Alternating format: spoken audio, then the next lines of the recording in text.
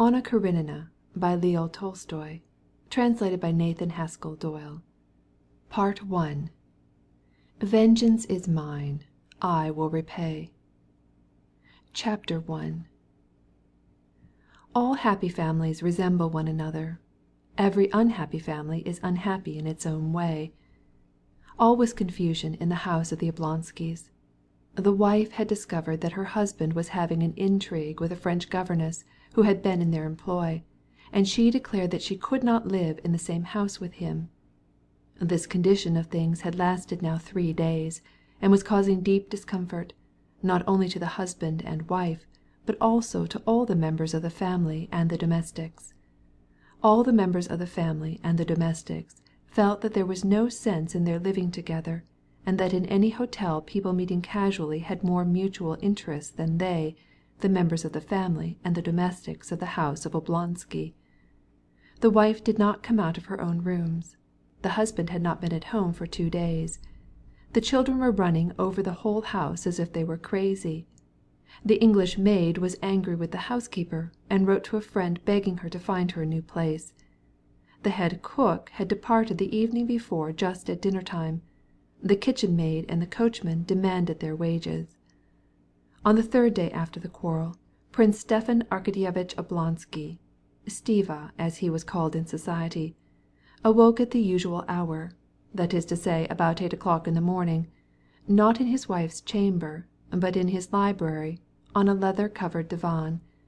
He turned his portly pampered body on the springs of the divan as if intending to go to sleep again, and as he did so he threw his arm round the cushion and pressed his cheek to it.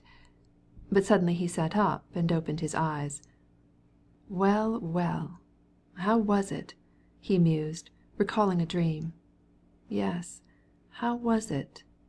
Yes, Alabin was giving a dinner at Darmstadt. No, not at Darmstadt, but it was something American. Yes, but that Darmstadt was in America. Yes, Alabin was giving a dinner on glass tables. Yes, and the tables sang Il mio tesoro. No, not Il mio tesoro, but something better. And some little water bottles. They were women, said he, continuing his recollections. Prince Stefan's eyes flashed gaily, and he smiled as he said to himself, yes, it was very good, very good. There was something extremely elegant about it, but you can't tell it in words, and when you are awake you can't express the reality even in thought. Then, as he noticed a ray of sunlight which came in at the side of one of the heavy window curtains, he gaily set his feet down from the divan, found his gilt morocco slippers, they had been embroidered for him by his wife the year before as a birthday present, and, according to an old custom which he kept up for 9 years, he, without rising, stretched out his hand to the place where in his chamber hung his dressing-gown. And then he suddenly remembered how and why he had been sleeping, not in his wife's chamber, but in the library. The smile vanished from his face, and he frowned. Ugh, oh, ugh, oh, he groaned, as he recollected everything that had occurred, and before his mind arose once more all the details of the quarrel with his wife, all the hopelessness of his situation, and most lamentable of all, his own fault. No, she will not, and she cannot forgive me. And what is the worst of it? 'Twas my own fault, and yet I am not to blame. In that lies all the tragedy of it, he said to himself. Ugh, ugh, ugh, he kept muttering in his despair, as though over the exceedingly unpleasant consequences that would result to him from this quarrel. The most disagreeable moment was at the very first, when, as he came home from the theatre, happy and self-satisfied, bringing a monstrous pear for his wife, he did not find her in the sitting-room, nor, to his surprise, was she in the library. And at last he saw her in her chamber holding the fatal, all-revealing letter in her hand. She, Dolly, that forever busy and fussy and foolish creature as he always considered her, was sitting motionless with the note in her hand, and looked at him with an expression of terror, despair, and wrath. "What is this? This?" she demanded, pointing to the note. And as often happens, Stepan's torment at this recollection was caused less by the fact itself than by the answer which he gave to those words of his wife. His experience at that moment was the same as other people have had when unexpectedly detected in some shameful deed.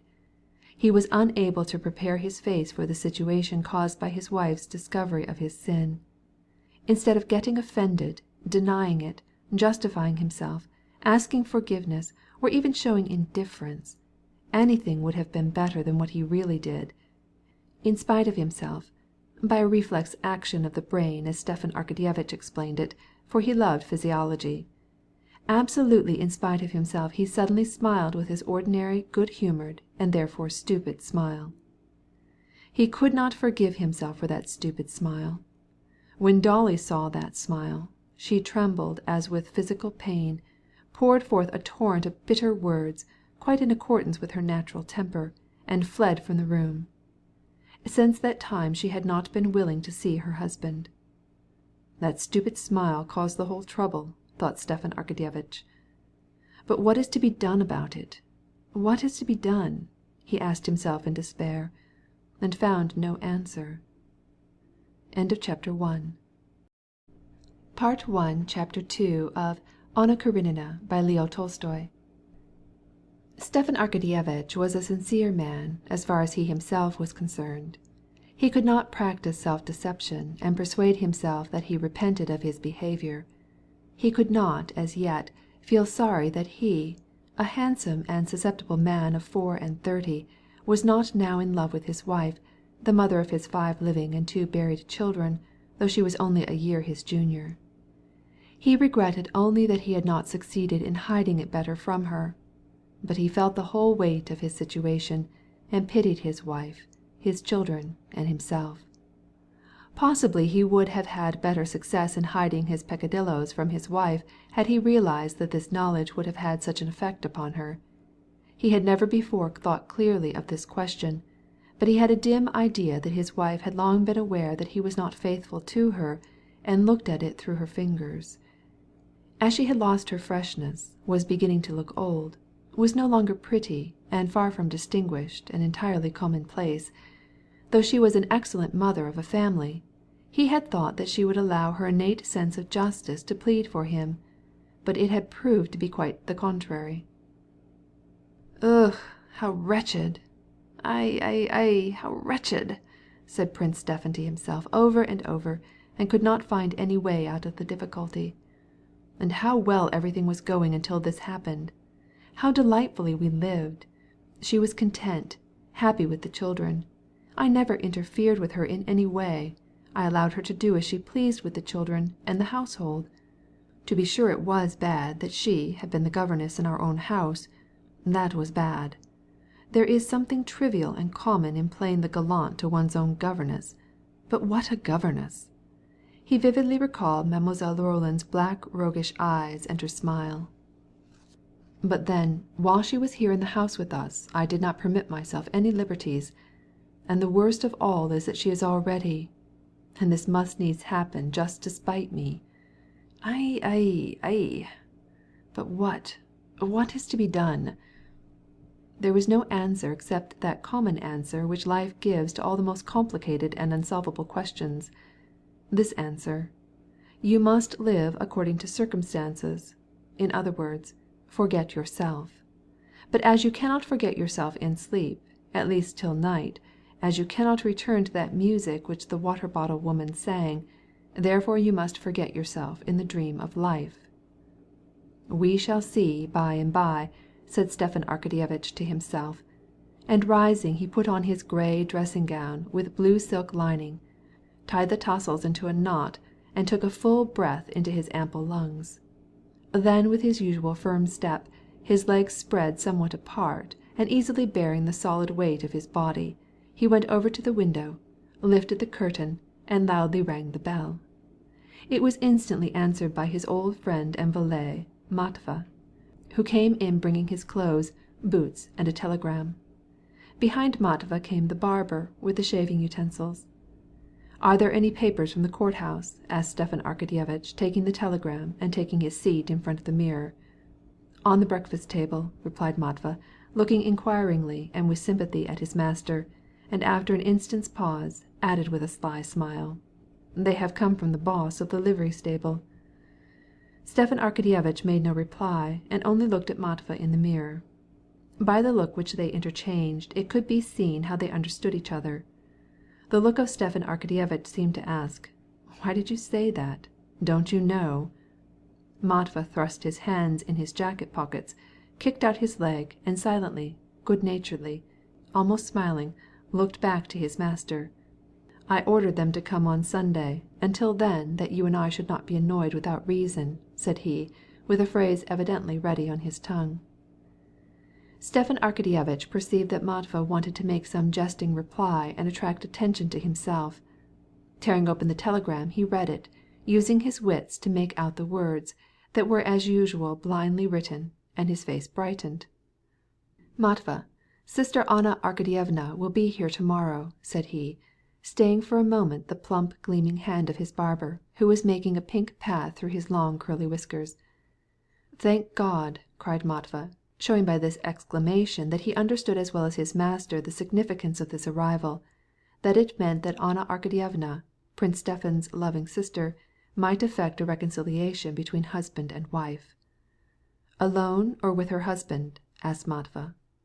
Stepan Arkadyevitch could not speak as the barber was engaged on his upper lip, but he lifted one finger. Matvey nodded his head toward the mirror. "Alone. Get her room ready." "Report to Darya Alexandrovna and let her decide." "To Darya Alexandrovna?" repeated Matvey, rather skeptically. "Yes, report to her. And here, take the telegram. Give it to her and do as she says." "You want to try an experiment," was the thought in Matvey's mind, but he only said, "I will obey." By this time Stepan Arkadyevitch had finished his bath and his toilet, and was just putting on his clothes, when Matvey, stepping slowly with squeaking boots, and with the telegram in his hand, returned to the room. The barber was no longer there. "Darya Alexandrovna bade me tell you she is going away. Do just as you please about it," said Matvey, with a smile lurking in his eyes. Thrusting his hands into his pockets, and bending his head to one side, he looked at his master. Stepan Arkadyevitch was silent. Then a good-humored and rather pitiful smile lighted up his handsome face. "Well, Matvey?" he said, shaking his head. "It is nothing, sir. She will come to her senses," answered Matvey. "Will come to her senses?" "Sure she will." "Do you think so? Who is there?" asked Stepan Arkadyevitch, hearing the rustle of a woman's dress behind the door. "It's me," said a powerful and pleasant female voice, and in the doorway appeared the severe and pimply face of Matryona Philimonovna, the nurse. "Well, what is it, Matriosha?" asked Stepan Arkadyevitch, going to meet her at the door. Notwithstanding the fact that Stepan Arkadyevitch was entirely in the wrong as regarded his wife, and he himself acknowledged it, still almost everyone in the house, even the old nurse, Darya Alexandrovna's chief friend, was on his side. "Well, what?" he asked gloomily. "You go down, sir. Ask her forgiveness, just once. Perhaps the Lord will bring it out right. She is tormenting herself grievously, and it is pitiful to see her. And everything in the house is going criss-cross. The children, sir, you must have pity on them. Ask her forgiveness, sir. What is to be done? No gains without pains." "But you see, she won't accept an apology." "But you do your part. God is merciful, sir. Pray to God. God is merciful." "Very well, then, come on," said Stepan Arkadyevitch, suddenly turning red in the face. "Very well, let me have my clothes," said he, turning to Matvey, and resolutely throwing off his dressing-gown. Matvey had everything all ready for him, and stood blowing off something invisible from the shirt, stiff as a horse-collar, and with evident satisfaction he put it over his master's well-groomed body. Chapter 2. Part 1, Chapter 3 of Anna Karenina by Leo Tolstoy. Having dressed, Stepan Arkadyevitch sprinkled himself with perfume, straightened the sleeves of his shirt, according to his usual routine put into his various pockets cigarettes, his letter-case, matches, his watch with its double chain and locket, and shaking out his handkerchief, feeling clean, well perfumed, healthy, and physically happy in spite of his unhappiness, he went out somewhat unsteadily into the dining-room, where his coffee was already waiting for him, and next the coffee his letters and the papers from the courthouse. He read the letters. One was very disagreeable, from a merchant who was negotiating for the purchase of a forest on his wife's estate. It was necessary to sell this forest, but now nothing could be done about it until a reconciliation was effected with his wife. Most unpleasant it was to think that his pecuniary interests in this approaching transaction were complicated with his reconciliation to his wife. And the thought that he might be influenced by this interest, that his desire for a reconciliation with his wife was on account of the sale of the forest, this thought mortified him. Having finished his letters, Stepan Arkadyevitch took up the papers from the courthouse, rapidly turned over the leaves of 2 deeds, made several notes with a big pencil, and then pushing them away, took his coffee. While he was drinking, he opened a morning journal still damp, and began to read. Stepan Arkadyevitch subscribed to a liberal paper, and read it. It was not extreme in its views, but advocated those principles which the majority held. And though he was not really interested in science, or art, or politics, he strongly adhered to such views on all these subjects as the majority, including his paper, advocated, and he changed them only when the majority changed them. Or more correctly, he did not change them, but they themselves imperceptibly changed in him. Stepan Arkadyevitch never chose principles or opinions, but these principles and opinions came to him, just as he never chose the shape of a hat or coat, but took those that others wore. And, living as he did in fashionable society, through the necessity of some mental activity, developing generally in a man's best years, it was as indispensable for him to have views as to have a hat. If there was any reason why he preferred liberal views rather than the conservative direction which many of his circle followed, it was not because he found a liberal tendency more rational, but because he found it better suited to his mode of life. The Liberal party declared that everything in Russia was wretched, and the fact was that Stepan Arkadyevitch had a good many debts and was decidedly short of money. The Liberal party said that marriage was a defunct institution and that it needed to be remodeled, and in fact domestic life afforded Stepan Arkadyevitch very little pleasure, and compelled him to lie and to pretend what was contrary to his nature. The Liberal party said, or rather took it for granted, that religion is only a curb on the barbarous portion of the community, and in fact Stepan Arkadyevitch could not bear the shortest prayer without pain in his knees, and he could not comprehend the necessity of all these awful and high-sounding words about the other world when it was so pleasant to live in this. Moreover, Stepan Arkadyevitch, who liked a merry jest, was sometimes fond of scandalizing a quiet man by saying that any one who was proud of his origin ought not to stop at Rurik and deny his earliest ancestor, the monkey. Thus the liberal tendency had become a habit with Stepan Arkadyevitch, and he liked his paper, just as he liked his cigar after dinner, because of the slight haziness which it caused in his brain. He was now reading the leading editorial, which proved that in our day a cry is raised, without reason, over the danger that radicalism may swallow up all the conservative elements, and that government ought to take measures to crush the hydra of revolution, and that, on the contrary, according to our opinion, the danger lies not in this imaginary hydra of revolution, but in the inertia of traditions which block progress, and so on. He read through another article on finance which made mention of Bretham and Mill, and dropped some sharp hints for the ministry. With his peculiar quickness of comprehension he appreciated each point, from whom and against whom and on what occasion it was directed, and this as usual afforded him some amusement. But his satisfaction was poisoned by the remembrance of Matryona's advice and on the unfortunate state of his domestic affairs. He read also that Count von Buist was reported to have gone to Wiesbaden, and that there was to be no more grey hair. He read about the sale of a light carriage and a young woman's advertisement for a place, but these items did not afford him quiet, ironical satisfaction as usual.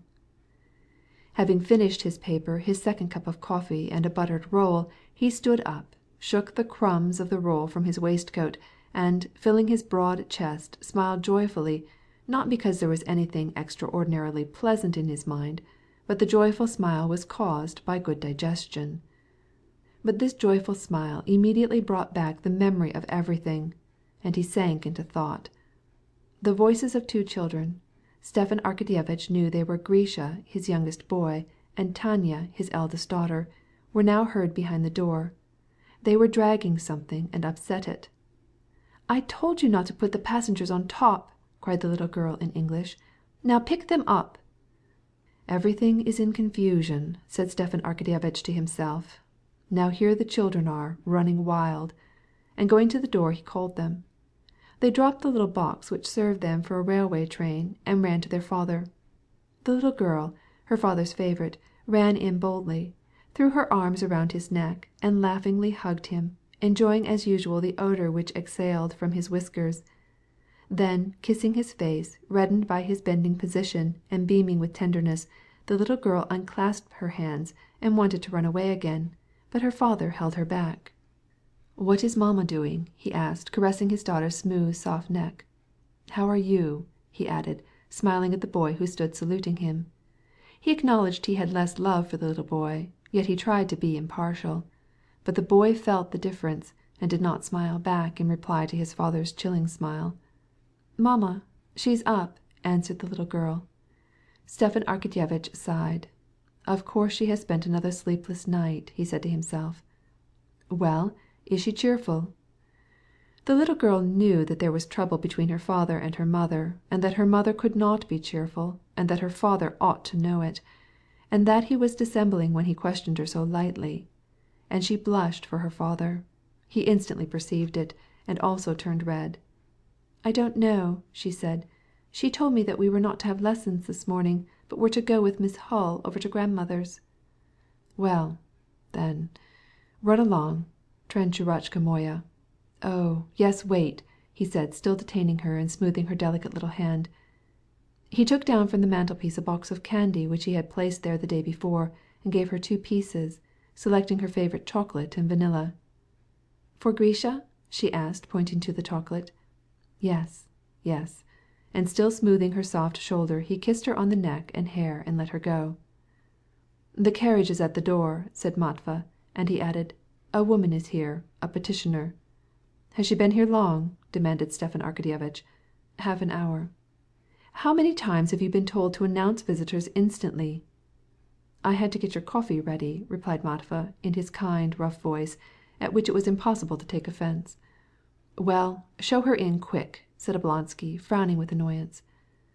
The petitioner, the wife of Captain Karenin, asked some impossible and nonsensical favor, but Stepan Arkadyevitch, according to his custom, gave her a comfortable seat, listened to her story without interrupting, and then gave her cheerful advice to whom and how to make her application, and in lively and eloquent style wrote, in his big, scrawling, but handsome and legible hand, a note to the person who might aid her. Having dismissed the captain's wife, Stepan Arkadyevitch took his hat and stood for a moment trying to remember whether he had forgotten anything. He seemed to have forgotten nothing except what he wanted to forget, his wife. Ah, yes. He dropped his head, and a gloomy expression came over his handsome face. To go or not to go, he said to himself, and an inner voice told him that it was not advisable to go, that there was no way out of it except through deception, that to straighten, to smooth out, their relations was impossible, because it was impossible to make her attractive and lovable again, or to make him an old man insensible to passion. Nothing but deception and lying could come of it, and deception and lying were opposed to his nature. "But it must be done sometime. It can't remain so always," said he, striving to gain courage.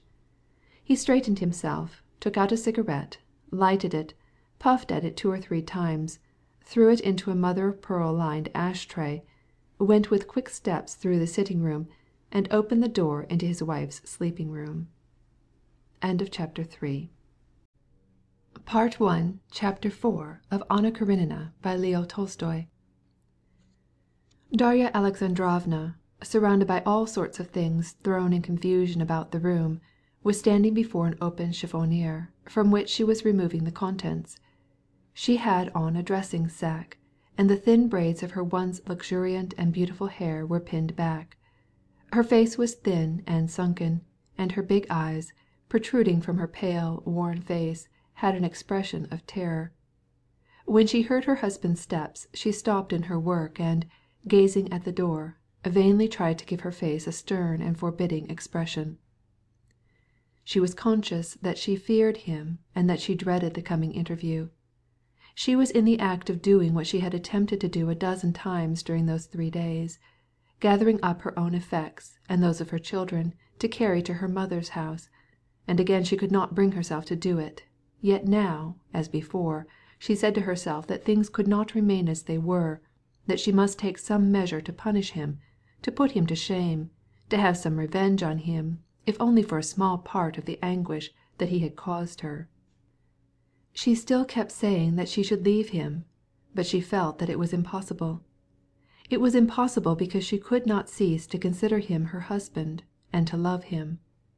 Moreover, she confessed that if here in her own home she had barely succeeded in looking after her 5 children, it would be far worse where she was going with them.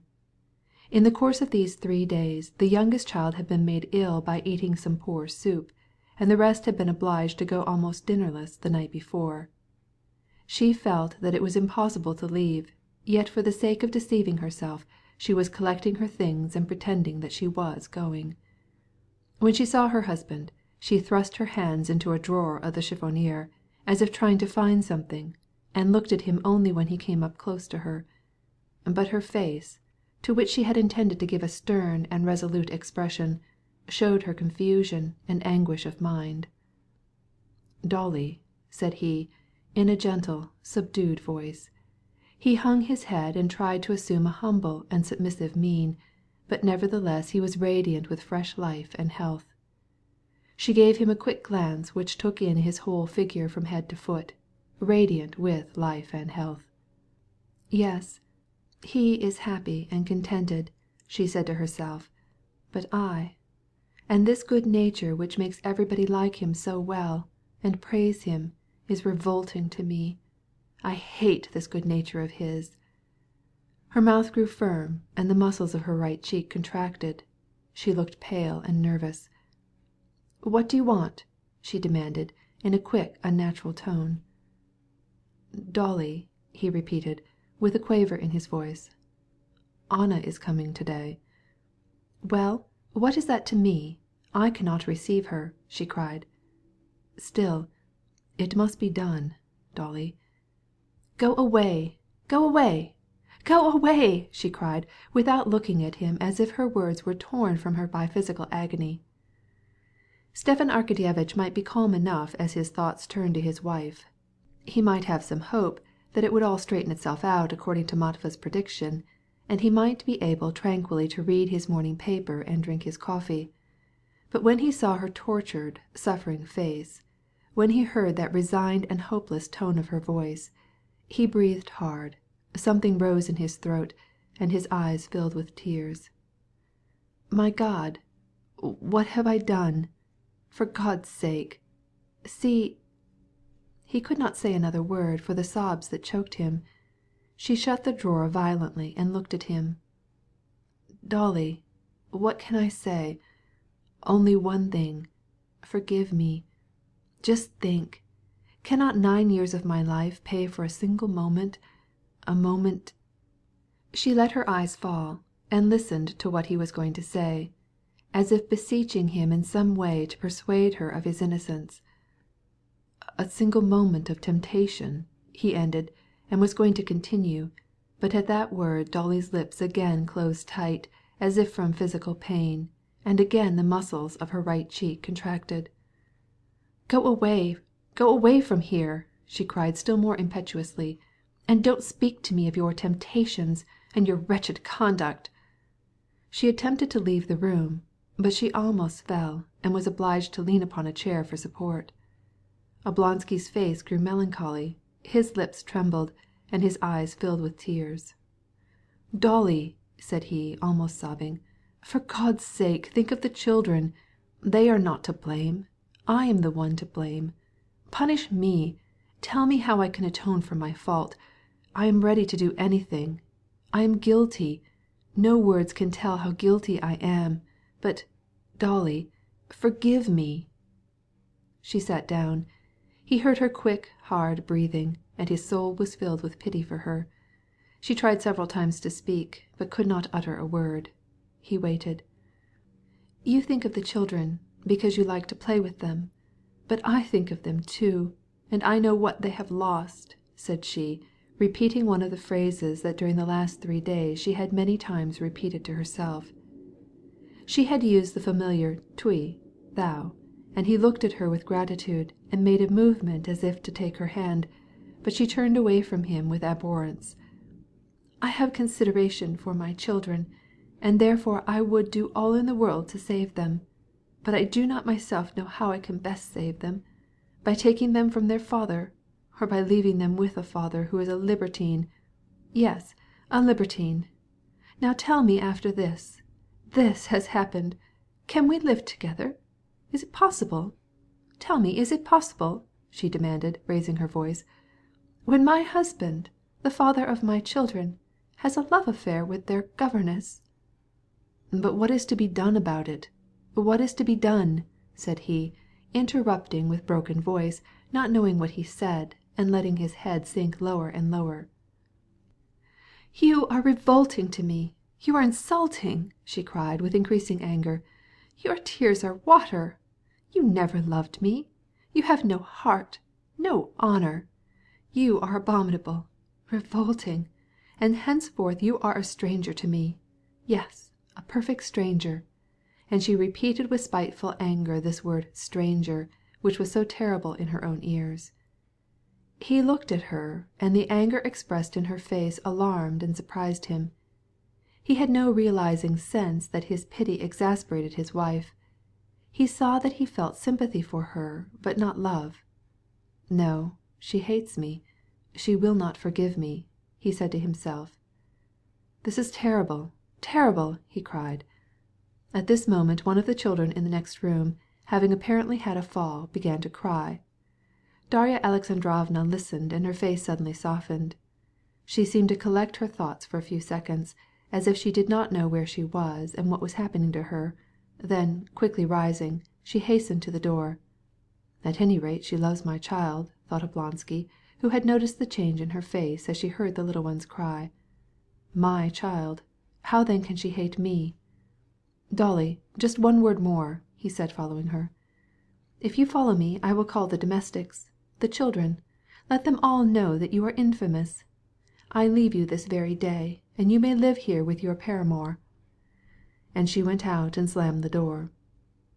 Stepan Arkadyevitch sighed, wiped his face, and softly left the room.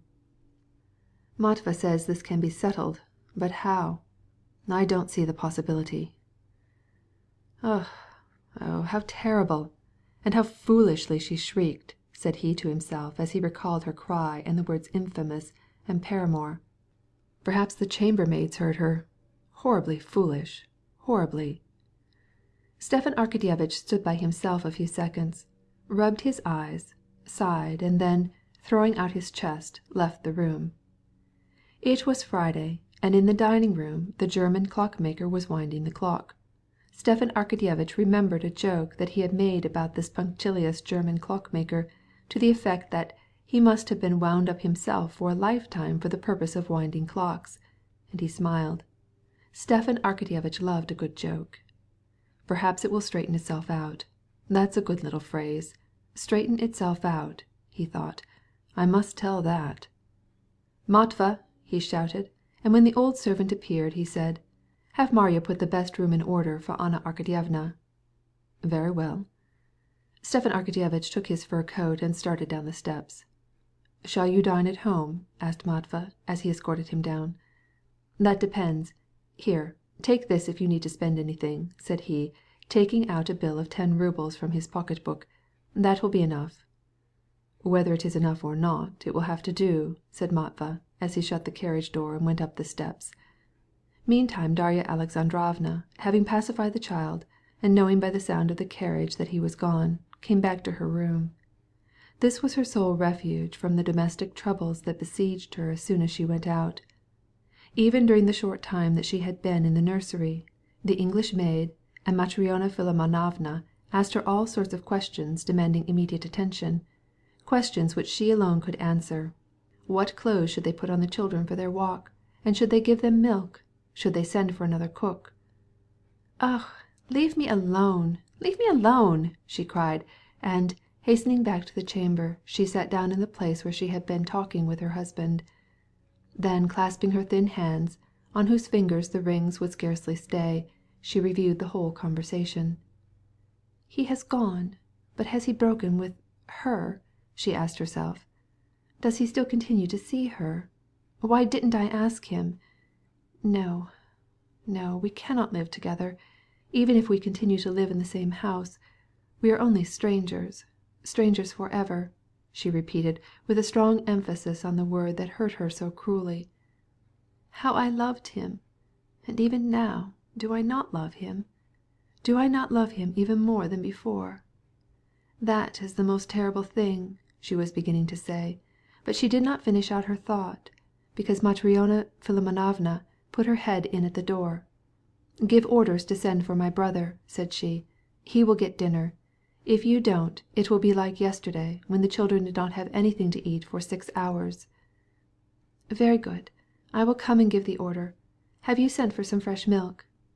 And Darya Alexandrovna entered into her daily tasks, and in them forgot her sorrow for the time being. Chapter 5 of Anna Karenina by Leo Tolstoy. Stepan Arkadyevitch had done well at school, by reason of his excellent natural gifts, but he was lazy and mischievous, and consequently had been at the foot of his class. But, in spite of his irregular habits, his low rank in the service, and his youth, he, nevertheless, held an important salaried position as nachalnik, or president of one of the courts in Moscow.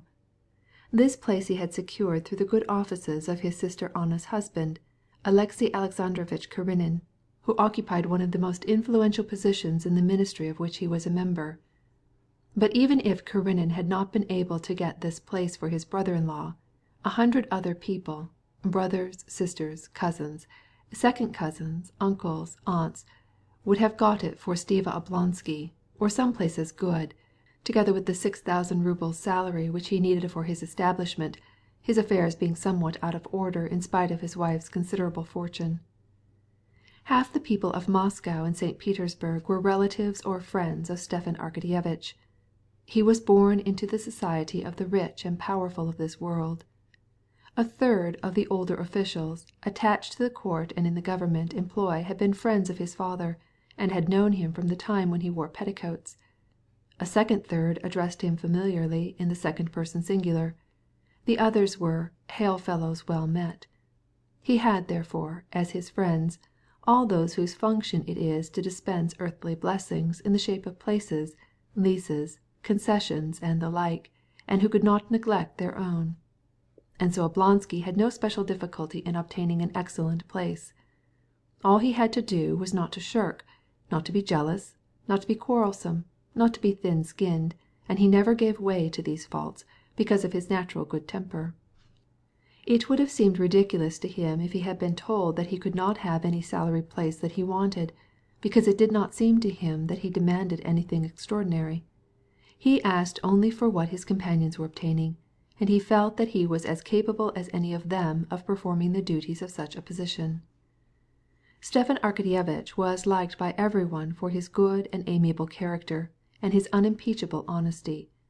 There was, moreover, something in his brilliant and attractive personality, in his bright, sparkling eyes, his black brows, his hair, his vivid coloring, which exercised a strong physical influence as a friendliness and gaiety on those who came in touch with him. "Ah, Stiva, Oblonsky, here he is," people would generally say with a smile of pleasure. Even if it happened that the results of meeting him were not particularly gratifying, nevertheless people were just as glad to meet him the second day and the third. After filling for 3 years the office of nachalnik of one of the chief judiciary positions in Moscow, Stepan Arkadyevitch had gained not only the friendship but also the respect of his colleagues, both those above and those below him in station, as well as of all who had dealings with him.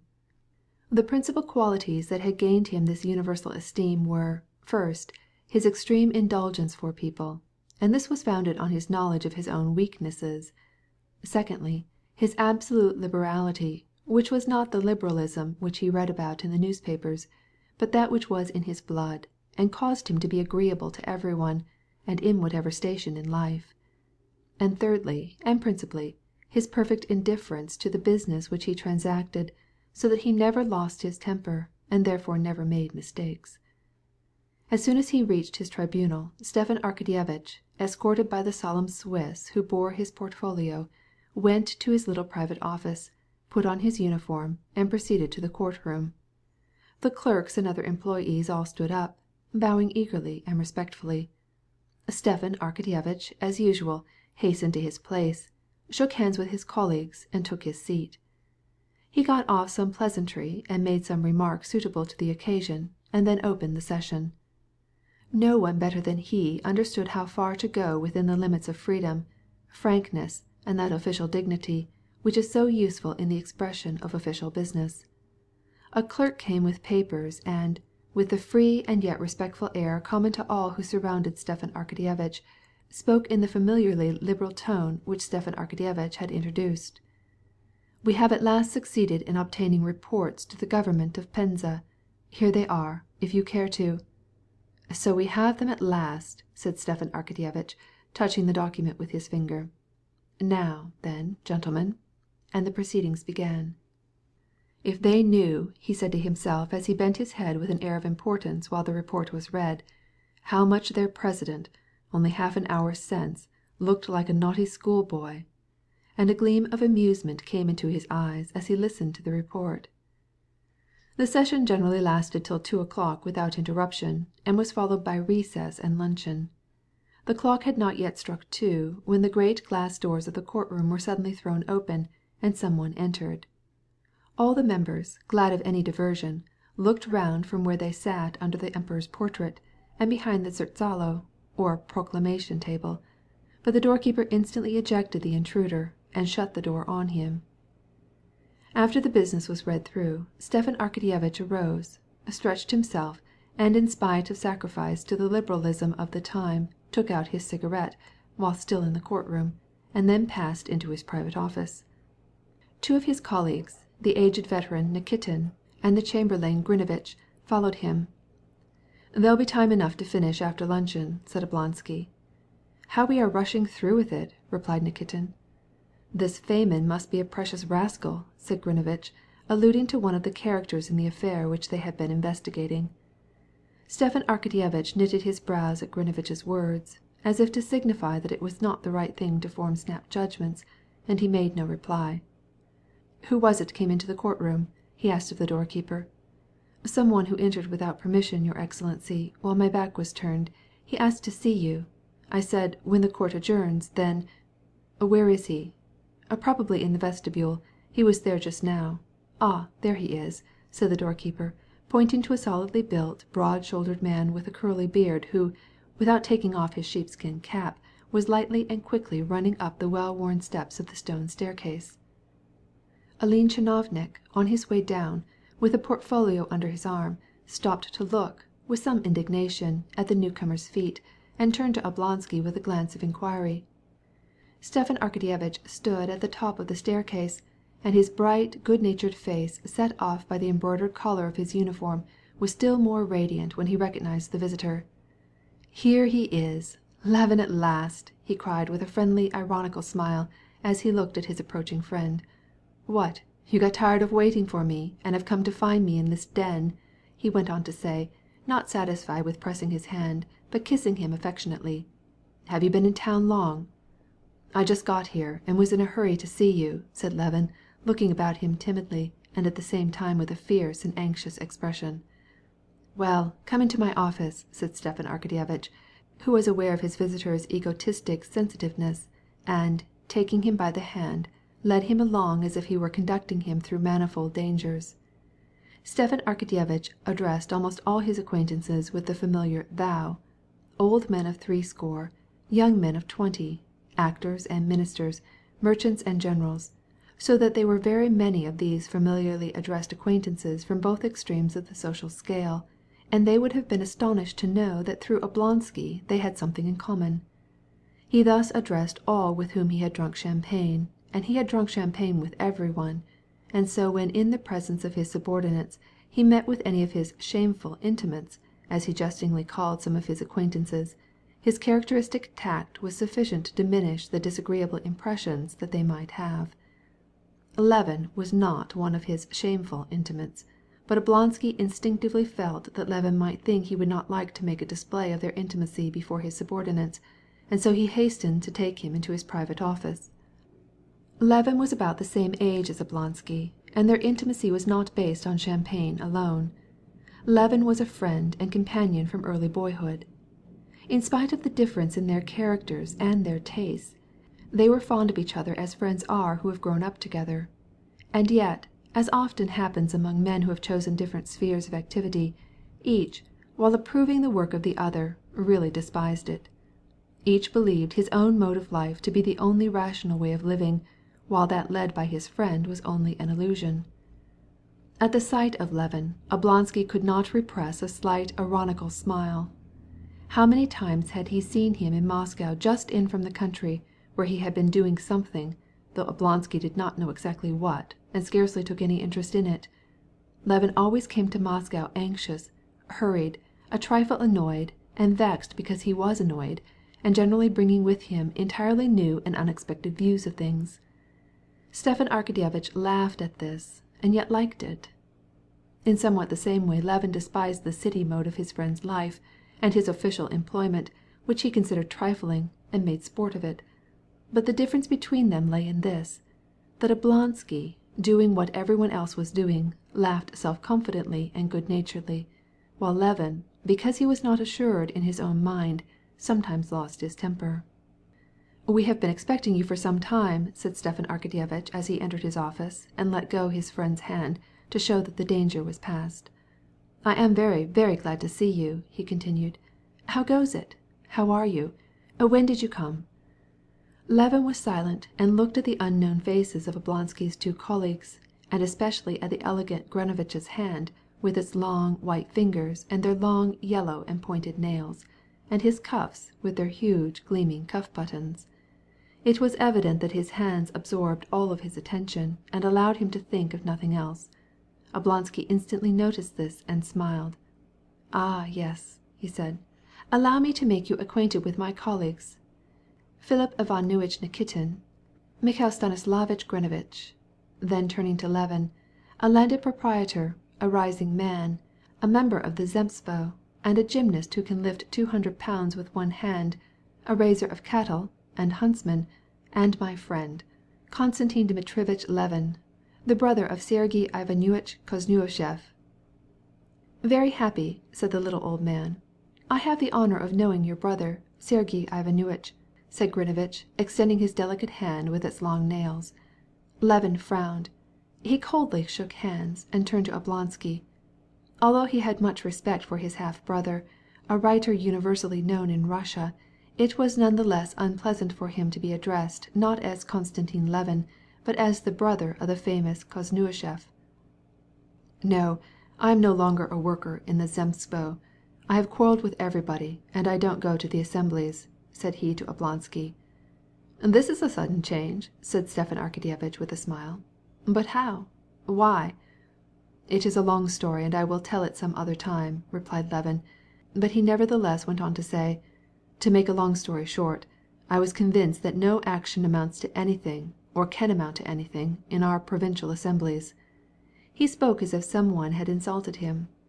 "On the one hand, they try to play parliament, and I am not young enough and not old enough to amuse myself with toys. And on the other hand," he hesitated, "this serves the district ring to make a little money. There used to be guardianships, judgments, but now they have the Zemstvo, not in the way of bribes, but in the way of unearned salaries." He spoke hotly, as if some one present had attacked his views. "Aha! Here you are, I see, in a new phrase, on the conservative side," said Stepan Arkadyevitch. "Well, we'll speak about this by and by." "Yes, by and by. But I want to see you particularly," said Levin, looking with disgust at Grinevitch's hand. Stepan Arkadyevitch smiled imperceptibly. "Didn't you say that you would never again put on European clothes?" he asked, examining his friend's new suit, evidently made by a French tailor. "Indeed I see. 'Tis a new phase." Levin suddenly grew red, not as grown men grow red, without perceiving it, but as boys blush, conscious that they are ridiculous by reason of their bashfulness, and therefore ashamed and made to turn still redder till the tears almost come. It gave his intelligent, manly face such a strange appearance that Oblonsky turned away and refrained from looking at him. "But where can we meet? You see it is very, very necessary for me to have a talk with you," said Levin. Oblonsky seemed to reflect. "How is this? We will go and have luncheon at Gurin's, and we can talk there. At 3 o'clock I shall be free." "No," answered Levin after a moment's thought. "I've got to take a drive." "Well then, let us dine together." "Dine? But I have nothing very particular to say. Only 2 words, to ask a question. Afterward we can gossip." "In that case speak your 2 words now. We will chat while we are at dinner." "These 2 words are... However, it is nothing very important." His face suddenly assumed a hard expression due to his efforts in conquering his timidity. "What are the Shtcherbatskys doing? Just as they used to?" Stepan Arkadyevitch, who had long known that Levin was in love with his sister-in-law Kitty, almost perceptibly smiled, and his eyes flashed gaily. "You said 2 words, but I cannot answer in 2 words because... Excuse me a moment." The secretary came in at this juncture with his familiar but respectful bearing, and with that modest assumption characteristic of all secretaries that he knew more about business than his superior. He brought some papers to Oblonsky, and under the form of a question he attempted to explain some difficulty. Without waiting to hear the end of the explanation, Stepan Arkadyevitch laid his hand affectionately on the secretary's arm. "No, do as I asked you to," said he, tempering his remark with a smile, and, having briefly given his own explanation of the matter, he pushed away the papers and said, "Do it so, I beg of you, Zakhar Nikititch." The secretary went off confused. Levin during this scene with the secretary had entirely recovered from his embarrassment, and was standing with both arms resting on a chair. On his face was an ironical expression. "I don't understand, said he. "What don't you understand?" asked Oblonsky, smiling and taking out a cigarette. He was expecting some sort of strange outbreak from Levin. "I don't understand what you are up to," said Levin, shrugging his shoulders. "How can you do this sort of thing seriously?" "Why not?" "Why, because it is doing nothing." "You think so? We are overwhelmed with work." "On paper? Well, yes, you have a special gift for such things," added Levin. "You mean that there is something that I lack?" "Perhaps so, yes. However, I cannot help admiring your high and mighty ways, and rejoicing that I have for a friend a man of such importance. But you did not answer my question," he asked, making a desperate effort to look Oblonsky full in the face. "Now that's very good, very good. Go ahead, and you will succeed. 'Tis well that you have 8,000 acres of land in the district of Karazinsk. Such muscles and the complexion of a little girl of 12. But you will catch up with us all the same. Yes, as to what you asked me, there is no change, but I am sorry that it has been so long since you were in town." "Why?" asked Levin in alarm. "Well, it's nothing," replied Oblonsky. "We will talk things over. What has brought you now especially?" "Ah, we will speak also of that by and by," said Levin, again reddening to his very ears. "Very good. I understand you," said Stepan Arkadyevitch. "You see, I should have taken you home with me to dinner, but my wife is not well today. If you want to see them, you will find them at the Zoological Gardens from 4 to 5. Kitty is skating. You go there. I will join you later, and we will get dinner somewhere together." "Excellent. Das Vidanya." "Look here. You see I do know you. You will forget all about it, or will be suddenly starting back to your home in the country," cried Stepan Arkadyevitch with a laugh. No, truly I won't." Levin left the room, and only when he had passed the door realized that he had forgotten to salute Oblonsky's colleagues. "That must be a gentleman of great energy," said Grinevitch, after Levin had taken his departure. "Yes, batyushka," said Stepan Arkadyevitch, throwing his head back. "He is a likely fellow. 8,000 acres in the Karazinsky district. He has a future before him, and how vigorous he is! He is not like the rest of us." "What have you to complain about, Stepan Arkadyevitch?" "Well, things are bad, bad," replied Stepan Arkadyevitch, sighing heavily. Chapter 6 of Anna Karenina by Leo Tolstoy. When Oblonsky asked Levin for what special reason he had come, Levin grew red in the face, and he was angry with himself because he grew red. But how could he have replied, "I have come to ask the hand of your sister-in-law"? Yet he had come for that single purpose. The Levin and the Shtcherbatsky families, belonging to the old nobility of Moscow, had always been on intimate and friendly terms. During Levin's student life the bond had grown stronger. He and the young Prince Shtcherbatsky, the brother of Dolly and Kitty, had taken their preparatory studies and gone through the university together. At that time Levin was a frequent visitor at the Shtcherbatskys' and was in love with the house. Strange as it may seem, he was in love with the house itself, with the family, especially with the feminine portion. Konstantin Levin could not remember his mother, and his only sister was much older than he was, so that for the first time he found in the house of the Shtcherbatskys that charming and cultivated life so peculiar to the old nobility, and of which the death of his parents had deprived him. All the members of this family, but especially the ladies, seemed to him to be surrounded with a mysterious and poetic halo. Not only did he fail to discover any faults in them, but underneath this poetic and mysterious halo surrounding them, he saw the loftiest sentiments and the most ideal perfections. Why these three young ladies were obliged to speak French and English every day, why they had to take turns in playing for hours at a time on the piano, the sounds of which floated up to their brother's room, where the young students were at work, why professors of French literature, of music, of drawing, of dancing had come to give them lessons, why the three young ladies, at a certain hour, accompanied by Mademoiselle Linon, drove out in their carriage to the Tverskoye Boulevard, wearing satin shubkas, Dolly's very long, Natalie's of half length, and Kitty's very short, showing her shapely ankles in close-fitting red stockings, and why when they went to the Tverskoye Boulevard they had to be accompanied by a lackey with a gilt cockade on his hat. All these things and many others were absolutely incomprehensible to him. But he felt that all that took place in this mysterious sphere was beautiful, and he was in love especially with this mystery of accomplishment. While he was a student he almost fell in love with Dolly, the eldest, but she soon married Oblonsky. Then he began to be in love with the second. It was as if he felt it to be a necessity to love one of the three, only he could not decide which one he liked the best. But Natalie entered society and soon married the diplomat, Lvov. Kitty was only a child when Levin left the university. Young Shtcherbatsky joined the fleet and was drowned in the Baltic, and Levin's relations with the family became more distant in spite of his friendship with Oblonsky.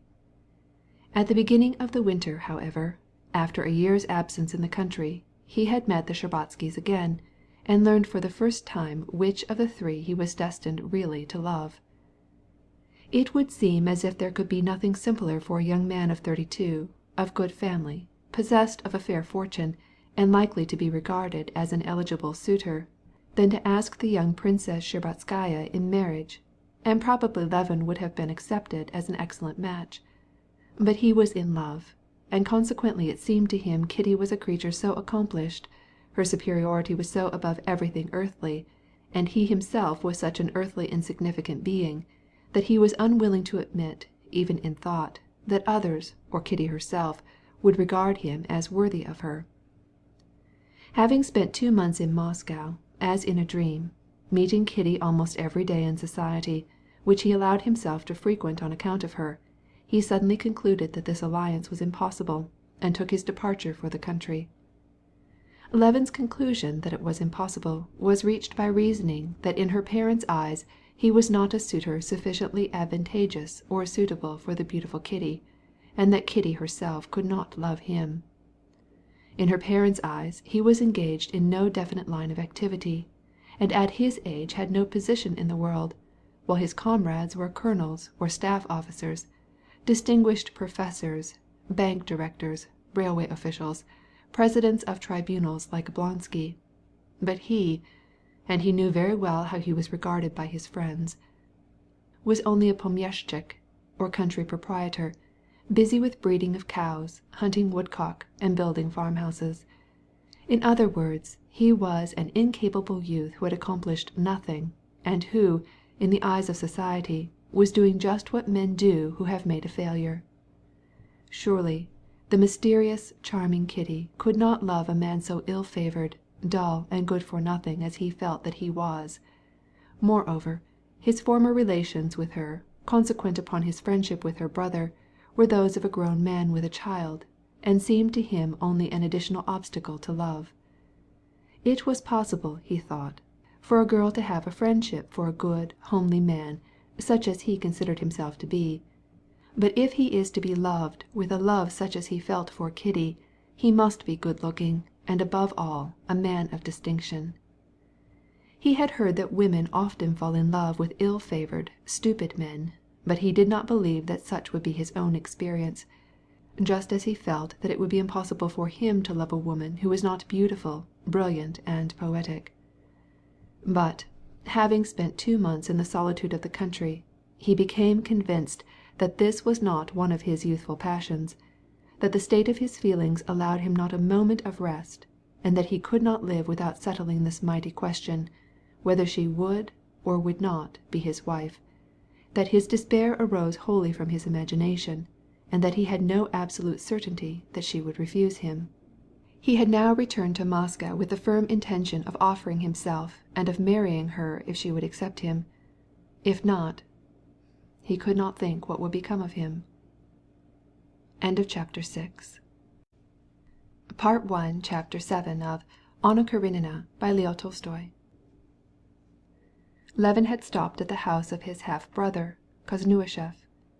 After making his toilet, he went to the library with the intention of telling him why he had come and asking his advice, but his brother was not alone. He was talking with a famous professor of philosophy who had come up from Kharkov especially to settle a vexed question which had arisen between them on some very important philosophical subject. The professor was waging a bitter war on materialists, and Sergei Kosnuishev followed his argument with interest, and, having read the professor's latest article, he had written him a letter expressing some objections. He blamed the professor for having made too large concessions on the materialists, and the professor had come on purpose to explain what he meant. The conversation turned on the question then fashionable: is there a dividing line between the physical and the physiological phenomena of man's actions, and where is it to be found?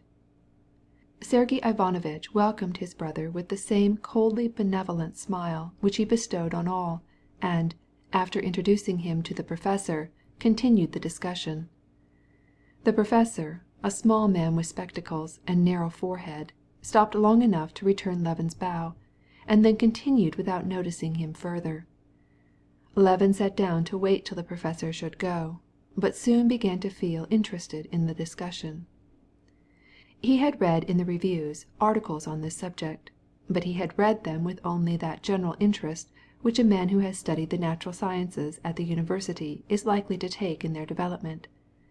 But he had never appreciated the connection that exists between these learned questions of the origin of man, of reflex action, of biology, of sociology, and those touching the significance of life and death for himself, which had of late been more and more engaging his attention.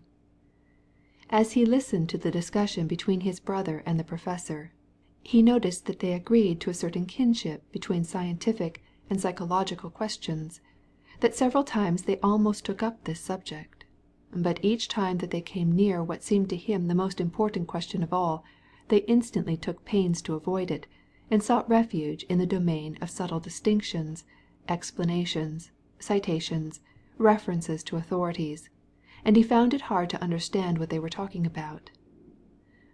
"I cannot accept the theory of Christ," said Sergey Ivanovitch in his characteristically elegant and correct diction and expression. "And I cannot at all admit that my whole conception of the exterior world is derived from my sensations. The most fundamental concept of being does not arise from the senses, nor is there any special organ by which this conception is produced."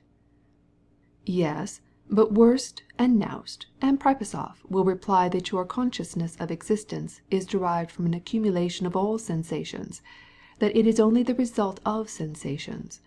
Wurst himself says explicitly that where sensation does not exist, there is no consciousness of existence." "I will say, on the other hand," began Sergey Ivanovitch, but here Levin noticed that, just as they were about to touch the root of the whole matter, they again steered clear of it, and he determined to put the following question to the professor: "Suppose my sensations ceased, if my body were dead, would further existence be possible?" The professor, with some vexation and, as it were, intellectual anger at this interruption, looked at the strange questioner as if he took him for a clown rather than a philosopher, and turned his eyes to Sergey Ivanovitch as if to ask, "What does this man mean?" But Sergey Ivanovitch, who was not nearly so one-sided and zealous a partisan as the professor, and who had sufficient health of mind both to answer the professor and to see the simple and natural point of view from which the question was asked, smiled and said, "We have not yet gained the right to answer that question." "Our capacities are not sufficient," continued the professor, taking up the thread of his argument. "No, I insist upon this, that if, as Pripasoff says plainly, sensations are based upon impressions, we cannot too closely distinguish between the two notions." Levin did not listen any longer, and waited until the professor took his departure. Chapter 8 of Anna Karenina by Leo Tolstoy. When the professor was gone, Sergey Ivanovitch turned to his brother. "I am very glad to see you. Shall you stay long? How are things on the estate?"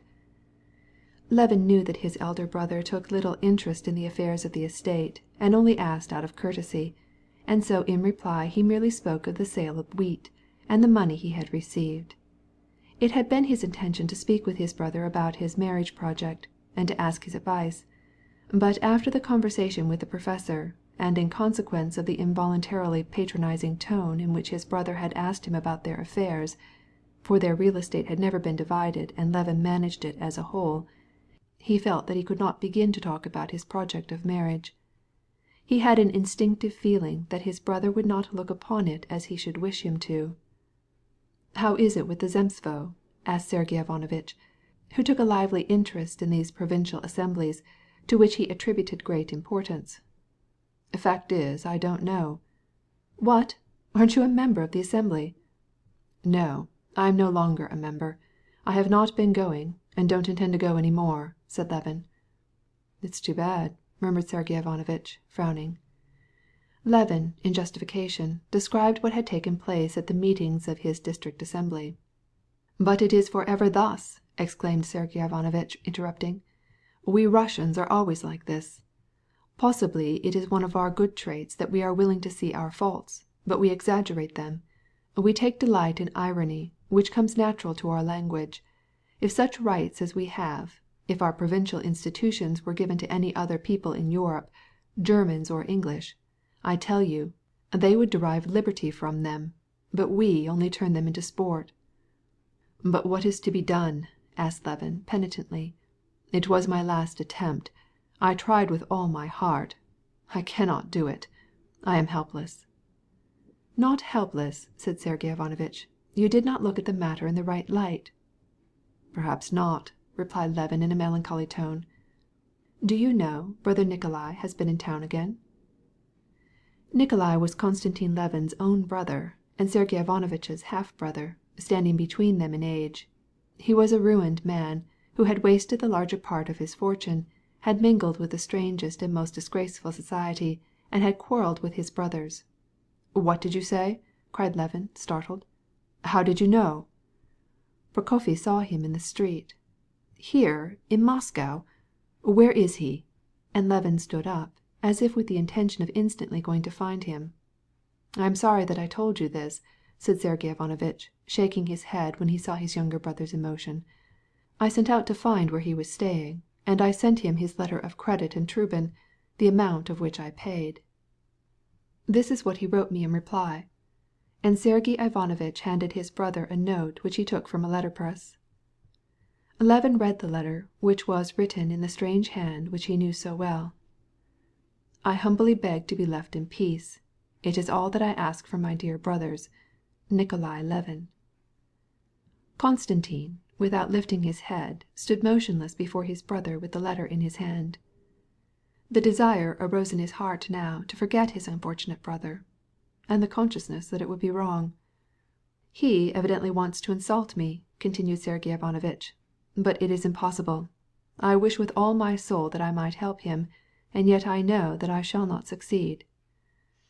"Yes, yes," replied Levin. "I understand, and I appreciate your treatment of him, but I am going to him." "Go, by all means, if it will give you pleasure," said Sergey Ivanovitch, "but I would not advise it. Not on my account, because I fear that he might make a quarrel between us, but, on your own account, I advise you not to go. He can't be helped. However, do as you think best." "Perhaps he can't be helped, but I feel especially at this moment. This is quite another reason. I feel that I could not be contented." "Well, I don't understand you," said Sergey Ivanovitch. "But one thing I do understand," he added. "This is a lesson in humility. Since brother Nikolai has become the man he is, I look with greater indulgence on what people call abjectness. Do you know what he has done?" "Ugh, it is terrible, terrible," replied Levin. Having obtained from his brother's servant Nikolai's address, Levin set out to find him, but on second thought changed his mind and postponed his visit till evening. Before all, he must decide the question that had brought him to Moscow, in order that his mind might be free. He had therefore gone directly to Oblonsky, and having learned where he could find the Shtcherbatskys, he went where he was told that he would meet Kitty. Chapter 9 of Anna Karenina by Leo Tolstoy.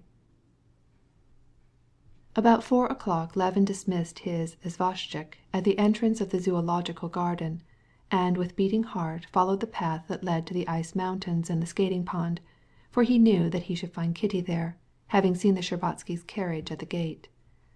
It was a clear frosty day. At the entrance of the garden were drawn up rows of carriages and sleighs. Hired drivers and policemen stood on the watch. Hosts of fashionable people, with their hats gaily glancing in the bright sunlight, were gathered around the doors and on the paths cleared of snow, among the pretty Russian cottages with their carved balconies.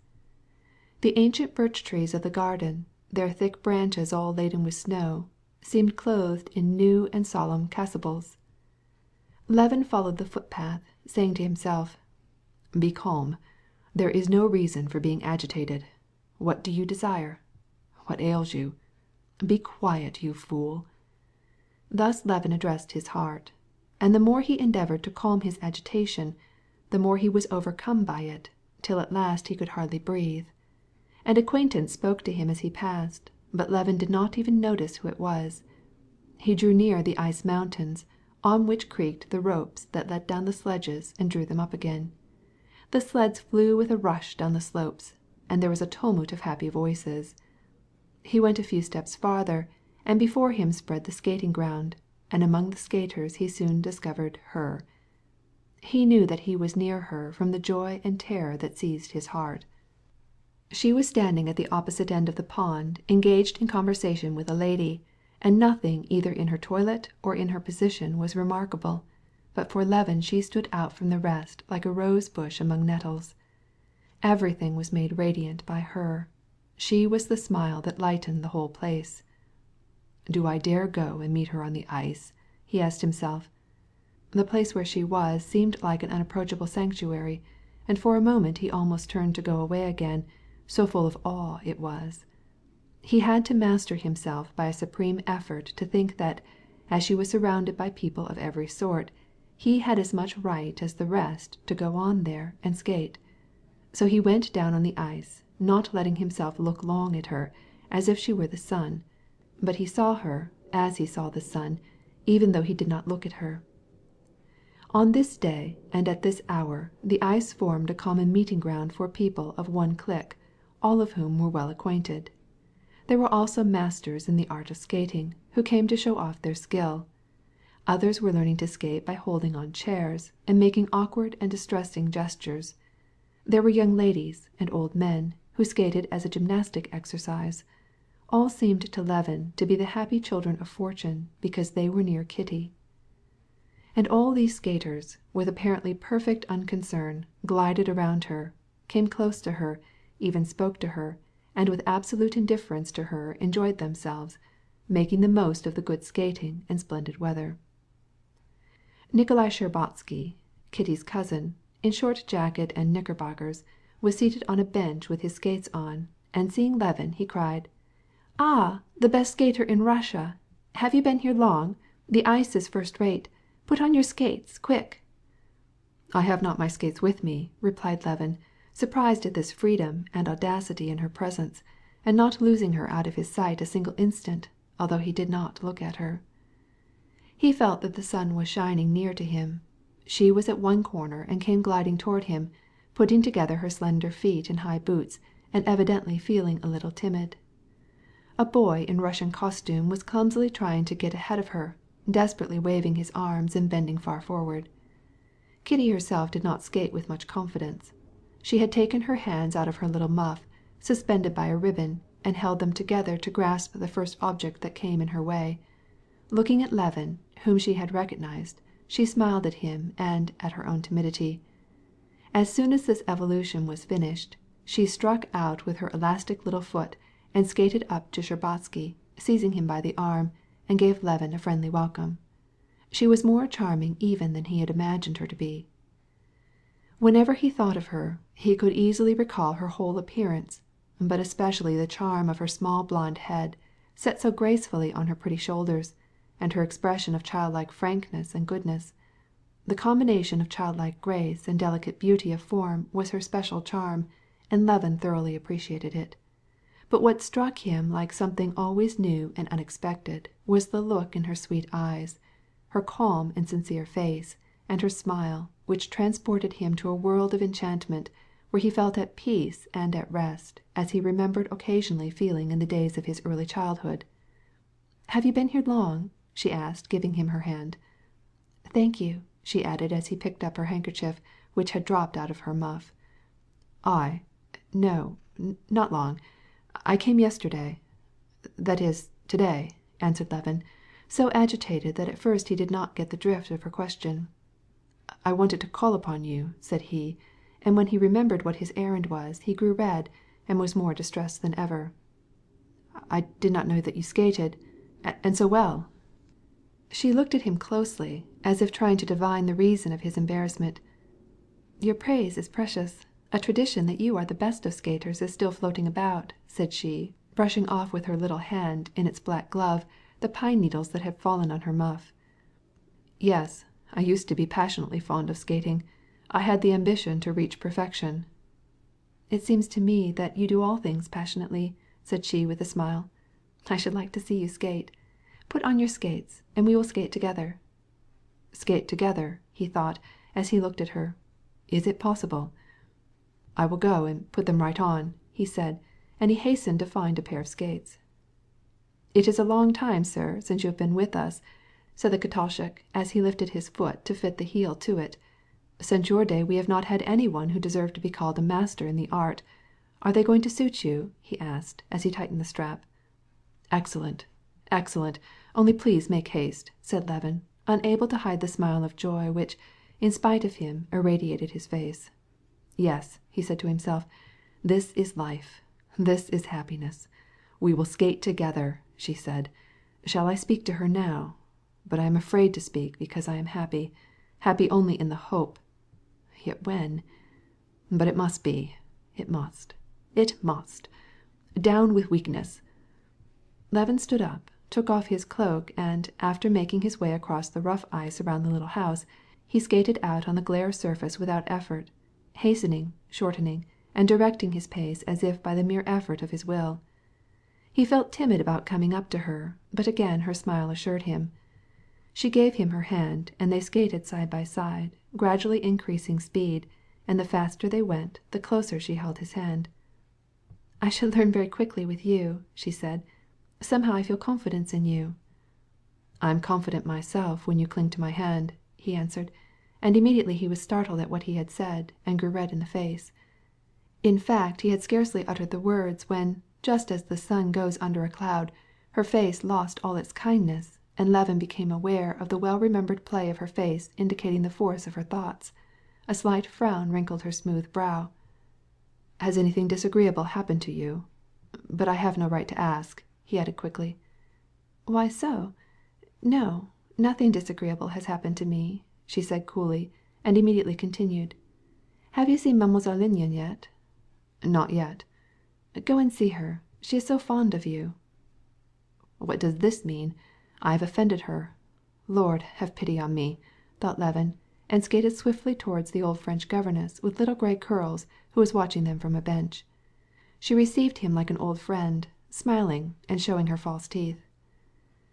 "Yes, but how we have grown up," she said, indicating Kitty with her eyes, "and how demure we are. Tiny Bear has grown large," continued the old governess, still smiling, and she recalled his jest about the 3 young ladies whom he had named after the 3 bears in the English story. "Do you remember that you used to call them so?" He had entirely forgotten it, but she had laughed at this pleasantry for 10 years and still enjoyed it. "Now, go and skate. Doesn't our Kitty take to it beautifully?" When Levin rejoined Kitty her face was no longer severe. Her eyes had regained their frank and kindly expression, but it seemed to him that her very kindliness had a peculiar premeditated tone of serenity, and he felt troubled. After speaking of the old governess and her eccentricities, she asked him about his own life. "Isn't it a bore living in the country in the winter?" she asked. "No, it is not a bore. I am very busy," he replied, conscious that she was bringing him into the atmosphere of serene friendliness from which he could not escape now, any more than he could at the beginning of the winter. "Shall you stay long?" asked Kitty. "I do not know," he answered, without regard to what he was saying. The thought that, if he fell back into that tone of calm friendship, he might return home without reaching any decision, occurred to him, and he resolved to rebel against it. "Why don't you know?" "I don't know why. It depends on you," he said, and instantly he was horrified at his own words. She either did not understand his words or did not want to understand them, for, seeming to stumble once or twice, catching her foot, she hurriedly skated away from him, and, having spoken to Mademoiselle Linon, she went to the little house where her skates were removed by the waiting women. "Oh God, what have I done? Oh Lord God, have pity on me, and come to my aid," was Levin's secret prayer.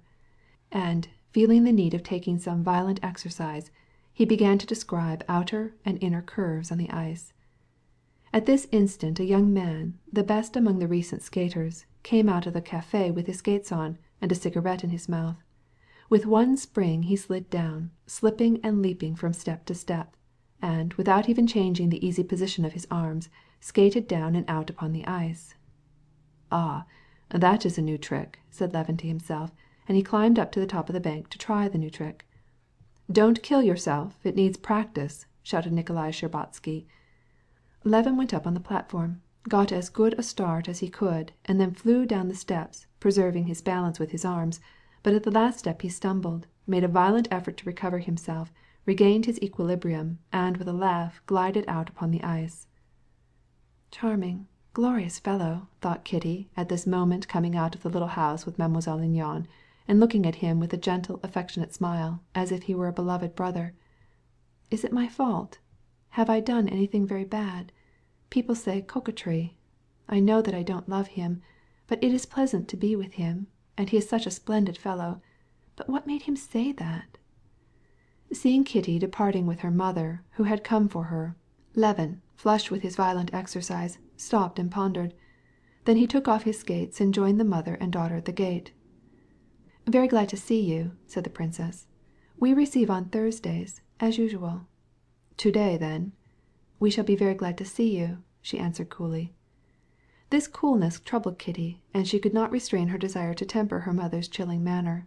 She turned her head and said with a smile, "We shall see you, I hope."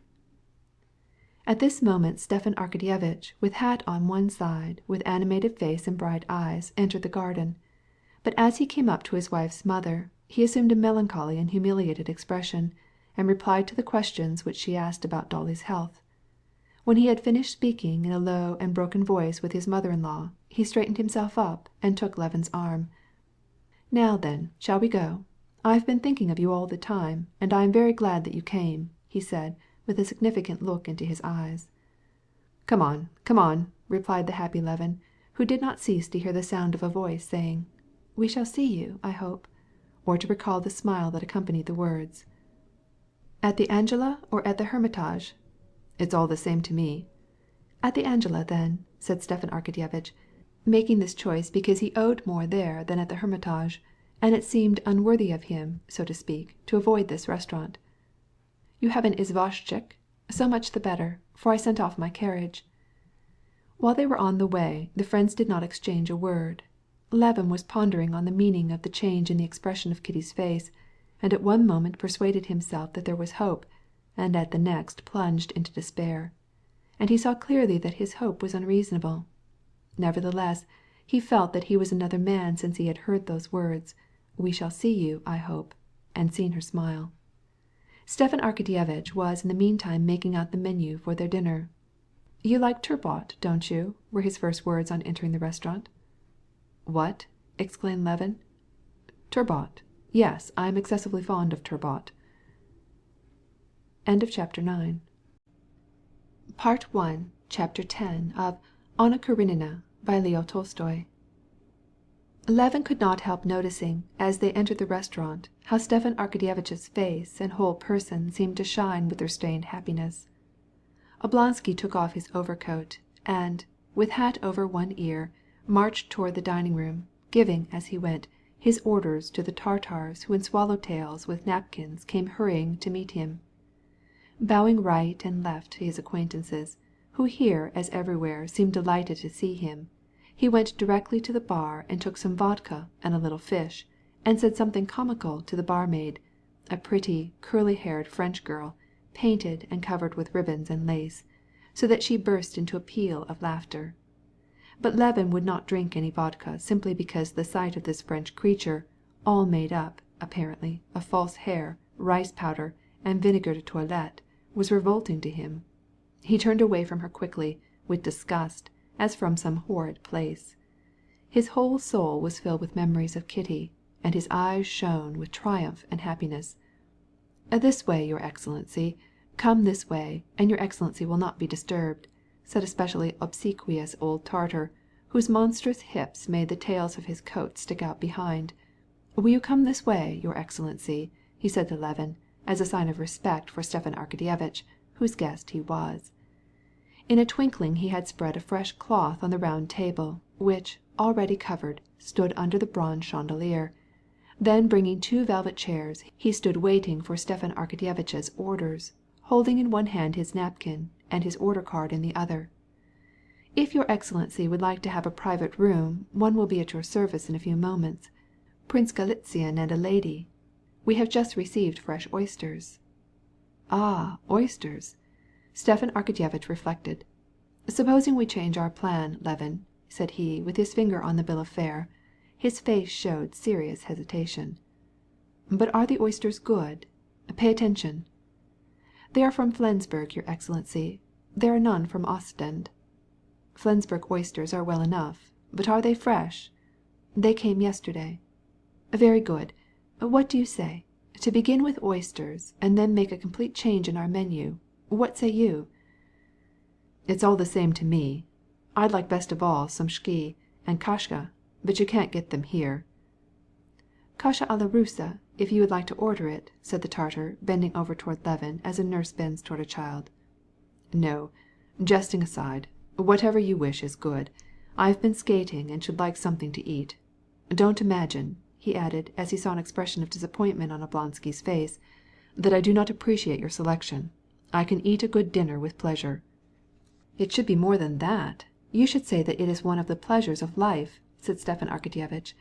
"In this case, little brother mine, give us 2 or no, that's not enough, 3 dozen oysters, vegetable soup." "Printanière," suggested the Tartar. But Stepan Arkadyevitch did not allow him the pleasure of enumerating the dishes in French, and continued, "Vegetable soup, you understand, then turbot with thick sauce, then roast beef, but see to it that it's all right. Yes, some capon, and lastly some preserve." The Tartar, remembering Stepan Arkadyevitch's caprice of not calling the dishes by their French names, instead of repeating them after him, waited till he had finished, then gave himself the pleasure of repeating the order according to the bill of fare. "Potage printanière, turbot, sauce Beaumarchais, poulard à l'estran, macédoine de froid." Then instantly, as if moved by a spring, he substituted for the bill of fare the wine list, which he presented to Stepan Arkadyevitch. "What shall we drink?" "Whatever you please, only not much." "Champagne," suggested Levin. "What? At the very beginning? But you may be right. Why not? Do you like the white seal?" "Cachet blanc," replied the Tartar. "Well, then, give us that brand with the oysters. Then we'll see." "It shall be done, sir. And what table wine shall I bring you?" "Some Nuits. No, hold on. Give us some classic Chablis."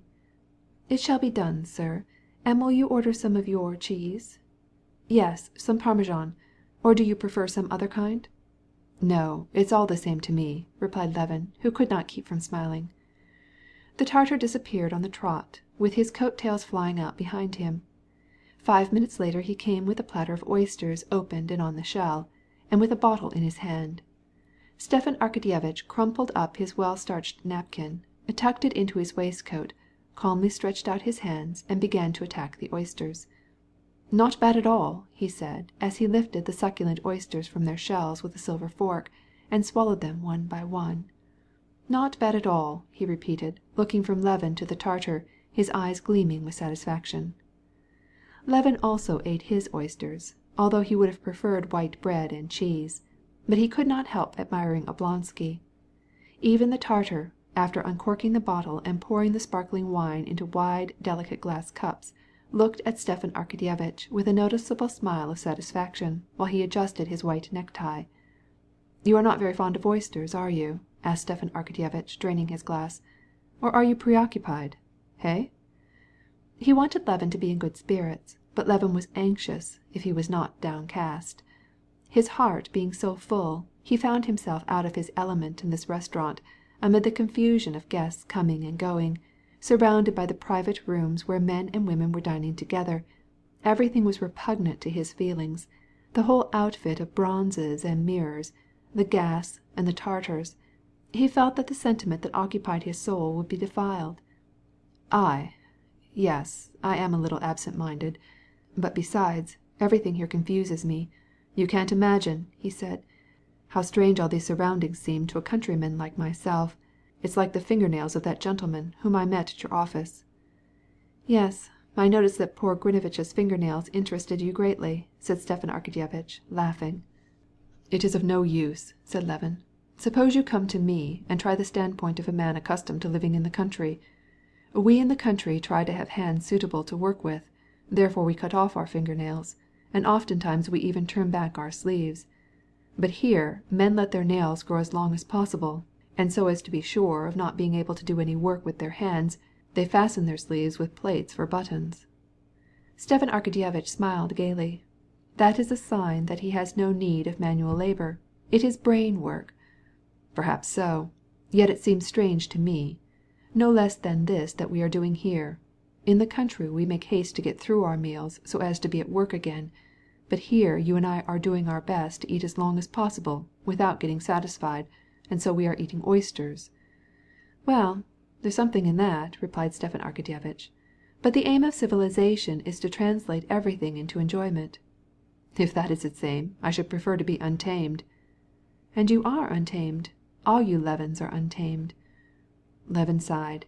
He thought of his brother Nikolai, and felt mortified and saddened, and his face grew dark. But Oblonsky introduced a topic which had the immediate effect of diverting him. "Very well. Come this evening to our house. I mean to the Shtcherbatskys," said he, pushing away the empty oyster shells, drawing the cheese toward him, and flashing his eyes significantly. "Yes, I will surely come," replied Levin, though it did not seem that the princess was very cordial in her invitation. "What rubbish! It was only her manner. Come, friend, bring us the soup." "It was only in her grande dame manner," replied Stepan Arkadyevitch. "I shall come there immediately after a rehearsal at the Countess Bonina's. How can we help calling you untamed? How can you explain your flight from Moscow? The Shtcherbatskys have kept asking me about you, as if I were likely to know. I only know one thing, that you are always likely to do things that no one else did." "Yes," replied Levin slowly and with emotion. "You are right. I am untamed. Yet it was not that I went, but that I have come back proves me so. I have come now." "Oh, what a lucky fellow you are!" interrupted Oblonsky, looking into Levin's eyes. "Why?" "I know fiery horses by their brand, and I know young people who are in love by their eyes," said Stepan Arkadyevitch dramatically. "Everything is before you." "And yourself? Is everything behind you?" "No, not altogether, but you have the future, and I have the present, and this present is between the devil and the deep sea." "What is the matter?" "Nothing good, but I don't want to talk about myself, especially as I cannot explain the circumstances," replied Stepan Arkadyevitch. "What did you come to Moscow for? Here, clear off the things," he cried to the Tartar. "Can't you imagine?" asked Levin, not taking his glowing eyes from Oblonsky's face. "I can imagine, but it is not for me to be the first to speak about it. By this you can tell whether I am right in my conjecture," said Stepan Arkadyevitch, looking at Levin with a sly smile. "Well, what have you to tell me?" asked Levin, with a trembling voice and feeling all the muscles of his face quiver. "How do you look at this?" Stepan Arkadyevitch slowly drank his glass of Chablis while he looked steadily at Levin. "I?" said Stepan Arkadyevitch. "There's nothing that I should like so much. Nothing. It is the best thing that could possibly be." "But aren't you mistaken? Do you know what we were talking about?" murmured Levin, with his eyes fixed on his companion. "Do you believe that it is possible?" "I think it is possible. Why shouldn't it be?" "No. Do you really think that it is possible? No. Tell me what you really think. If she should refuse me, and I am almost certain that—" "Why should you be?" asked Stepan Arkadyevitch, smiling at this emotion. "It is my intuition. It would be terrible for me and for her." "Oh, in any case, I can't see that it would be very terrible for her. A young lady is always flattered to be asked in marriage." "Young girls in general, perhaps, but not she." Stepan Arkadyevitch smiled. He perfectly understood Levin's feeling, knew that for him all the young girls in the universe were divided into two categories. In the one, all the young girls in existence except her, and these girls had all the faults common to humanity, in other words, ordinary girls. In the other, she alone, without any faults, and placed above the rest of humanity.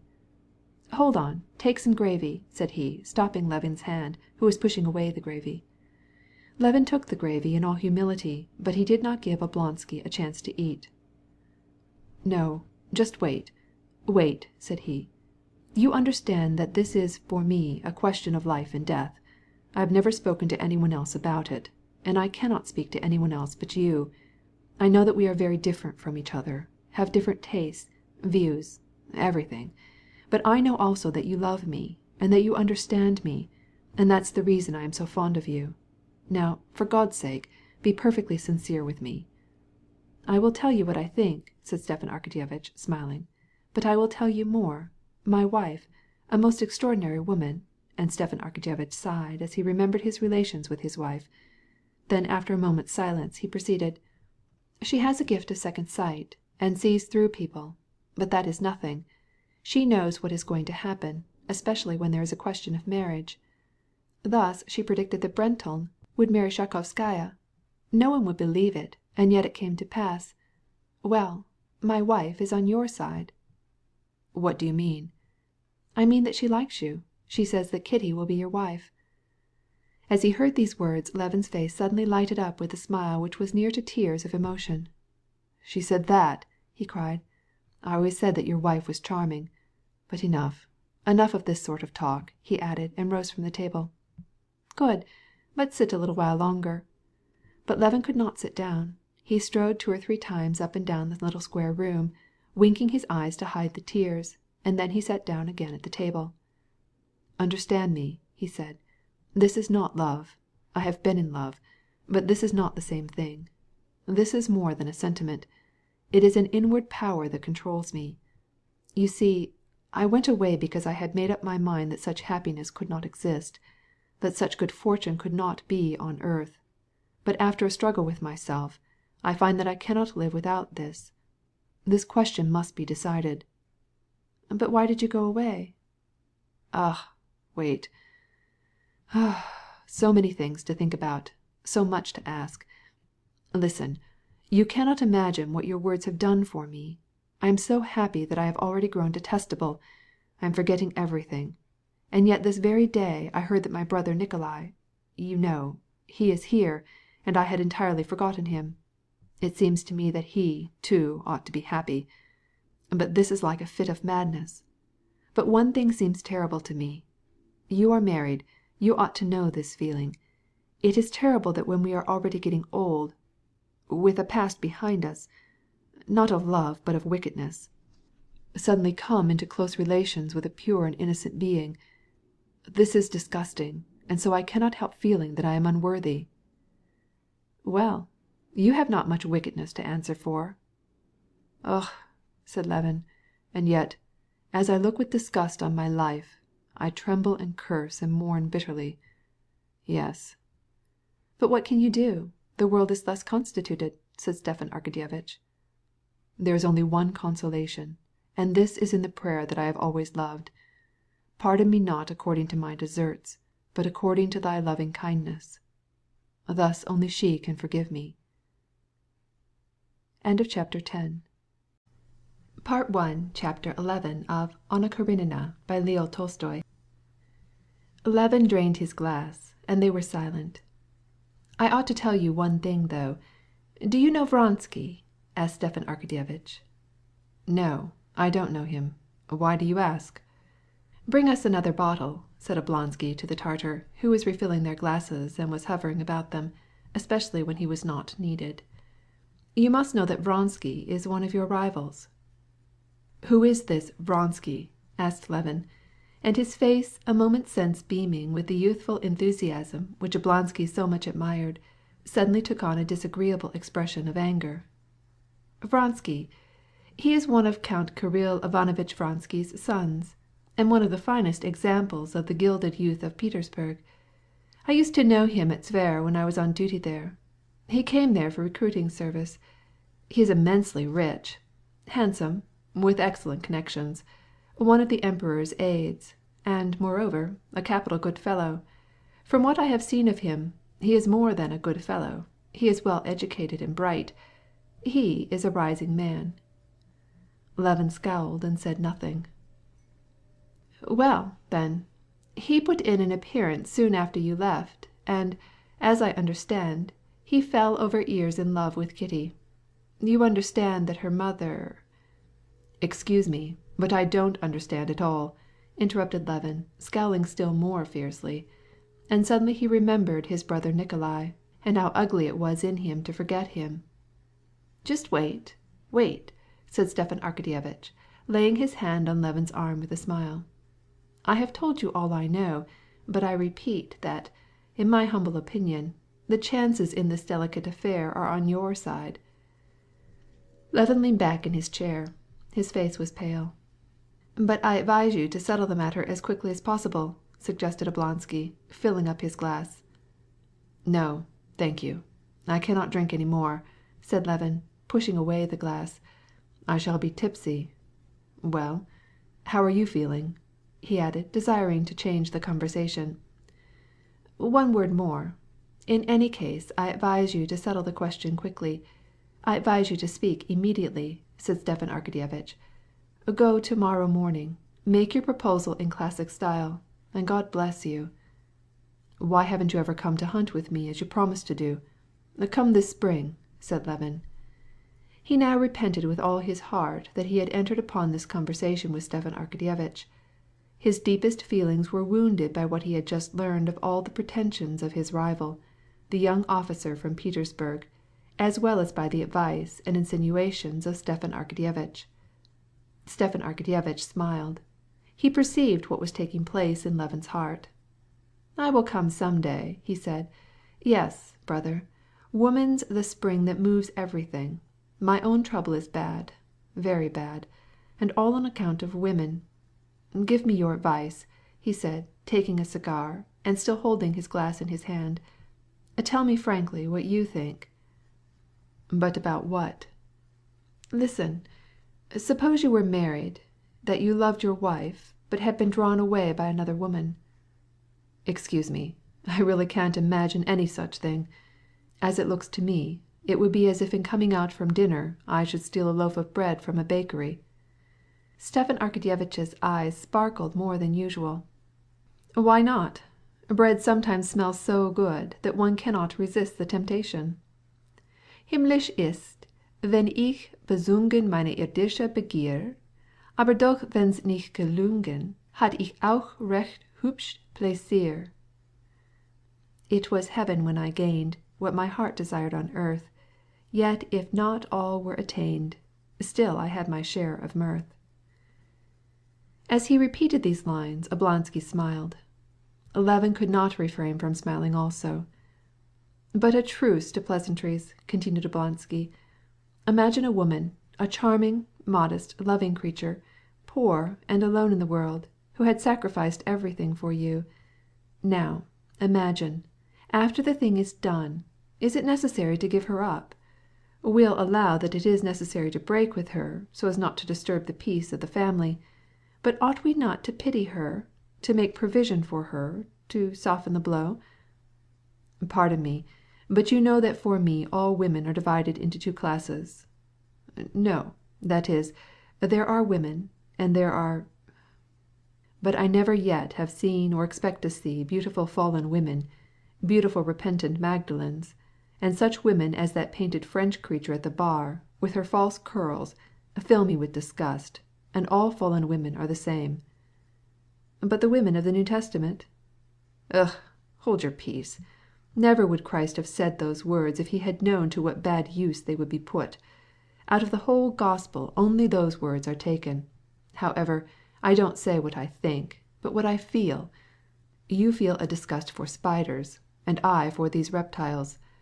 You see you did not have to study spiders, and you know nothing about their natures. So it is with me." "It is well for you to say so. It is a very convenient way to do as the character in Dickens did, and throw all embarrassing questions over his right shoulder with his left hand. But to deny a fact is not to answer it. Now, what is to be done? Tell me, what is to be done? Your wife grows old and you are full of life. Before you are aware of it you realize that you do not love your wife, however much you may respect her. And then, suddenly you fall in love with someone and you fall. You fall," said Stepan Arkadyevitch with a melancholy despair. Levin laughed. "Yes, you fall," repeated Oblonsky. "Then what is to be done?" "Don't steal fresh bread." Stepan Arkadyevitch burst out laughing. "Oh, moralist! But please appreciate the situation. Here are two women. One insists only on her rights, and her rights mean your love which you cannot give. The other has sacrificed everything for you and demands nothing. What can one do? How can one proceed? Here is a terrible tragedy." "If you wish my judgment concerning this tragedy, I will tell you that I don't believe in this tragedy, and this is why. In my opinion, love, the two loves which Plato describes in his Symposium, you remember, serve as the touchstone for men. Some people understand only one of them. Others understand the other. Those who comprehend only the Platonic love have no right to speak of this tragedy now. In this sort of love there can be no tragedy. I thank you humbly for the pleasure, and therein consists the whole drama. But for Platonic love there can be no tragedy, because it is bright and pure, and because—" At this moment Levin remembered his own shortcomings, and the inward struggles which he had undergone, And he unexpectedly added, "However, you may be right. It is quite possible. I know nothing, absolutely nothing, about it." "Do you see," said Stepan Arkadyevitch, "you are a very perfect man. Your great virtue is your only fault. You are a very perfect character, and you desire that all the factors of life should also be perfect. But this cannot be. Here you scorn the service of the state, because, according to your idea, every action should correspond to an exact end. But this cannot be. You require also that the activity of every man should always have an object, that conjugal life and love be one and the same. But this cannot be. All the variety, all the charm, all the beauty of life consists in lights and shades." Levin sighed and did not answer. He was absorbed in his own thoughts and did not even listen. And suddenly both of them felt that, though they were good friends, though they had been dining together and drinking wine, yet each was thinking only of his own affairs and cared nothing for the affairs of the other. Oblonsky had more than once had this experience after dining with a friend, and he knew what had to be done when, instead of coming into closer sympathy, the distance between them seemed widened. "The account!" he cried, and went into the next room, where he met an aide whom he knew, and with whom he began to talk about an actress and her lover. This conversation amused and rested Oblonsky after his conversation with Levin, who always kept his mind on too great an intellectual and moral strain. When the Tartar brought the account, amounting to 26 rubles and odd kopecks, and something more for his fee, Levin, who at any other time, as a countryman, would have been shocked at the size of the bill, paid the 14 rubles of his share without noticing, and went to his lodgings to dress for a reception at the Shtcherbatskys', where his fate would be decided. Chapter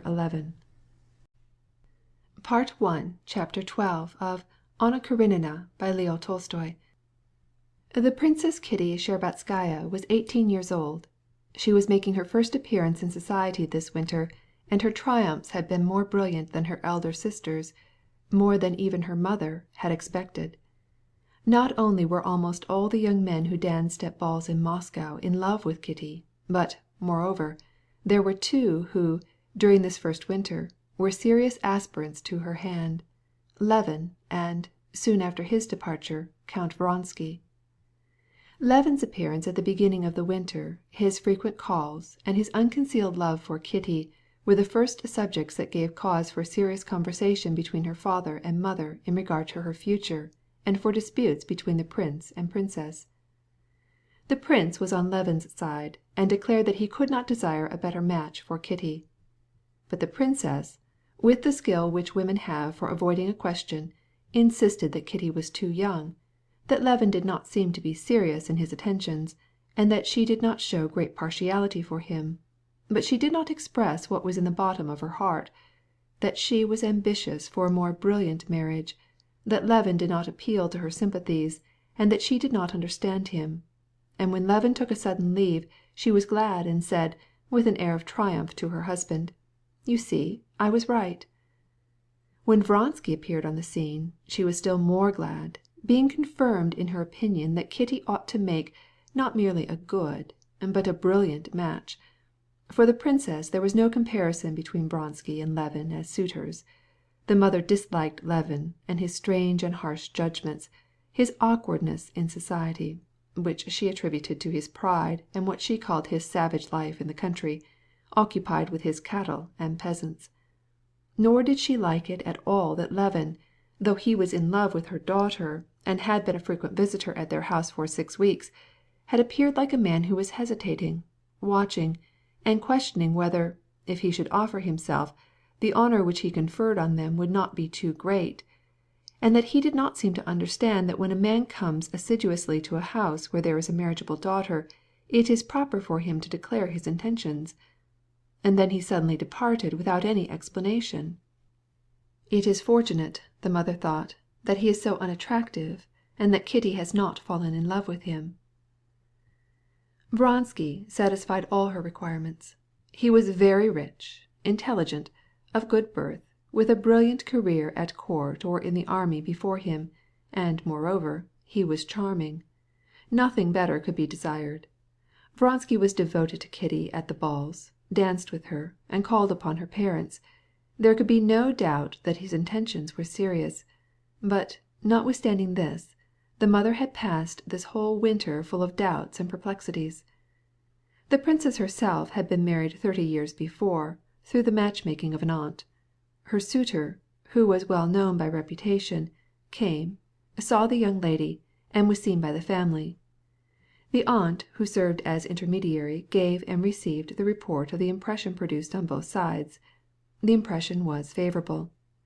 Then, on a designated day, the expected proposal was made on the parents, and granted.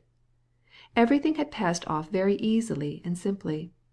At least, so it seemed to the princess. But in the case of her own daughters, she learned by experience how difficult and complicated this apparently simple matter of getting girls married really was. How many fears she had to go through! How many things had to be thought over! How much money had to be lavished! How many collisions with her husband, when the time came for Darya and Natalie to be married! And now that the youngest was in the matrimonial market, she was obliged to suffer from the same anxieties, the same doubts, and even more bitter quarrels with her husband. The old prince, like all fathers, was excessively punctilious about everything concerning the honor and purity of his daughters. He was distressingly jealous regarding them, especially Kitty, who was his favorite, and at every step he accused his wife of compromising his daughter. The princess had become accustomed to these scenes from the days of her elder daughters, but now she felt that her husband's strictness had more justification. She saw that in these latter days many of the practices of society had undergone a change, so that the duties of mothers were becoming more and more difficult. She saw how Kitty's young girl friends formed a sort of clique, went to races, freely mingled with men, went out driving alone, that many of them no longer made courtesies, and what was more serious, all of them were firmly convinced that the choice of husbands was their affair and not their parents'. Marriages aren't made as they used to be, thought and said all these young ladies, even some of the older people. But how are marriages made nowadays? This question the princess could not get anyone to answer. The French custom, where the parents decide the fate of their children, was not accepted, and even bitterly criticized. The English custom, which allows the girls absolute liberty, was also not accepted, and was not possible in Russian society. The Russian custom of employing a matchmaker was regarded as bad form. Everyone ridiculed it, even the princess herself. But no one seemed to know what course to take in regard to courtship. Every one with whom the princess talked said the same thing. For goodness' sake, it is time for us to renounce those exploded notions. It is the young folks, and not their parents, who get married, and, therefore, it is for young folks to make their arrangements in accordance with their own ideas. It was well enough for those without daughters to say this, but the princess knew well that in this familiar intercourse her daughter might fall in love, and fall in love with someone who would not dream of marrying her, or would not make her a good husband. However earnestly they suggested to the princess that in our time young people ought to settle their own destinies, she found it impossible to agree with them any more than she could believe in the advisability of allowing the 4-year-old children of our time to have loaded pistols as their favorite toys. And so the princess felt much more solicitude about Kitty than she had felt about either of her other daughters. She feared now that Vronsky would content himself with playing the gallant. She saw that Kitty was already in love with him, but she consoled herself with the thought that he was a man of honor and would not do so. But, at the same time, she knew how easy it was, with the new freedom allowed in society, to turn a young girl's head, and how lightly men as a general thing regarded this. The week before Kitty had told her mother of a conversation which she had held with Vronsky during a mazurka. This conversation had partially relieved the princess's mind, though it did not absolutely satisfy her. Vronsky told Kitty that he and his brother were both so used to letting their mother decide things for them that they never undertook anything of importance without consulting her. "And now I am looking for my mother's arrival from Petersburg as such a great piece of good fortune," he had said. Kitty reported these words without attaching any importance to them, but her mother understood them very differently. She knew that the old countess was expected from day to day. She knew that the old countess would be satisfied with her son's choice, and it was strange to her that he had not offered himself, as if he feared to offend his mother. However, she herself was so anxious for this match, and above all for relief from her anxieties, that she gave a favorable interpretation to these words.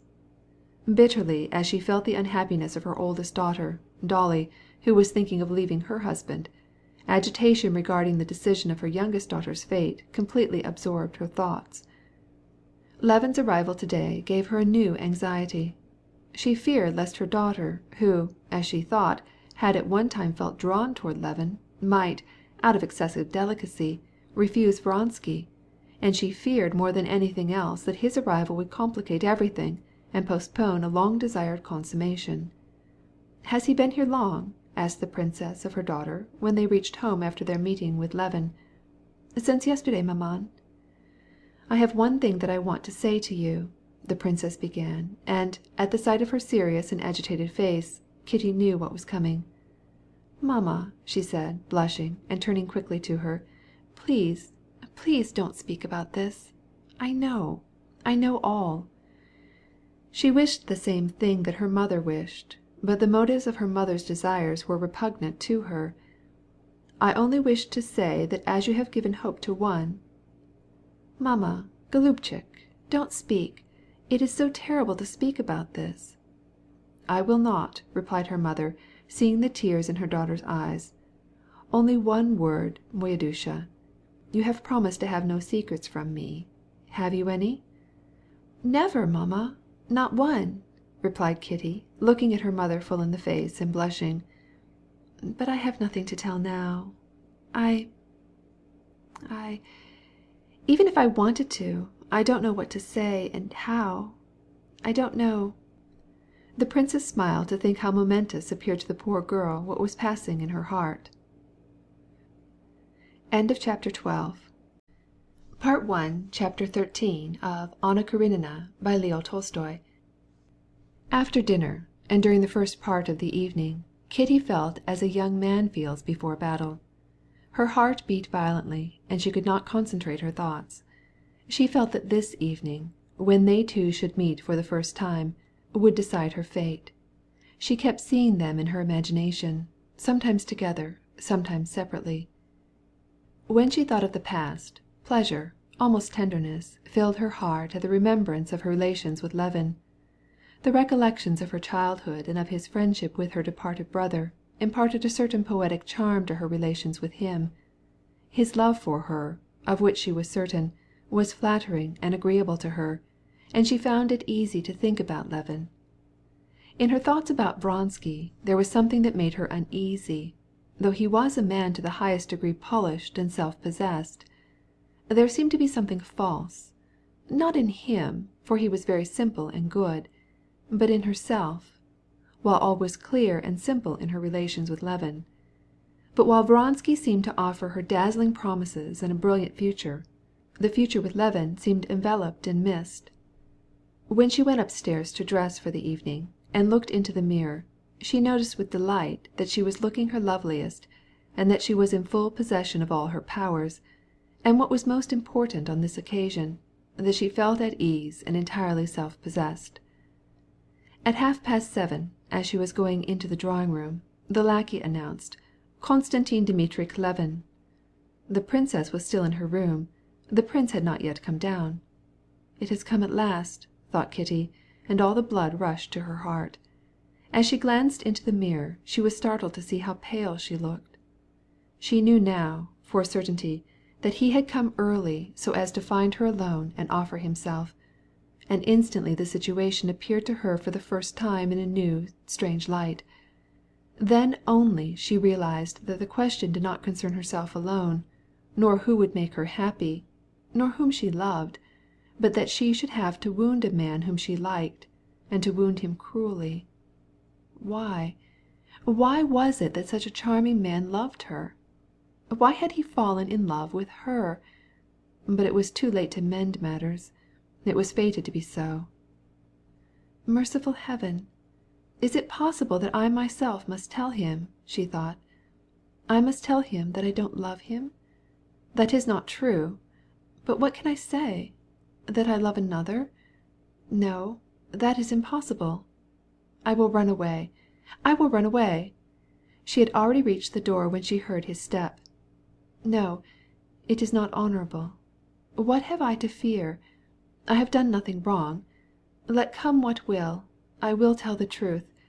I shall not be ill at ease with him. Ah, here he is," she said to herself as she saw his strong but timid countenance, with his brilliant eyes fixed upon her. She looked him full in the face, with an air which seemed to implore his protection, and extended her hand.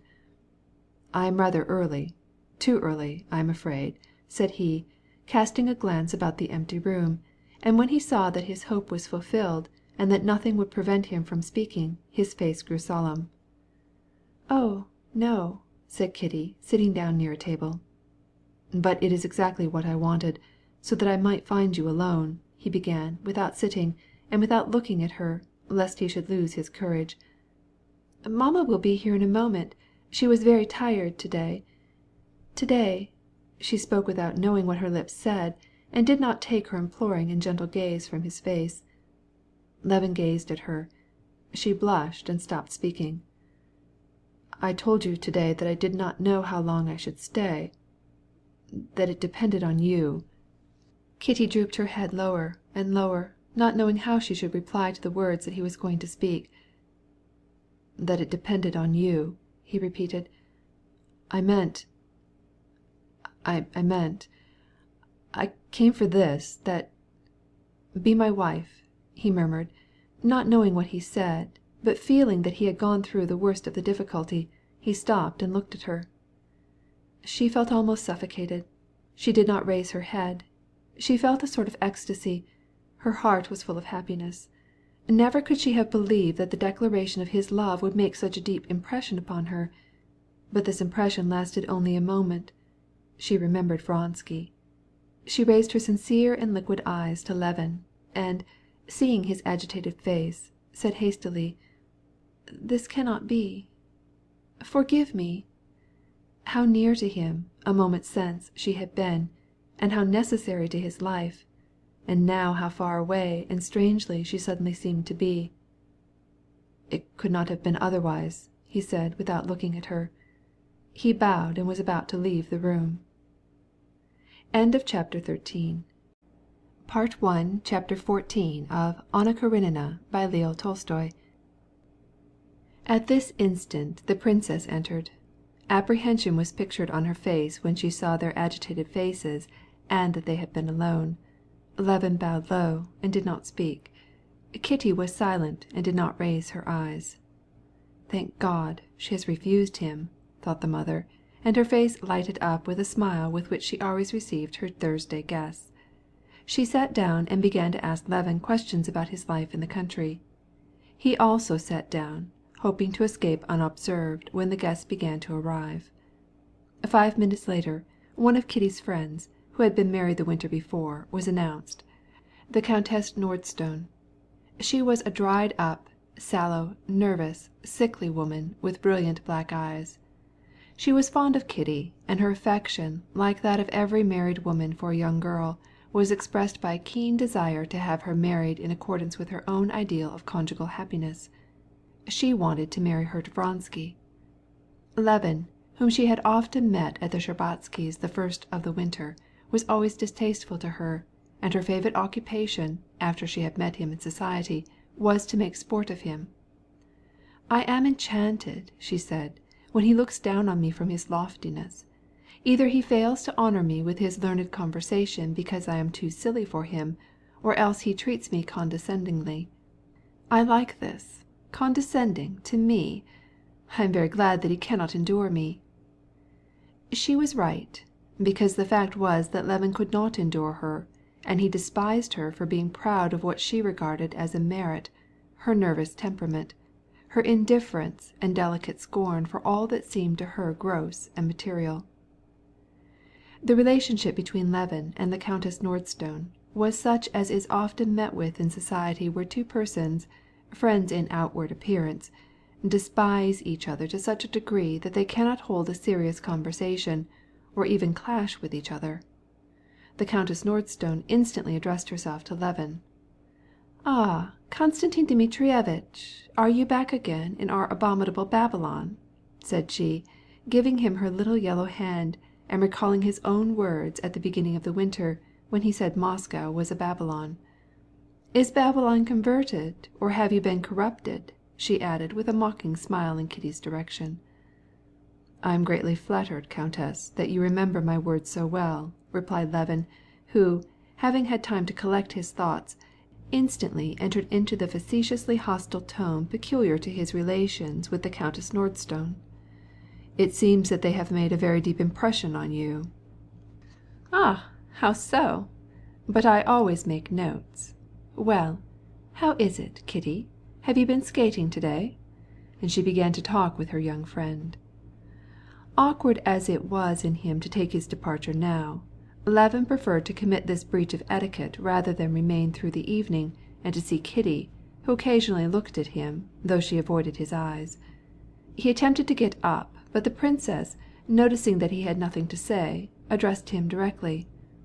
"Do you intend to remain long in Moscow? You are justice of the peace in your district, are you not? And I suppose that will prevent you from making a long stay." "No, Princess, I have resigned that office," he said. "I have come to stay several days." "Something has happened to him," thought the Countess Nordstone, as she saw Levin's stern and serious face, "because he does not launch out into his usual tirades, but I'll soon draw him out. Nothing amuses me more than to make him ridiculous before Kitty, and I'll do it. Konstantin Dmitrievitch," she said to him, "explain to me, please, what this means, for you know all about it. At our estate in Kaluga, all the muzhiks and their wives have drunk up everything they had, and don't pay what they owe us. You are always praising the muzhiks. What does this mean?" At this moment another lady came in, and Levin arose. "Excuse me, Countess, I know nothing at all about it, and I cannot answer your question," said he, looking at an officer who entered at the same time with the lady. That must be Vronsky, he thought, and to confirm his surmise he glanced at Kitty. She had already had time to perceive Vronsky, and she was looking at Levin. When he saw the young girl's involuntarily brightening eyes, Levin saw that she loved that man. He saw it as clearly as if she herself had confessed it to him. But what sort of man was he? Now, whether it was wise or foolish, Levin could not help remaining. He must find out for himself what sort of man it was that she loved. There are men who, on meeting a fortunate rival, are immediately disposed to deny that there is any good in him, or see only evil in him. Others, on the contrary, endeavor to discover nothing but the merits that have won him his success, and with sore hearts to attribute to him nothing but good. Levin belonged to the latter class. It was not hard for him to discover what amiable and attractive qualities Vronsky possessed. They were apparent at a glance. He was dark, of medium stature, and well proportioned. His face was handsome, calm, and friendly. Everything about his person, from his black short-cut hair and his freshly shaven chin to his new well-fitting uniform, was simple and perfectly elegant. Vronsky allowed the lady to pass before him. Then he approached the princess and finally came to Kitty. As he drew near her, his beautiful eyes shone with deeper tenderness, and with a smile expressive of joy mixed with triumph. So it seemed to Levin. He bowed respectfully and with dignity, and offered her his small, wide hand. After greeting them all and speaking a few words, he sat down without having seen Levin, who never once took his eyes from him. "Allow me to make you acquainted," said the princess, turning to Levin. "Konstantin Dmitrievitch Levin, Count Alexey Kirillovitch Vronsky." Vronsky arose, and, with a friendly look into Levin's eyes, shook hands with him. "It seems," said he, with his frank and pleasant smile, "that I was to have had the honor of dining with you this winter, but you went off unexpectedly to the country." "Konstantin Dmitrievitch despises and shuns the city, and us, its denizens," said the Countess Nordstone. It must be that my words impress you deeply, since you remember them so well," said Levin. And perceiving that he had already made this remark, he grew red in the face. Vronsky looked at Levin and the countess and smiled. "So, then, you always live in the country?" he asked. "I should think it would be tiresome in winter." "Not if one has enough to do. Besides, one does not get tired of himself," said Levin sharply. "I like the country," said Vronsky, noticing Levin's tone and appearing not to notice it. "But, Count, I hope you would not consent to live always in the country," said the Countess Nordstone. "I don't know. I never made a long stay, but I once felt a strange sensation," he added. "Never have I so eagerly longed for the country, the real Russian country with its bast shoes and its muzhiks, as during the winter that I spent at Nice with my mother. Nice, you know, is melancholy anyway. And Naples, Sorrento, are pleasant only for a short time. There it is that one remembers Russia most tenderly, and especially the country. They are almost as—" He spoke, now addressing Kitty, now Levin, turning his calm and friendly eyes from one to the other, and he evidently said whatever came into his head. Noticing that the Countess Nordstone wanted to say something, he stopped, without finishing his phrase, and began to listen to her attentively.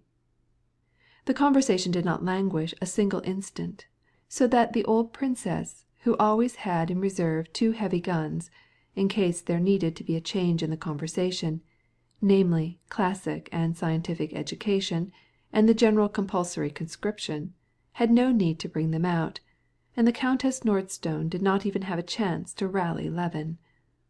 Levin wanted to join in the general conversation, but was unable. He kept saying to himself, "Now I'll go," and still he waited as if he expected something. The conversation turned on table tipping and spirits, and the Countess Nordstone, who was a believer in spiritism, began to relate the marvels that she had seen. "Ah, Countess, in the name of heaven, take me to see them. I never yet saw anything extraordinary, anxious as I have always been," said Vronsky, smiling. "Good, next Saturday," replied the countess. "But you, Konstantin Dmitrich, do you believe in it?" she asked of Levin. "Why do you ask me? You know perfectly well what I shall say." "Because I want to hear your opinion." "My opinion is simply this," replied Levin, "that table tipping proves that so-called cultivated society is scarcely more advanced than the muzhiks. They believe in the evil eye, in casting lots, in sorceries, while we—" "That means that you don't believe in it?" "I cannot believe in it, Countess." "But if I myself have seen these things—" "The peasant women also say that they have seen the domovoi." "Then you think that I do not tell the truth?" And she broke into an unpleasant laugh. "But no, Masha, Konstantin Dmitrich simply says that he cannot believe in spiritism," said Kitty, blushing for Levin, and Levin understood her, and, growing still more irritated, was about to reply. But Vronsky instantly came to the rescue, and with a gentle smile brought back the conversation, which threatened to go beyond the bounds of politeness. "Do you not admit at all the possibility of it being true?" he asked. "Why not? We willingly admit the existence of electricity, which we do not understand. Why should there not exist a new force, as yet unknown, which—" "When electricity was discovered," interrupted Levin eagerly, "only its phenomena had been seen, and it was not known what produced them, or whence they arose. And centuries passed before people dreamed of making application of it.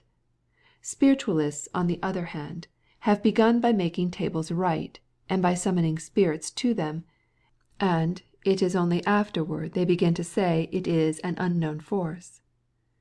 Vronsky listened attentively, as he always listened, and was evidently interested in Levin's words. "Yes, but the spiritualists say, we do not yet know what this force is, but it is a force and acts under certain conditions. Let the scientists find out what it is. I don't see why it may not be a new force if it—" "Because," interrupted Levin again, "every time you rub resin with wool you produce a certain and invariable electrical phenomenon. where spiritualism brings no such invariable result, and so it cannot be a natural phenomenon." Vronsky, evidently perceiving that the conversation was growing too serious for a reception, made no reply, and, in order to make a diversion, smiled gaily, and addressing the ladies, said, "Countess, let us make an experiment now?" But Levin wanted to finish saying what was in his mind. "I think," he continued, "that the attempts made by spiritual mediums to explain their miracles by a new force is most abortive. They claim that it is a supernatural force, and yet they want to submit it to a material test." All were waiting for him to come to an end, and he felt it. "And I think that you would be a capital medium," said the Countess Nordston. "There is something so enthusiastic about you." Levin opened his mouth to speak, but he said nothing, and turned red. "Come, let us give the tables a trial," said Vronsky. "With your permission, princess." And Vronsky rose, and looked for a small table. Kitty was standing by a table, and her eyes met Levin's. Her whole soul pitied him, because she felt that she was the cause of his pain. Her look said, "Forgive me, if you can. I am so happy." And his look replied, "I hate the whole world, you and myself." And he took up his hat. But it was not his fate to go. The guests were just taking their places around the table, and he was on the point of starting, when the old prince entered and, after greeting the ladies, went straight to Levin. "Ah!" he cried joyfully, "what a stranger! I did not know that you were here. Very glad to see you."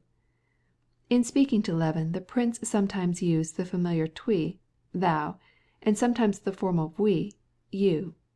He took him by the arm, and, while conversing with him, gave no notice to Vronsky, who stood waiting patiently for the prince to speak to him. Kitty felt that her father's friendliness must be hard for Levin after what had happened. She also noticed how coldly her father at last acknowledged Vronsky's bow, and how Vronsky looked at her father, with good-humored perplexity, striving in vain to make out what this icy reception meant, and she blushed. "Prince, let us have Konstantin Dmitrich," said the Countess Nordston. "We want to try an experiment."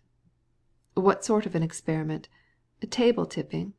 Well, excuse me, ladies and gentlemen, but, in my opinion, grace hoops would be a better game," said the prince, looking at Vronsky, whom he took to be the originator of this sport. "At least there's some sense in grace hoops."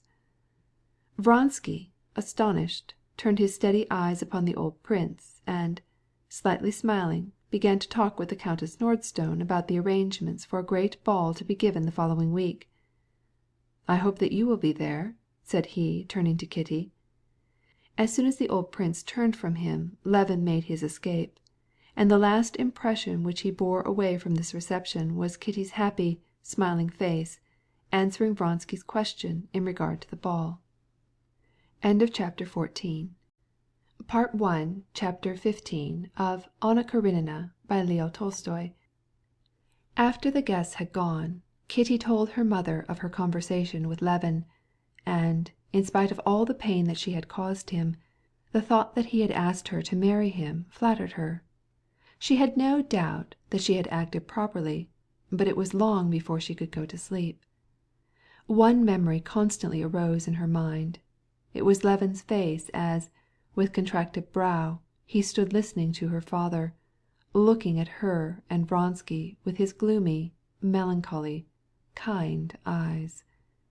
She felt so sorry for him that she could not keep back the tears.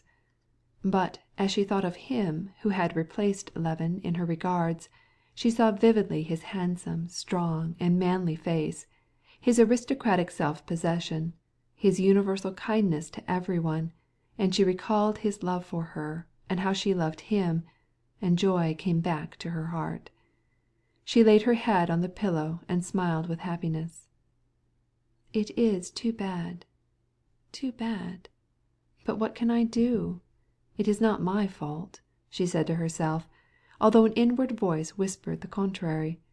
She did not know whether she ought to reproach herself for having been attracted to Levin, or for having refused him, but her happiness was not alloyed with doubts. Lord, have mercy upon me. Lord, have mercy upon me. Lord, have mercy upon me, she repeated until she went to sleep. Meantime, downstairs, in the prince's little library, there was going on one of those scenes which frequently occurred between the parents in regard to their favourite daughter. "What? This is what?" cried the prince, waving his arms, and immediately wrapping around him his squirrel-skin khalat.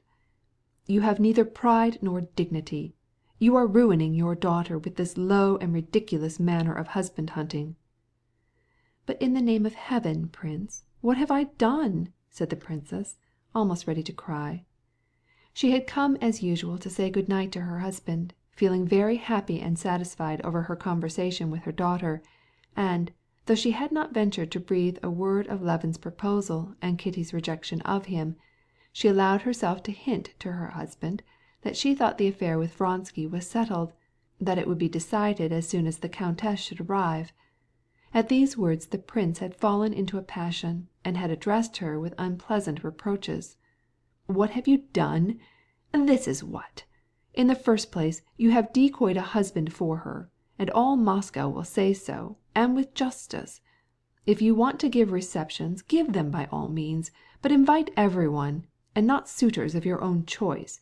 Invite all these mashers," thus the prince called the young men of Moscow. "Have somebody to play, and let 'em dance, and not like tonight, inviting only suitors. It seems to me shameful, the way you've pushed. You have turned the girl's head. Levin is 1,000 times the better man, and as to this Petersburg dandy, he's one of those turned out by machinery. They are all on one pattern, and all trash. My daughter has no need of going out of her way, even for a prince of the blood." "But what have I done?" "Why this," cried the prince angrily. "I know well enough that, if I listen to you," interrupted the princess, "we shall never see our daughter married, and, in that case, we might just as well go into the country." "We'd better go." "Now wait. Have I made any advances? No, I have not.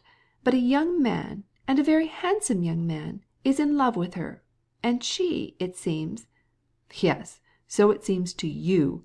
But suppose she should be in love with him, and he have as much intention of getting married as I myself. Ugh! Haven't I eyes to see? Ah, spiritism! Ah, nice! Ha! The ball!"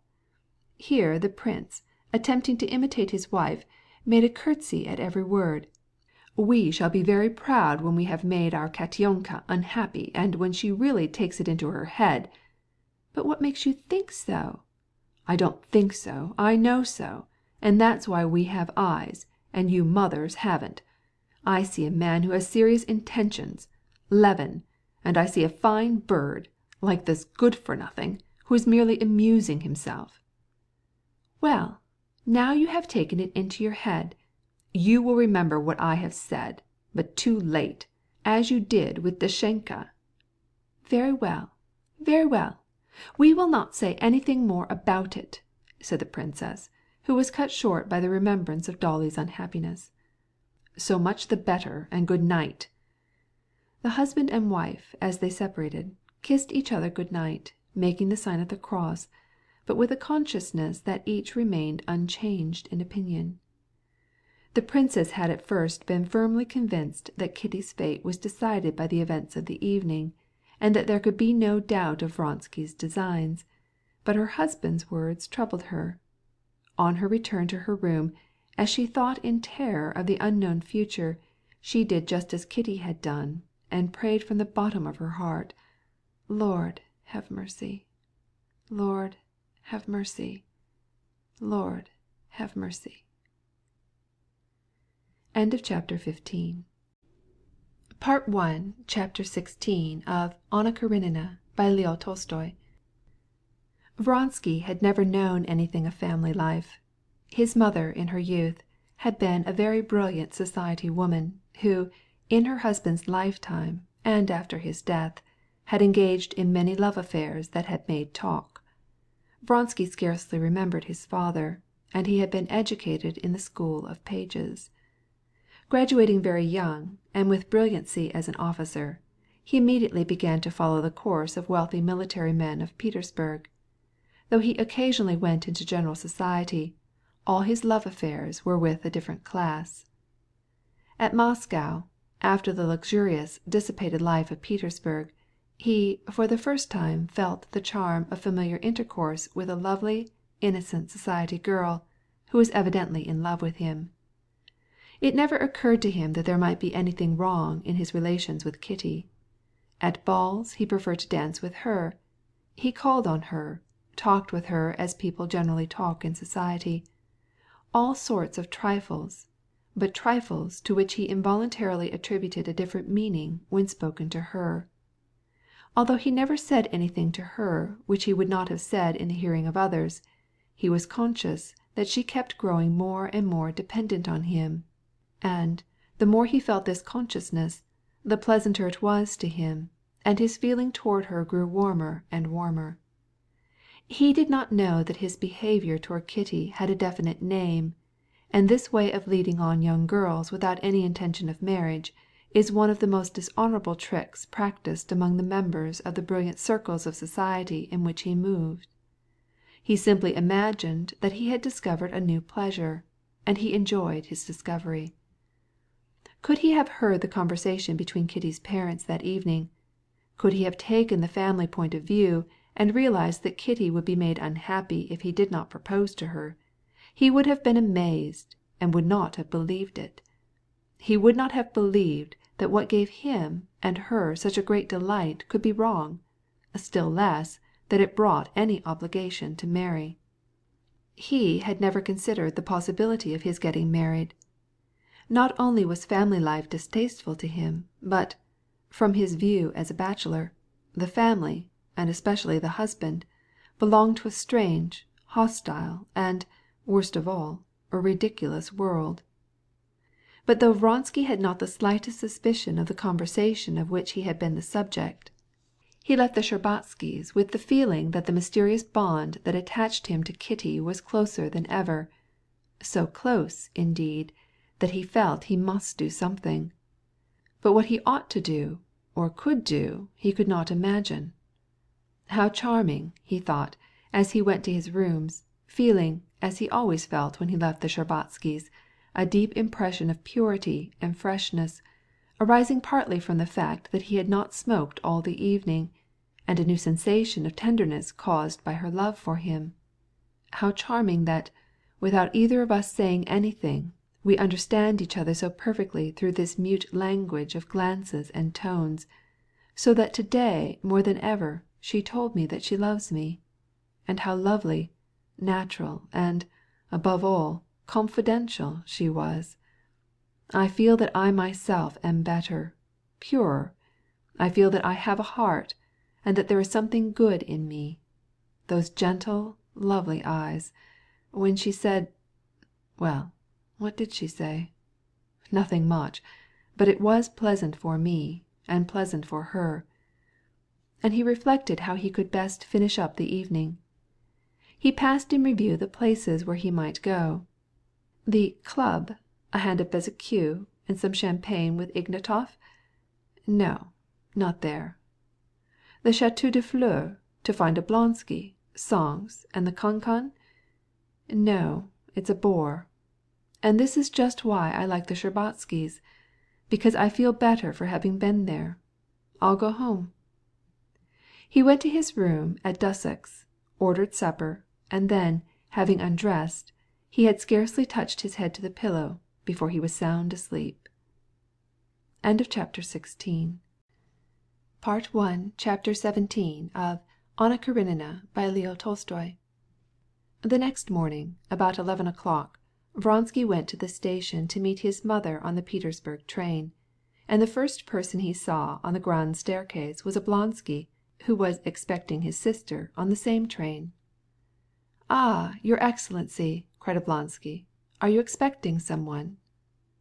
"My Matushka," replied Vronsky, with the smile with which people always met Oblonsky, and, after shaking hands, They mounted the staircase side by side. She was to come from Petersburg to-day. I waited for you till 2 o'clock this morning. Where did you go after leaving the Shtcherbatskys'?" "Home," replied Vronsky. "To tell the truth, after such a pleasant evening at the Shtcherbatskys', I did not feel like going anywhere." "I know fiery horses by their brand, and young people who are in love by their eyes," said Stepan Arkadyevitch, in the same dramatic tone in which he had spoken to Levin the afternoon before. Vronsky smiled, as much as to say that he did not deny it, but he hastened to change the conversation. "And whom have you to meet?" he asked. "I? A very pretty woman," said Oblonsky. "Ah, indeed." "On ne sait quoi mal y pense. My sister Anna." "Ah, Madame Karenina!" exclaimed Vronsky. "Do you know her, then?" "It seems to me that I do, or, no, the truth is, I don't think I do," replied Vronsky, somewhat confused. The name Karenin dimly brought to his mind a tiresome and conceited person. "But Alexey Alexandrovitch, my celebrated brother-in-law, you must know him. Everyone knows him." "That is, I know him by reputation, and by sight. I know that he is talented, learned, and rather adorable. But you know that he is not in my line," said Vronsky in English. "Yes, he is a very remarkable man, somewhat conservative, but a splendid man," replied Stepan Arkadyevitch. "A splendid man." "Well, so much the better for him," said Vronsky, smiling. "Ah, here you are!" he cried, seeing his mother's old lackey standing at the door. "Come this way," he added. Vronsky, besides experiencing the pleasure that everybody felt in seeing Stepan Arkadyevitch, had felt especially drawn to him because, in a certain way, it brought him closer to Kitty. "Well, now, what do you say to giving the diva a supper Sunday?" said he with a smile, taking him by the arm. "Certainly, I will pay my share. Oh, tell me, did you meet my friend Levin last evening?" asked Stepan Arkadyevitch. "Yes, but he went away very early." "He is a glorious young fellow," said Oblonsky, "isn't he?" "I don't know why it is," replied Vronsky, "but all the Muscovites, present company excepted," he added jestingly, "have something sharp about them. They all seem to be high-strung, fiery-tempered, as if they all wanted to make you understand." "That is true enough. There is," replied Stepan Arkadyevitch, smiling pleasantly. "Is the train on time?" asked Vronsky of an employee. "It will be here directly," replied the employee.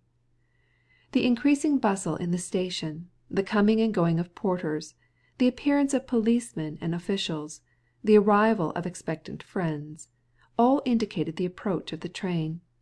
Through the frosty steam, workmen could be seen passing in their soft blouses and felt boots amid the network of rails. The whistle of the coming engine was heard, and the approach of something heavy. "No," continued Stepan Arkadyevitch, who was anxious to inform Vronsky of Levin's intentions in regard to Kitty. "No, you are really unjust to my friend Levin. He is a very nervous man, and then sometimes he can be disagreeable. But, on the other hand, he can be very charming. He is such an upright, genuine nature, true gold. Last evening there were special reasons," continued Stepan Arkadyevitch, with a significant smile, and entirely forgetting his genuine sympathy, which the evening before he had felt for his old friend, and now experiencing the same sympathy for Vronsky. "Yes, there was a reason why he should have been either very happy or unhappy." Vronsky stopped short, and asked point-blank, "What was it? Do you mean that he proposed yesterday evening to your sister-in-law?" "Possibly," replied Stepan Arkadyevitch. "Something like that seemed probable last evening. Yes, if he went off so early and was in such bad spirits, then it is so. He has been in love with her for so long, and I am very sorry for him." "Ah, indeed. I thought that she might, however, have aspirations for a better match," said Vronsky, and, filling out his chest, he began to walk up and down again.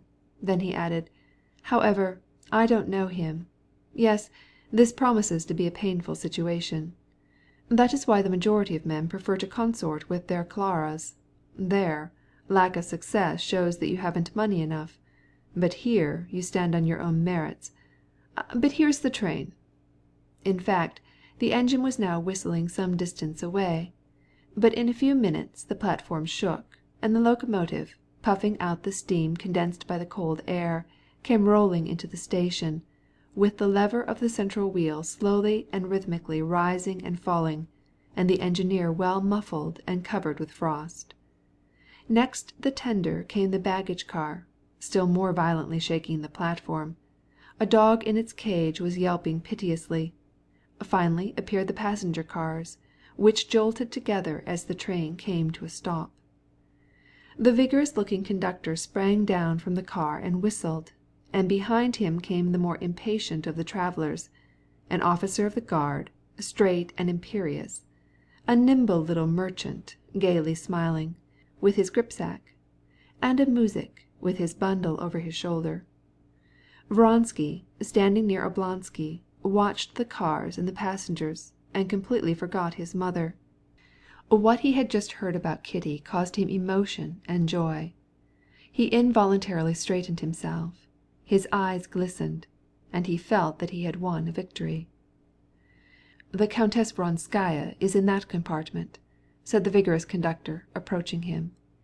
These words awoke him from his reverie, and brought his thoughts back to his mother and their approaching meeting. In his soul he did not respect his mother, and, without ever having confessed as much to himself, he did not love her. But his education and the usages of society in which he lived did not allow him to admit that there could not be in his relations with her the slightest want of consideration. But the more he exaggerated the bare outward forms, the less he felt in his heart that he respected or loved her. End of chapter 17. Part 1, chapter 18 of Anna Karenina by Leo Tolstoy. Vronsky followed the conductor, and, as he was about to enter the railway carriage, he stood aside to allow a lady to pass him. With the instant intuition of a man of the world, he saw, by a single glance at this lady's exterior, that she belonged to the very best society. Begging her pardon, he was about to enter the door, but involuntarily he turned to give another look at the lady, not because she was very beautiful, not because of that elegance and that unassuming grace which were expressed in her whole person, but because the expression of her lovely face, as she passed, seemed to him so gentle and sweet. Just as he looked back at her, she also turned her head. Her brilliant gray eyes, looking almost black under the long lashes, rested on his face with a friendly, attentive look, as if she recognized him, and instantly she turned to seek someone in the throng. Quick as this glance was, Vronsky had time to perceive the dignified vivacity which played in her face and fluttered between her shining eyes and the scarcely perceptible smile parting her rosy lips. There seemed to be in her whole person such a superfluity of life that, in spite of her will, it expressed itself now in the lightening of her eyes, now in her smile. She demurely veiled the light in her eyes, but it shone against her will in her scarcely perceptible smile. Vronsky went into the carriage. His mother, a dried-up old lady with black eyes and little curls, screwed up her face as she looked at him with a slight smile on her thin lips. Getting up from her chair, and handing her bag to her maid, she extended her thin little hand to her son, and, pushing his head from her, kissed him on the brow. "You received my telegram? You are well? Thank the Lord." "Did you have a comfortable journey?" said the son, sitting down near her, and yet involuntarily listening to a woman's voice just outside the door. He knew that it was the voice of the lady whom he had met. "However, I don't agree with you," said the lady's voice. "It is the Petersburg way of looking at it, madame." "Not at all, but simply a woman's," was her reply. "Well, allow me to kiss your hand." "Good-bye, Ivan Petrovitch. Now look and see if my brother is here, and send him to me," said the lady at the very door, and re-entering the compartment. "Have you found your brother?" asked the Countess Vronskaya, addressing the lady. Vronsky now knew it was Karenin's wife. "Your brother is here," he said, rising. "Excuse me, I did not recognize you. But our acquaintance was so short," he added with a bow, "that you naturally did not remember me either." "Oh, yes, I did," she said. "I should have known you because your Matushka and I have been talking about you all the way." And at last she permitted the animation which had been striving to break forth to express itself in a smile. "But my brother has not come yet." "Go and call him, Alyosha," said the old countess. Vronsky went out on the platform and called, "Oblonsky, here!" But Karenin's wife did not wait for her brother. As soon as she saw him she ran lightly out of the carriage, went straight to him, and, with a gesture which struck Vronsky by its grace and energy, threw her left arm around his neck and kissed him affectionately. Vronsky could not keep his eyes from her face, and smiled, without knowing why. But, remembering that his mother was waiting for him, he went back into the carriage. "Very charming, isn't she?" said the countess, referring to Madame Karenina. "Her husband put her in my charge, and I was very glad. She and I talked together all the way. Well, and you? They say you are desperately in love. So much the better, my dear, so much the better." "I don't know what you allude to, maman," replied the son coldly. "Come, maman, let us go." At this moment Madame Karenina came back to take leave of the countess. "Well, countess, you have found your son, and I my brother," she said gaily, "and I have exhausted my whole fund of stories. I shouldn't have had anything more to talk about." "Ah, not so," said the countess, taking her hand. "I should not object to travel round the world with you. You are one of those agreeable women with whom either speech or silence is pleasant. As to your son, I beg of you, don't think about him. We must have separations in this world." Madame Karenina stood motionless, holding herself very erect, and her eyes smiled. "Anna Arkadyevna has a little boy about 8 years old," said the countess, in explanation to her son. "She has never been separated from him before, and it troubles her to leave him." "Yes, we have talked about our children all the time, the countess of her son, I of mine," said Madame Karenina, turning to Vronsky, and again the smile lighted up her face, the caressing smile which beamed upon him. "That must have been very tiresome to you," said he, instantly catching on the rebound the ball of coquetry which she had tossed him. But she evidently did not care to continue her conversation in the same tone, but turned to the old countess. "Thank you very much. I don't see where the time has gone. Good-bye, countess." "Farewell, my dear," replied the countess. "Let me kiss your pretty little face. I tell you frankly, as it is permitted an old lady, that I am in love with you." Hackneyed as this expression was, Madame Karenina evidently believed thoroughly in its sincerity, and was pleased with it. She blushed, bowed slightly, and bent her face down to the old countess's lips. Then straightening herself up, she gave her hand to Vronsky with the smile that seemed to belong as much to her eyes as to her lips. He pressed her little hand, and, as if it were something unusual, was delighted with the energetic firmness with which she frankly and fearlessly shook his hand. Madame Karenina went out with light and rapid step, carrying her rather plump person with remarkable elasticity. "Very charming," said the old lady again. Her son was of the same opinion, and again his eyes followed her graceful figure till she was out of sight, and a smile rested on his face. Through the window he saw her join her brother, take his arm, and engage him in lively conversation, evidently some subject with which Vronsky had no connection, and this seemed to him annoying. "Well, are you enjoying perfectly good health, maman?" he asked, turning to his mother. "Very well, indeed, splendid. Alexandra has been charming, and Marie has been very good. She is very interesting." And again she began to speak of what was especially interesting to her heart, the baptism of her grandson, for which she had come to Moscow, and the special favor shown her eldest by the emperor. "And here's Lavrenty," said Vronsky, looking out of the window. "Now let us go, if you are ready." The old steward who had come with the countess now appeared at the door to report that everything was ready, and she arose to go. "Come, There are only a few people about now," said Vronsky. The maid took the bag and the little dog. The steward and a porter carried the other luggage. Vronsky offered his mother his arm, but, just as they stepped down from the carriage, a number of men with frightened faces ran hastily by them. The station master followed in his curiously colored furzuka, or uniform cap. Evidently something unusual had happened. The people who had left the train were coming back again. "What is it? What is it? Where? He was thrown down.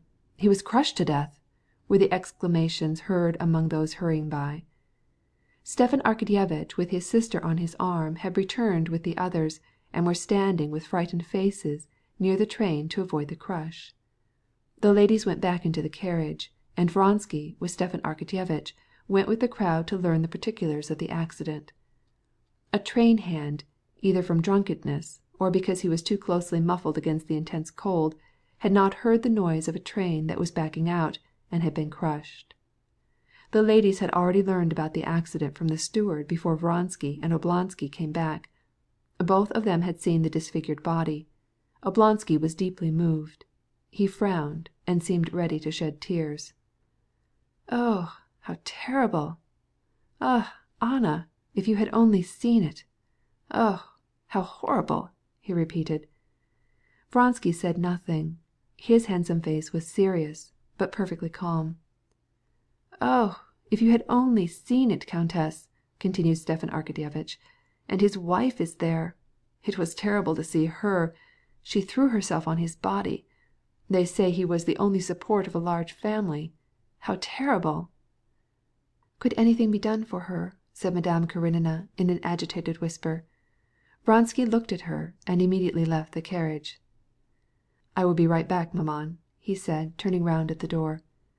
When he came back at the end of a few minutes, Stepan Arkadyevitch was talking with the countess about a new singer, and she was impatiently watching the door for her son. "Now let us go," said Vronsky. They all went out together, Vronsky walking ahead with his mother, Madame Karenina and her brother side by side. At the door the station master overtook them and said to Vronsky, "You have given my assistant 200 rubles. Will you kindly indicate the disposition we shall make of them?" "For his widow," said Vronsky, shrugging his shoulders. "I don't see why you should have asked me." "Did you give that?" asked Oblonsky, and pressing his sister's arm, he said, "Very kind, very kind. Glorious fellow, isn't he? My best wishes, countess." He and his sister delayed, looking for her maid. When they left the station, the Vronskys' carriage had already gone.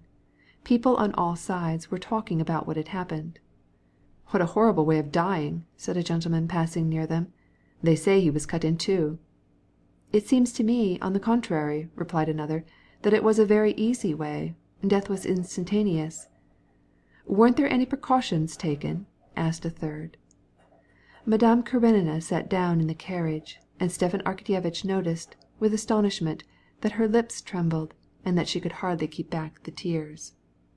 "What is the matter, Anna?" he asked when they had gone a little distance. "It is an evil omen," she answered. "What nonsense!" said Stepan Arkadyevitch. "You have come. That is the main thing. You cannot imagine how much I hope from your visit." "Have you known Vronsky long?" she asked. "Yes. You know we hope that he will marry Kitty." "Really?" said Anna gently. "Well, now let us talk about yourself," she added, shaking her head as if she wanted to drive away something that troubled and pained her physically. "Let us speak about your affairs. I received your letter, and here I am." "Yes, all my hope is in you," said Stepan Arkadyevitch. "Well, then, tell me all." And Stepan Arkadyevitch began his story. When they reached the house he helped his sister from the carriage, sighed, shook hands with her, and went to the courthouse. Chapter 19 of Anna Karenina by Leo Tolstoy. When Anna entered, Dolly was sitting in her little reception room, with a plump, light-haired lad, the image of his father, who was learning a lesson from a French reading book. The boy was reading aloud, and at the same time twisting and trying to pull from his jacket a button which was hanging loose. His mother had many times reproved him, but the plump little hand kept returning to the button. At last she had to take the button off and put it in her pocket. "Keep your hand still, Grisha," said she, and again took up the bed-quilt on which she had been long at work, and which always came handy at trying moments. She worked nervously, jerking her fingers and counting the stitches. Though she had sent word to her husband, the day before, that his sister's arrival made no difference to her, nevertheless she was ready to receive her and was waiting for her impatiently. Dolly was absorbed by her woes, absolutely swallowed up by them.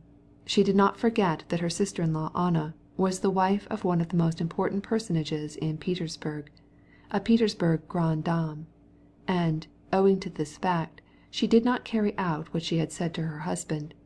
In other words, she did not forget that her sister was coming. "After all, Anna is not to blame," she said to herself. "I know nothing about her that is not good, and our relations have always been good and friendly." To be sure, as far as she could recall the impressions made on her by the Karenins at Petersburg, their home did not seem to her entirely pleasant. There was something false in the whole manner of their family. "But why should I not receive her? Provided, only, that she does not take it into her head to console me," thought Dolly. "I know what these Christian exhortations, consolations, and justifications mean. I have gone over them all 1,000 times, and they amount to nothing." Dolly had spent these last days alone with her children. She did not care to speak to anyone about her sorrow, and under the load of it she could not talk about indifferent matters. She knew that some way or other she should have to open her heart to Anna, and at one moment the thought that she could open her heart delighted her, and then again she was angry because she must speak of her humiliations before his sister, and listen to her ready-made phrases of exhortation and consolation. She had been expecting every moment to see her sister-in-law appear, and had been watching the clock, but, as often happens in such cases, she became so absorbed in her thoughts that she did not hear the doorbell. Hearing light steps and the rustling of a gown, she looked up, and involuntarily her jaded face expressed, not pleasure, but surprise. She arose and threw her arms round her sister-in-law. "Why, have you come already?" she cried, kissing her. "Dolly, how glad I am to see you." "And I am glad to see you," replied Dolly, with a faint smile, and trying to read, by the expression of Anna's face, how much she knew. "She knows all," was her thought as she saw the look of compassion on her features. "Well, let us go upstairs. I will show you to your room," she went on to say, trying to postpone as long as possible the time for explanations. "Is this Grisha? Heavens, how he has grown!" said Anna, kissing him. Then, not taking her eyes from Dolly, she added with a blush, "No, please let us not go yet." She took off her handkerchief and her hat, and when it caught in the locks of her dark curly hair, she shook her head and released it. "How brilliantly happy and healthy you look," said Dolly, almost enviously. "I?" exclaimed Anna. "Ah, heavens! Tanya, is that you, the playmate of my little Seroza?" said she, speaking to a little girl who came running in. She took her by the hand and kissed her. "What a charming little girl! Charming! But you must show them all to me." She recalled not only the name, the year, and the month of each, but their characteristics and their little ailments, and Dolly could not help feeling touched. "Come, let us go and see them," said she. "But Vasha is having her nap now. It's too bad." After they had seen the children, they came back to the sitting-room alone for coffee. Anna drew the tray toward her, and then she pushed it away. "Dolly," she said, "he has told me." Dolly looked at Anna coldly. She now expected some expression of hypocritical sympathy, but Anna said nothing of the kind. "Dolly, my dear," she said, "I do not intend to speak to you in defense of him, nor to console you. It is impossible. But Dushenka, dear heart, I am sorry for you with all my soul." Under her long lashes her brilliant eyes suddenly filled with tears. She drew closer, and with her energetic little hand seized the hand of her sister-in-law. Dolly did not repulse her, but her face still preserved its forlorn expression. "It is impossible to console me. After what has happened, all is over for me. All is lost." And she had hardly said these words ere her face suddenly softened a little. Anna lifted to her lips the thin, dry hand that she held and kissed it. "But Dolly, what is to be done? What is to be done? What is the best way to act in this frightful condition of things? We must think about it." "All is over. Nothing can be done," Dolly replied. "And, what is worse than all, you must understand it, is that I cannot leave him. The children. I am chained to him, and I cannot live with him. It is torture to see him." "Dolly, Golubchik, he has told me, but I should like to hear your side of the story. Tell me all." Dolly looked at her with a questioning expression. Sympathy and the sincerest affection were depicted in Anna's face. "I should like to," she suddenly said, "but I shall tell you everything from the very beginning. You know how I was married. With the education that Maman gave me, I was not only innocent, I was stupid. I did not know anything. I know they said husbands told their wives about their past lives, but she corrected herself, Stepan Arkadyevitch never told me anything. You would not believe it, but, up to the present time, I supposed that I was the only woman with whom he was acquainted. Thus I lived 8 years. You see, I not only never suspected him of being unfaithful to me, but I believed such a thing to be impossible, and with such ideas, imagine how I suffered when I suddenly learned all this horror, all this dastardliness. Understand me. To believe absolutely in his honor," continued Dolly, struggling to keep back her sobs, "and suddenly to find a letter from him to his mistress, to the governess of my children. No, this is too cruel." She hastily took out her handkerchief and hid her face in it. "I might have been able to admit a moment of temptation," she continued after a moment's pause, "but this hypocrisy, this continual attempt to deceive me, and for whom? To continue to be my husband, and yet have her. It is frightful. You cannot comprehend." "Oh, yes, I comprehend. I comprehend, my dear Dolly," said Anna, squeezing her hand. "And do you imagine that he appreciates all the horror of my situation?" continued Dolly. "Certainly not. He is happy and contented." "Oh, no," interrupted Anna warmly. "He is thoroughly repentant. He is overwhelmed with remorse." "Is he capable of remorse?" demanded Dolly, scrutinizing her sister-in-law's face. "Yes, I know him. I could not look at him without feeling sorry for him. We both of us know him. He is kind, but he is proud, and now he is so humiliated. What touched me most, Anna knew well enough that this would touch Dolly also, are the 2 things that pained him. In the first place, he was ashamed for the children, and secondly, because loving you, yes, loving you more than anyone else in the world," she added vehemently, to prevent Dolly from interrupting her, "he has wounded you grievously, has almost killed me. No, she will never forgive me, he keeps saying all the time." Dolly looked straight beyond her sister as she listened. "Yes, I understand that his position is terrible. The guilty suffers more than the innocent, if he knows that he is the cause of all the unhappiness. But how can I forgive him? How can I be his wife again after she has... For me to live with him henceforth would be torment all the more because I still love what I used to love in him." And the sobs prevented her from speaking. But as if on purpose, each time, after she had become a little calmer, she began again to speak of what hurt her most cruelly. "She is young, you see. She is pretty," she went on to say. "Do you realize, Anna, for whom I have sacrificed my youth, my beauty? For him and his children. I have worn myself out in his service. I have given him the best that I had. And now, of course, some one younger and fresher than I am is more pleasing to him. They have, certainly, discussed me between them, or, worse, have insulted me with their silence. Do you understand?" And again her jealousy flamed up in her eyes. "And after all this he will tell me? What? Could I believe it? No, never. It is all over. All that gave me recompense for my sufferings, for my sorrows. Would you believe it? Just now I was teaching Grisha. It used to be a pleasure to me. Now it is a torment. Why should I take the trouble? Why have I children? It is terrible because my whole soul is in revolt. Instead of love, tenderness, I am filled with nothing but hate. Yes, hate. I could kill him and... Dushenka, Dolly, I understand you, but don't torment yourself so. You are too excited, too angry, to see things in their right light. Dolly grew calmer, and for a few moments neither spoke.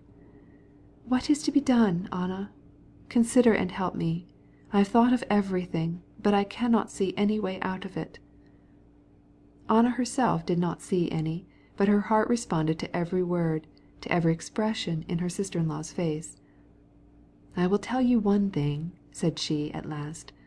I am his sister. I know his character, his peculiarity of forgetting everything. She touched her forehead. This peculiarity of his which is so conducive to sudden temptation, but also to repentance. At the present moment, he does not understand how it was possible for him to have done what he did. Not so. He understands, and he did understand, interrupted Dolly. But you forget me. Does that make the pain less for me? Wait. When he made his confession to me, I acknowledged that I did not appreciate the whole horror of your position. I saw only him and the fact that the family was broken up. I was sorry for him.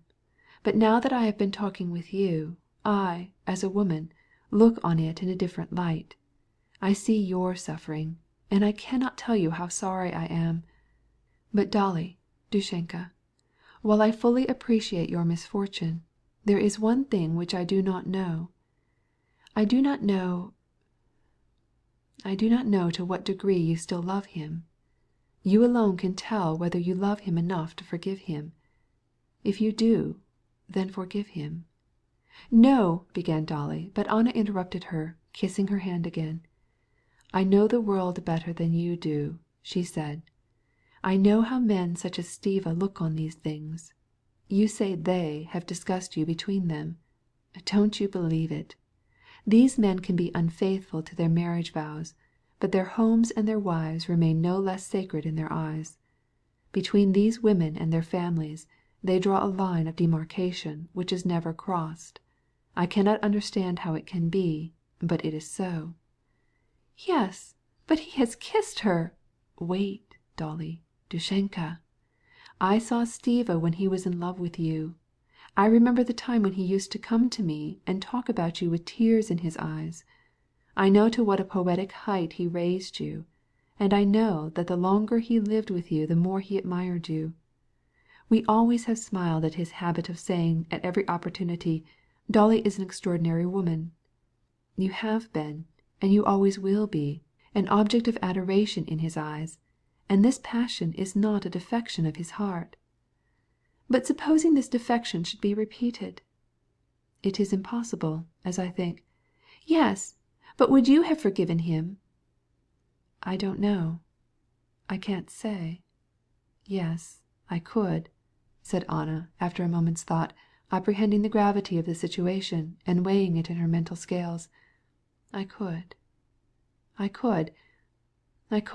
Yes, I could forgive him, but I should not be the same. But I should forgive him, and I should forgive him in such a way as to show that the past was forgotten, absolutely forgotten. Well, of course, interrupted Dolly impetuously, as if she was saying what she had said many times to herself. Otherwise it would not be forgiveness. If you forgive, it must be absolutely. Well, let me show you to your room, said she, rising and throwing her arm around her sister-in-law. My dear, how glad I am that you came. My heart is already lighter, much lighter. End of chapter 19. Part 1, Chapter 20 of Anna Karenina by Leo Tolstoy. Anna spent the whole day at home, that is to say, at the Oblonskys', and refused to see any callers, although some of her friends, having learned of her arrival, came to see her. The whole morning was given to Dolly and the children. She sent a note to her brother that he must dine at home. Come, God is merciful, she wrote. Oblonsky accordingly dined at home. The conversation was general, and his wife, when she spoke to him, called him "tui," thou, which had not been the case before. The relations between husband and wife remained cool, but nothing more was said about a separation, and Stepan Arkadyevitch saw the possibility of a reconciliation. Kitty came in soon after dinner. Her acquaintance with Anna Arkadyevna was very slight, and she was not without solicitude as to the welcome which she would receive from this great Petersburg lady, whose praise was in everybody's mouth. But she made a pleasing impression on Anna Arkadyevna. This she immediately realized. Anna evidently admired her youth and beauty, and Kitty was not slow in realizing a sense of being not only under her influence, but of being in love with her, and immediately fell in love with her, as young girls often fall in love with married women older than themselves. Anna was not like a society woman, or the mother of an 8-year-old son, but, by the vivacity of movement, by the freshness and animation of her face expressed in her smile and in her eyes, she would have been taken rather for a young girl of 20, had it not been for a serious and sometimes almost melancholy look, which struck and attracted Kitty. Kitty felt that she was perfectly natural and sincere, but that there was something about her that suggested a whole world of complicated and poetic interests far beyond her comprehension. After dinner, when Dolly had gone to her room, Anna went eagerly to her brother, who was smoking a cigar. "Stiva," she said, giving him a joyous wink, making the sign of the cross and glancing toward the door. "Go, and God help you." He understood her, and, throwing away his cigar, disappeared behind the door. As soon as she had gone, Anna sat down upon a divan, surrounded by the children. Either because they saw that their mamma loved this aunt, or because they themselves felt a special attraction toward her, the two eldest, and therefore the younger, as often happens with children, had taken possession of her even before dinner, and could not leave her alone. And now they were having something like a game, in which each tried to get next to her, to hold her little hand, to kiss her, to play with her rings, or even to cling to the flounces of her gown. "There, there, let us sit as we were before," said Anna, sitting down in her place. And Grisha, proud and delighted, thrust his head under his aunt's arm, and nestled up close to her. "And when is the ball?" she asked of Kitty. "Next week. It will be a lovely ball, one of those balls where one always has a good time." "Then there are places where one always has a good time?" asked Anna in a tone of gentle irony. "Strange, but it is so. We always enjoy ourselves at the Bobrishevs' and at the Nikitins', but at the Mezkovs' it is always dull. Haven't you ever noticed that?" "No, dusha moya, no ball could be amusing to me," said Anna, and again Kitty saw in her eyes that unknown world which had not yet been revealed to her. "For me they are all more or less tiresome."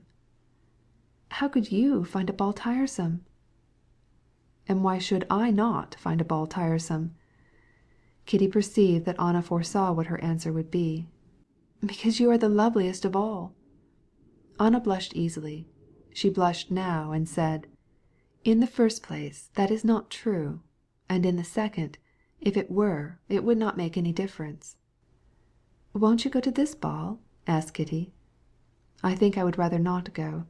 Here, take it," she said to Tanya, who was drawing off a loose ring from her delicate white finger.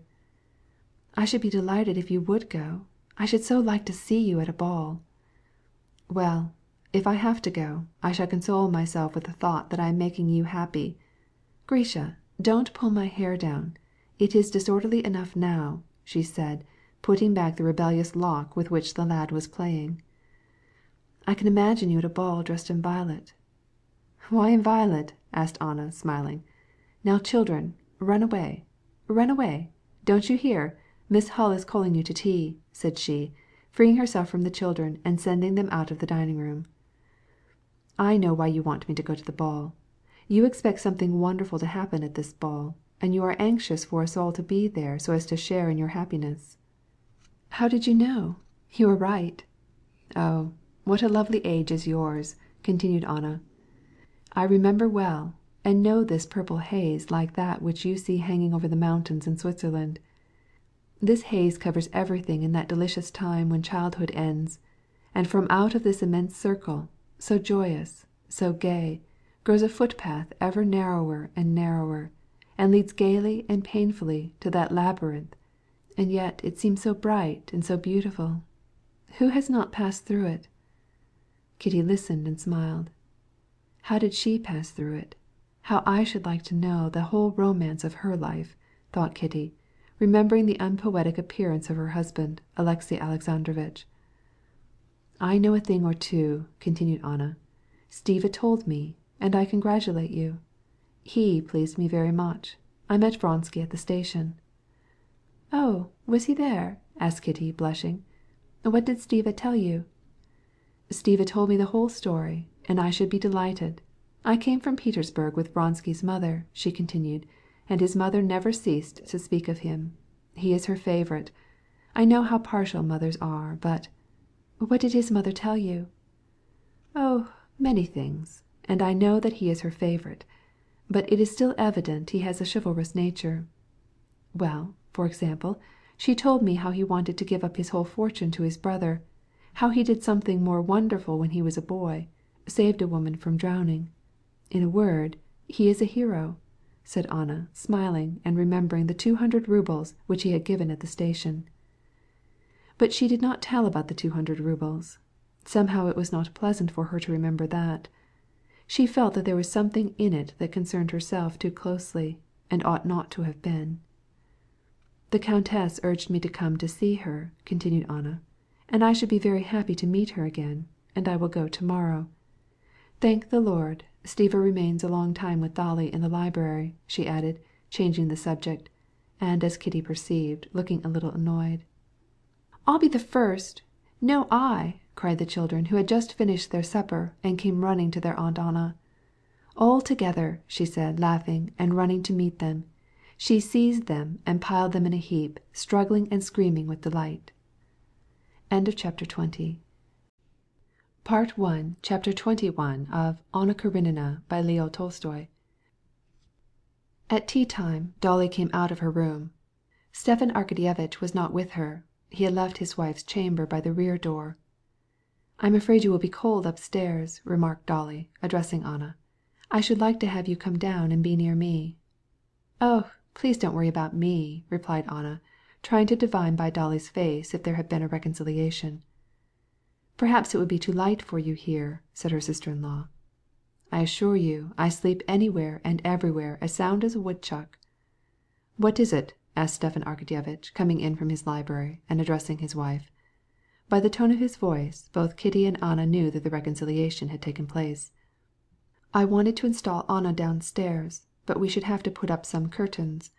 No one knows how to do it, and so I must," said Dolly, in reply to her husband's question. "God knows if they have wholly made it up," thought Anna, as she noticed Dolly's cold and even tone.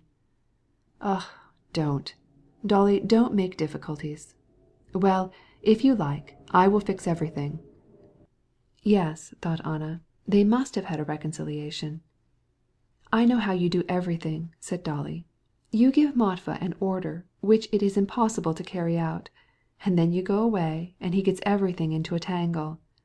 And her customary mocking smile wrinkled the corners of Dolly's lips as she said that. Complete reconciliation. Complete, thought Anna. Thank God. And rejoicing that she had been the cause of it, she went to Dolly and kissed her. "Not by any means.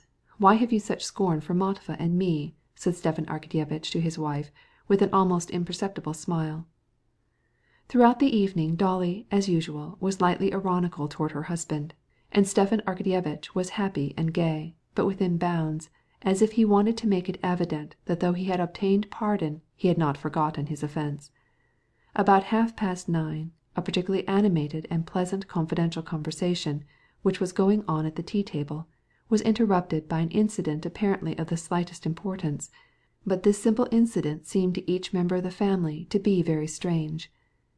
They were talking about one of their Petersburg acquaintances when Anna suddenly arose. "I have her picture in my album," she said, "and at the same time I will show you my little Seroza," she added with a smile of maternal pride. It was usually about 10 o'clock when she bade her son good night. Often she herself put him to bed before she went out to parties, and now she felt a sensation of sadness to be so far from him.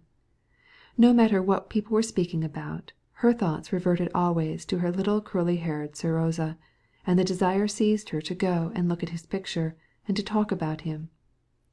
Using this first pretext, she, with her light, decided step, started to fetch her album. The stairs to her room started from the landing-place in the large staircase, which led from the heated hall. Just as she was leaving the drawing-room, the front door-bell rang. "Who can that be?" said Dolly. "It's too early to come after me, and it's too late for a call," remarked Kitty. "Doubtless somebody with papers for me," said Stepan Arkadyevitch. As Anna was passing the staircase she saw the servant going up to announce a caller, but the caller stood in the light of the hall lamp and was waiting. Anna glanced down and saw that it was Vronsky, and a strange sensation of joy, mixed with terror, suddenly seized her heart. He was standing with his coat on, and was taking something out of his pocket. At the same moment Anna reached the center of the staircase, he lifted his eyes and saw her, and his face assumed an expression of humility and confusion. She bowed her head slightly in salutation, and as she went on her way she heard Stepan Arkadyevitch's loud voice calling to him to come in, and then Vronsky's low, soft, tranquil voice excusing himself. When Anna reached the room with the album, he had gone, and Stepan Arkadyevitch was telling how he came to see about a dinner which they were going to give the next day in honor of some celebrity who was in town. "And nothing would induce him to come in. What a queer fellow," said Stepan Arkadyevitch. Kitty blushed. She thought that she alone understood what he had come for, and why he would not come in. "He must have been at our house," she thought, "and not finding me, have supposed that I was here. But he did not come in, because it was late, and Anna here." They all exchanged glances, but nothing was said, and they began to examine Anna's album. There was nothing extraordinary or strange in a man calling at 9:30 in the evening to inquire of a friend about the details of a proposed dinner and not coming in. Yet to everybody it seemed strange, and it seemed more strange and unpleasant to Anna than to anyone else. Chapter 22 of Anna Karenina by Leo Tolstoy. The ball was just beginning when Kitty and her mother mounted the grand staircase, brilliantly lighted and adorned with flowers and with powdered lackeys in red kaftans. In the ballrooms there was an incessant bustle of movement, which sounded like the humming of a beehive, and, as they stopped to give the last touches to their hair and gowns, before a mirror hung on the tree-decorated landing, they heard the scraping of violins as the orchestra was tuning up for the first waltz. A little old man, a civilian, who was smoothing his white locks in another mirror, and who exhaled a penetrating odor of perfumes, brushed against them on the stairway and stood aside, evidently impressed by Kitty's youth and beauty. A beardless young man, such as the old Prince Shtcherbatsky would have reckoned among the "mashers," wearing a very low-cut waistcoat and a white necktie which he adjusted as he walked, bowed to them, and after he had passed them turned back to ask Kitty for a quadrille. The first quadrille was already promised to Vronsky, and so she was obliged to content the young man with the second. An officer buttoning his gloves was standing near the door of the ballroom. He cast a glance of admiration at the blooming Kitty and caressed his moustache. Although Kitty had taken great pains and spent much labor on her toilet, her gown, and all her preparations for this ball, yet now she entered the ballroom in her complicated robe of tulle with its rose-colored overdress, as easily and naturally as if all these rosettes and laces, all the requirements of her toilet, had not caused her or her people a moment's attention, as if she had been born in this lace-trimmed ball-dress, and with a rose and 2 ribbons placed on the top of her graceful head. When the old princess, her mother, just before they entered the ballroom, was about to readjust her broad sash ribbon, Kitty gently declined. She felt that everything about her must surely be right and graceful, and that to readjust anything about her was unnecessary. Kitty was looking her prettiest. Her gown was not too tight anywhere. Her lace fichu did not slip down. Her rosettes did not crush, and did not pull off. Her rose-colored slippers with their high heels did not pinch her, but were agreeable to her feet. The thick braids of her hair kept perfectly in place on her graceful little head. All 3 buttons on her long gloves, which enveloped, without changing, the pretty shape of her hands, fastened easily and did not tear. The black velvet ribbon, attached to a medallion, was thrown daintily about her neck.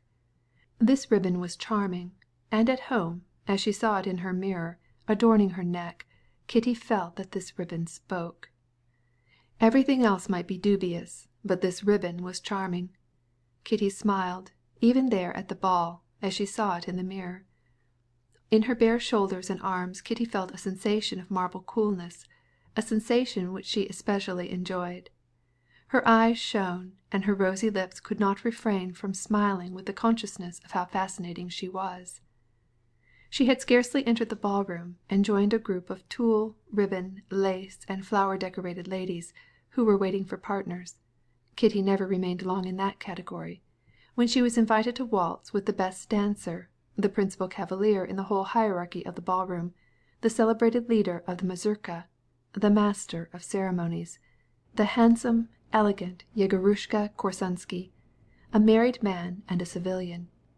He had just left the Countess Bonina, with whom he had been taking the first turns of the waltz, and, while looking round over his domain, in other words, over the few couples who were venturing out on the floor, he perceived Kitty, made his way to her in that easy manner peculiar to leaders of the mazurka, bowed, and without even asking her permission, put his arm around the young girl's slender waist. She looked for someone to whom to confide her fan, and the mistress of the mansion, smiling on her, took charge of it. "How good of you to come early," said Korsunsky, as he put his arm around her waist. "I don't like the fashion of being late." Kitty placed her left hand on her partner's shoulder, and her little feet, shod in rose-colored bashmaks, glided swiftly, lightly, and rhythmically over the polished floor. "It is restful to dance with you," said he, as he fell into the slow measures of the waltz. "Charming! Such lightness! Such precision!" That was what he said to almost all his dancing acquaintances. She smiled at his flattery, and continued to study the ballroom across her partner's shoulder.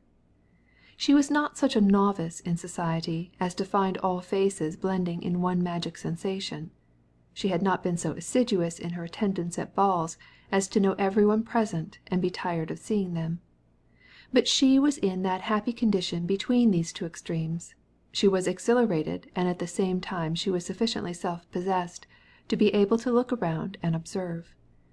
She noticed a group that had gathered in the left-hand corner of the ballroom, composed of the very flower of society. Korsunsky's wife, Lyddy, a beauty in an extremely low-cut corsage, was there. The mistress of the mansion was there. There shone Kriven's bald head, always to be seen where the flower of society was gathered. Young men were looking at this group, and not venturing to join it. Then her eyes fell on Stiva, who was also there, and then she saw Anna's elegant figure dressed in black velvet, and he was there. Kitty had not seen him since the evening when she refused Levin. Kitty's eyes instantly recognized him across the room, and saw that he was looking at her. "Shall we take one more turn? You are not fatigued?"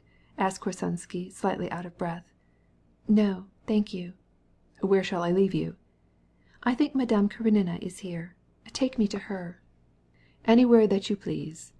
And Korsunsky, still waltzing with Kitty but with a slower step, made his way toward the group on the left, saying as he went, "Pardon, mesdames. Pardon, pardon, mesdames." And steering skillfully through the sea of laces, tulle, and ribbons, without catching a feather, placed her in a chair after a final turn, which gave a glimpse of her slender ankles in dainty blue stockings, while her train spread out like a fan and covered Kriven's knees.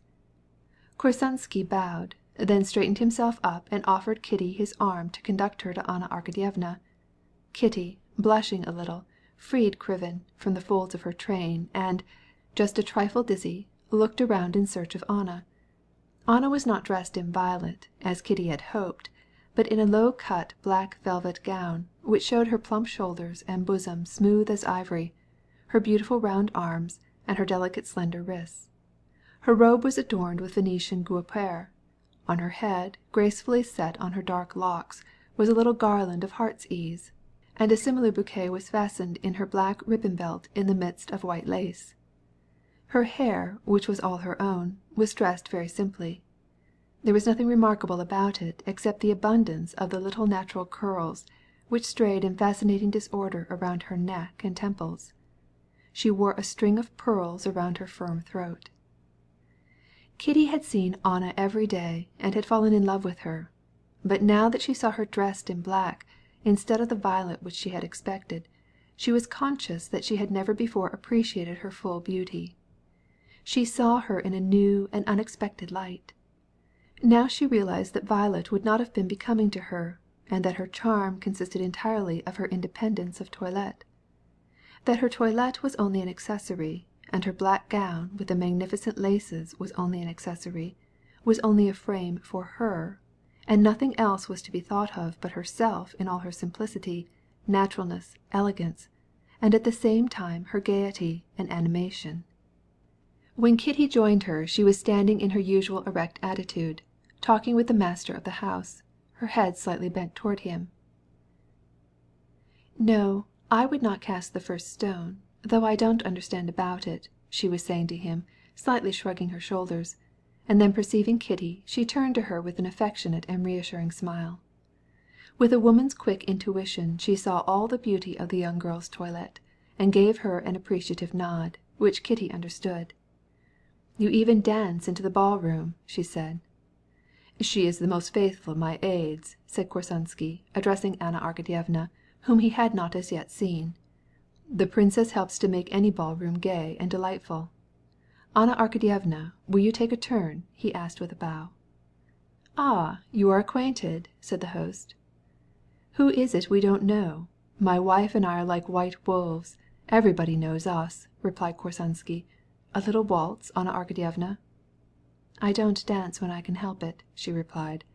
"But you can't help it tonight," said Korsunsky. At this moment Vronsky joined them.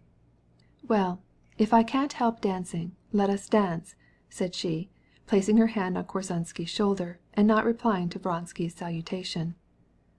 "Why is she vexed with him?" thought Kitty, noticing that Anna purposely paid no attention to Vronsky's bow. Vronsky joined Kitty, reminded her that she was engaged to him for the first quadrille, and expressed regret that he had not seen her for so long. Kitty, while she was looking with admiration at Anna as she waltzed, listened to Vronsky. She expected that he would invite her, but he did nothing of the sort, and she looked at him with astonishment. A flush came into his face, and he hastily suggested that they should waltz, but he had scarcely put his arm around her slender waist and taken the first step, when suddenly the music stopped. Kitty looked into his face, which was close to her own, and for many a long day, even after years had passed, the loving look which she gave him, and which he did not return, tore her heart with cruel shame. "Pardon, pardon! A waltz, a waltz!" cried Korsunsky at the other end of the ballroom, and, seizing the first young lady at hand, he began once more to dance. Chapter 22. Part 1, Chapter 23 of Anna Karenina by Leo Tolstoy. Vronsky took a few turns with Kitty, then she joined her mother, but she had time for only a few words with the Countess Nordstone, ere Vronsky came back to get her for the first quadrille. During the quadrille nothing of importance was said. Their conversation was first on Korsunsky and his wife, whom Vronsky described very amusingly as amiable children of 40 years, then on some private theatricals, and only once did his words give her a keen pang, when he asked if Levin were there, and added that he liked him very much. But Kitty counted little on the quadrille. She waited for the mazurka with a violent beating of the heart. She had a feeling that during the mazurka all would surely be settled. The fact that Vronsky did not ask her during the quadrille did not disturb her. She felt sure that she should be selected as his partner for the mazurka, as in all preceding balls, and she refused 5 invitations, saying that she was engaged. This whole ball, even to the last quadrille, seemed to Kitty like a magical dream, full of flowers, of joyous sounds, of movement. She did not cease to dance until her strength began to fail, and then she begged to rest a moment. But in dancing the last quadrille with one of those tiresome men whom she found it impossible to refuse, she found herself in the same set with Vronsky and Anna. Kitty had not fallen in with Anna since the beginning of the ball, and now again she suddenly saw her in another new and unexpected light. She seemed laboring under an excitement such as Kitty herself had experienced, that of success. She saw that Anna was excited and intoxicated with the wine of admiration. Kitty knew the sensation, knew the symptoms, and recognized them in Anna.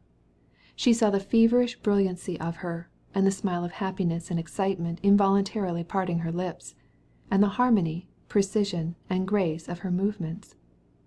Who has caused it? She asked herself. All or one? She could not help her tormented partner in the conversation, the thread of which he had dropped and could not pick up again. And though she submitted with apparent good grace to the loud orders of Korsunsky, shouting "Ladies' chain" and "All hands around," she watched her closely, and her heart oppressed her more and more. No, it is not the approval of the crowd that has so intoxicated her, but the admiration of the one. And that one? Can it be he? Every time Vronsky spoke to Anna her eyes sparkled with pleasure, and a smile of happiness parted her rosy lips. She seemed to make an effort not to exhibit any signs of this joy, but nevertheless happiness was painted on her face. Can it be he? Thought Kitty. She looked at him, and was horror-struck.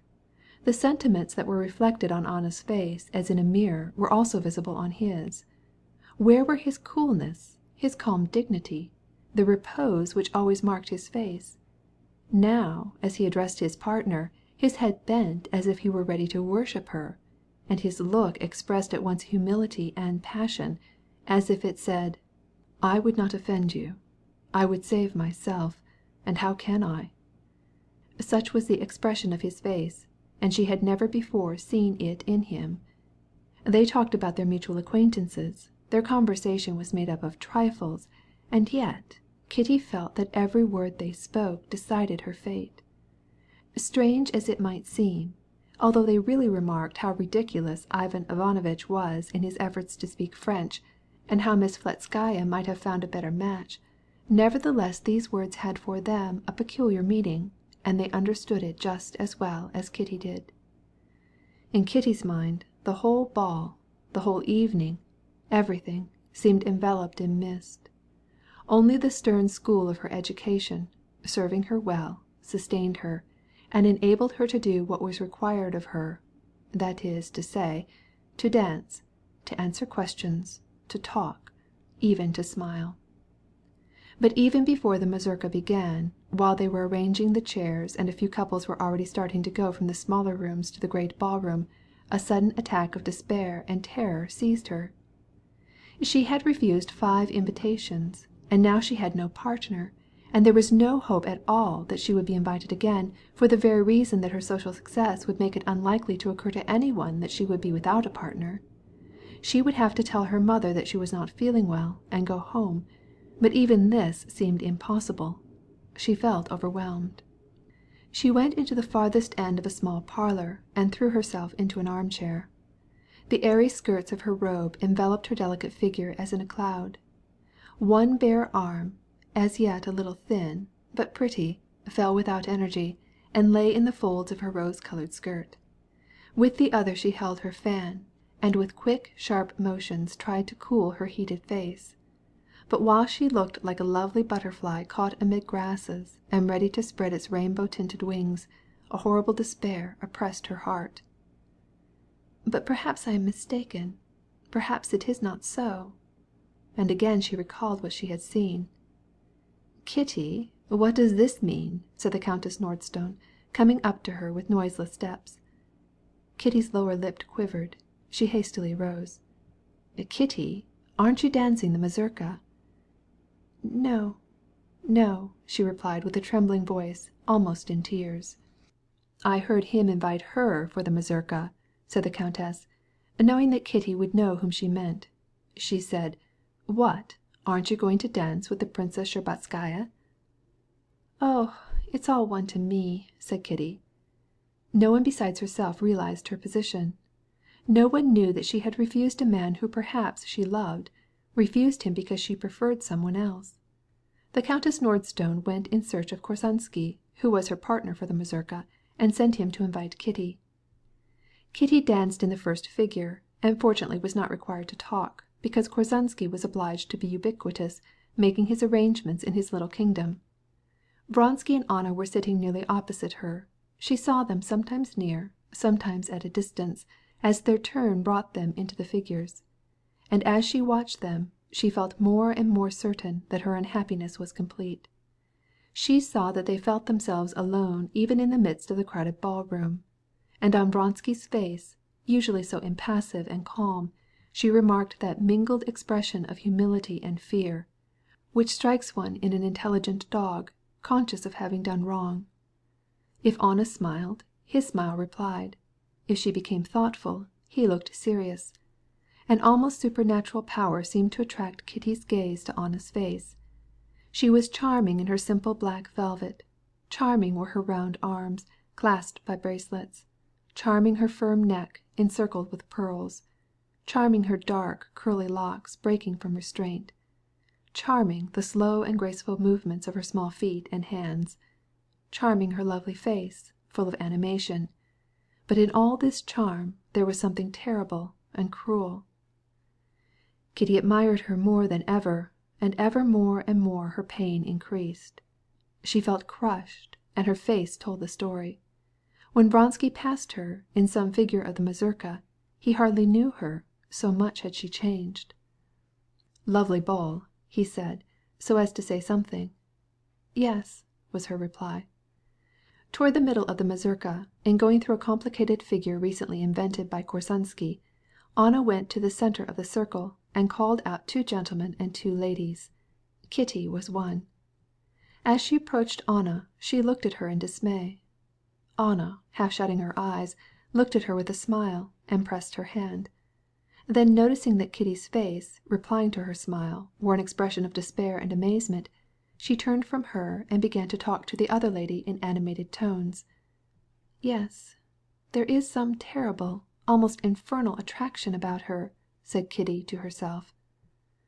Anna did not wish to remain to supper, but the host insisted. "Do stay, Anna Arkadyevna," said Korsunsky, as she stood with her bare arm resting on the sleeve of his coat. "Such a cotillion I have in mind, un beau jeu." And the master of the house, looking on with a smile, encouraged his efforts to detain her. "No, I cannot stay," said Anna, also smiling, but in spite of her smile the 2 men understood by the determination in her voice that she would not stay. "No, for I have danced here in Moscow at this single ball more than all winter in Petersburg," said she, looking at Vronsky, who was standing near. "One must rest before a journey." "And so you are really going back tomorrow?" he asked. "Yes, I think so," replied Anna, as if surprised at the boldness of his question. But as she said this to him, the brilliancy of her eyes and of her smile set his heart on fire. Anna Arkadyevna did not stay for supper, but took her departure. End of chapter 23. Part 1, chapter 24 of Anna Karenina by Leo Tolstoy. "Yes, there must be something repellent, even repulsive, about me," thought Levin, as he left the Shtcherbatskys and went on foot in search of his brother. "I am not popular with men. They say it is pride. No, I am not proud. If I had been proud, I should not have put myself in my present situation." And he imagined himself Vronsky, happy, popular, calm, witty, who had apparently never put himself in such a terrible position as he was in that evening. Yes, she naturally chose him, and I have no right to complain about any one or anything. I myself am to blame. What right had I to think that she would ever unite her life with mine? Who am I? And what am I? A man useful to no one, a good-for-nothing. Then the memory of his brother Nikolai came back to him. Was he not right in saying that everything in the world was miserable and wretched? Have we been, and are we, just in our judgment of our brother Nikolai? Of course, from the point of view of Prokofy, who saw him drunk and in ragged clothes, he is a miserable creature, but I judge him differently. I know his heart, and I know that we are alike, and I, instead of going to find him, have been out dining, and to this reception. Levin went to a street lamp and read his brother's address, which was written on a slip of paper and called an izvozchik. All the long way he vividly recalled one by one the well-known incidents of his brother Nikolai's life. He remembered how at the university, and for a year after his graduation, he had lived like a monk, notwithstanding the ridicule of his comrades, strictly devoted to all forms of religion, services, fasts, turning his back on all pleasures, and especially women. And then how he had suddenly turned around and fallen into the company of people of the lowest lives, and entered upon a course of dissipation and debauchery. He remembered his conduct toward a lad whom he had taken from the country to bring up, and whom he whipped so severely in a fit of anger that he narrowly escaped being transported for mayhem. He remembered his conduct toward a swindler to whom he owed a gambling debt, and in payment of it had given him his note, and whom he had caused to be arrested on the charge of cheating him. This was, in fact, money that Sergei Ivanovitch had just paid. Then he remembered the night spent by Nikolai at the station house on account of a spree. He remembered the scandalous lawsuit against his brother Sergei Ivanovitch because Sergei had refused to pay his share of their mother's estate. And finally he recalled his last adventure, when after he had gone to take a position at the western frontier, he was dismissed for assaulting a superior. All this was detestable, but it did not seem nearly so odious to Levin as it would have been to those who did not know Nikolai, did not know his history, did not know his heart. Levin remembered how at the time when Nikolai was occupied with his devotions, his fastings, his priests, his ecclesiastical observances, when he was seeking to curb his passionate nature by religion, no one had aided him, but on the contrary, everyone, even himself, had made sport of him. They had mocked him, nicknamed him Noah, the monk. Then, when he had fallen, no one had helped him, but all had turned from him with horror and disgust. Levin felt that his brother Nikolai at the bottom of his heart, in spite of all the deformity of his life, was not so very much worse than those who despised him. He was not to blame for having been born with his unrestrainable character and his peculiarities of intellect. He had always had good impulses. "I will tell him everything, and I will make him tell me everything, and show him that I love him, and therefore understand him," said Levin to himself, and about 11 o'clock in the evening he bade the driver take him to the hotel indicated in the address. "Upstairs, numbers 12 and 13, said the Swiss in reply to Levin's question. "Is he at home?" "Probably." The door of number 12 was half open, and from the room came the dense fumes of cheap, poor tobacco, and a voice unknown to Levin was heard speaking. But Levin instantly knew his brother was there. He recognized his cough. When he reached the door, the unknown voice was saying, "All depends on whether the affair is conducted in a proper and rational manner." Konstantin Levin glanced through the doorway and saw that the speaker was a young man in a peasant's sleeveless coat and with an enormous mop of hair on his head. On the divan was sitting a young woman with pock-marked face and dressed in a woolen gown without collar or cuffs. His brother was not to be seen. A pain shot through Konstantin's heart to think of the strange people with whom his brother associated. No one heard him, and, while he was removing his goloshes, he listened to what the man in the sleeveless coat was saying. He was speaking of some enterprise. "Well, the devil take the privileged classes," said his brother's voice after a fit of coughing. "Masha, see if you can get us something to eat and bring some wine if there's any left. If not, go for some." The woman arose, and as she came out from behind the screen she saw Konstantin. "A gentleman here, Nikolai Dmitrich," she cried. "What is wanted?" said the voice of Nikolai Levin angrily. "It's I," replied Konstantin, appearing at the door. "Who's I?" repeated Nikolai's voice, still more angrily. Then he was heard quickly rising and stumbling against something, and Konstantin saw before him at the door his brother's well-known figure, still remarkable by reason of his shyness and ill health, infirm, tall, thin, and bent, with great startled eyes. He was still thinner than when Konstantin had last seen him 3 years before. He wore a short overcoat. His hands and his bony frame seemed to him more colossal than ever. His hair was grown thinner, but the same stiff moustaches hid his lips, the same eyes glared at his visitor uncannily and naively. "Ah, Kostya!" he cried suddenly, recognizing his brother, and his eyes shone with joy. But the same instant he fixed his eyes on the younger man and made a quick convulsive motion of his head and neck, as if his cravat choked him, a gesture well known to Konstantin, and an entirely different expression, wild and bitter and expressive of martyrdom, came into his sunken face. "I wrote to both you and Sergey Ivanovitch that I do not know you, nor wish to know you. What do you want? What does either of you want?" He was not at all as Konstantin had imagined him. The hardest and vilest elements of his character, which had made any relations with him difficult, had faded from Konstantin Levin's memory whenever he thought about him. And now, when he saw his face and the characteristic convulsive motions of his head, he remembered it all. "But I wanted nothing of you except to see you," he replied timidly. "I only came to see you." His brother's diffidence apparently disarmed Nikolai. His lips relaxed. "Ah, did you?" said he. "Well, come in. Sit down. Do you want some supper? Masha, bring enough for 3. No, hold on. Do you know who this is?" he asked his brother, pointing to the young man in the peasant coat. "This gentleman is Mr. Kritsky, a friend of mine from Kiev, a very remarkable man. It seems the police are after him because he is not a coward." And he looked, as his habit was, at all who were in the room.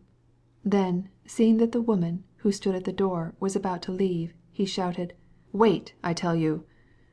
Then, in his extravagant, incoherent manner of speech, which Konstantin knew so well, he began to tell his brother the whole story of Kritsky's life, how he had been driven from the university because he had tried to found an aid society and Sunday schools among the students, how afterwards he had been appointed teacher in one of the public schools, only to be dismissed, and how finally he had been tried for something or other. "Were you at the University of Kiev?" asked Konstantin of Kritsky, in order to break the awkward silence that followed. "Yes, I was at Kiev," replied Kritsky curtly, with a frown. "And this woman," cried Nikolai Levin, pointing to the girl, "is the companion of my life, Marya Nikolaevna.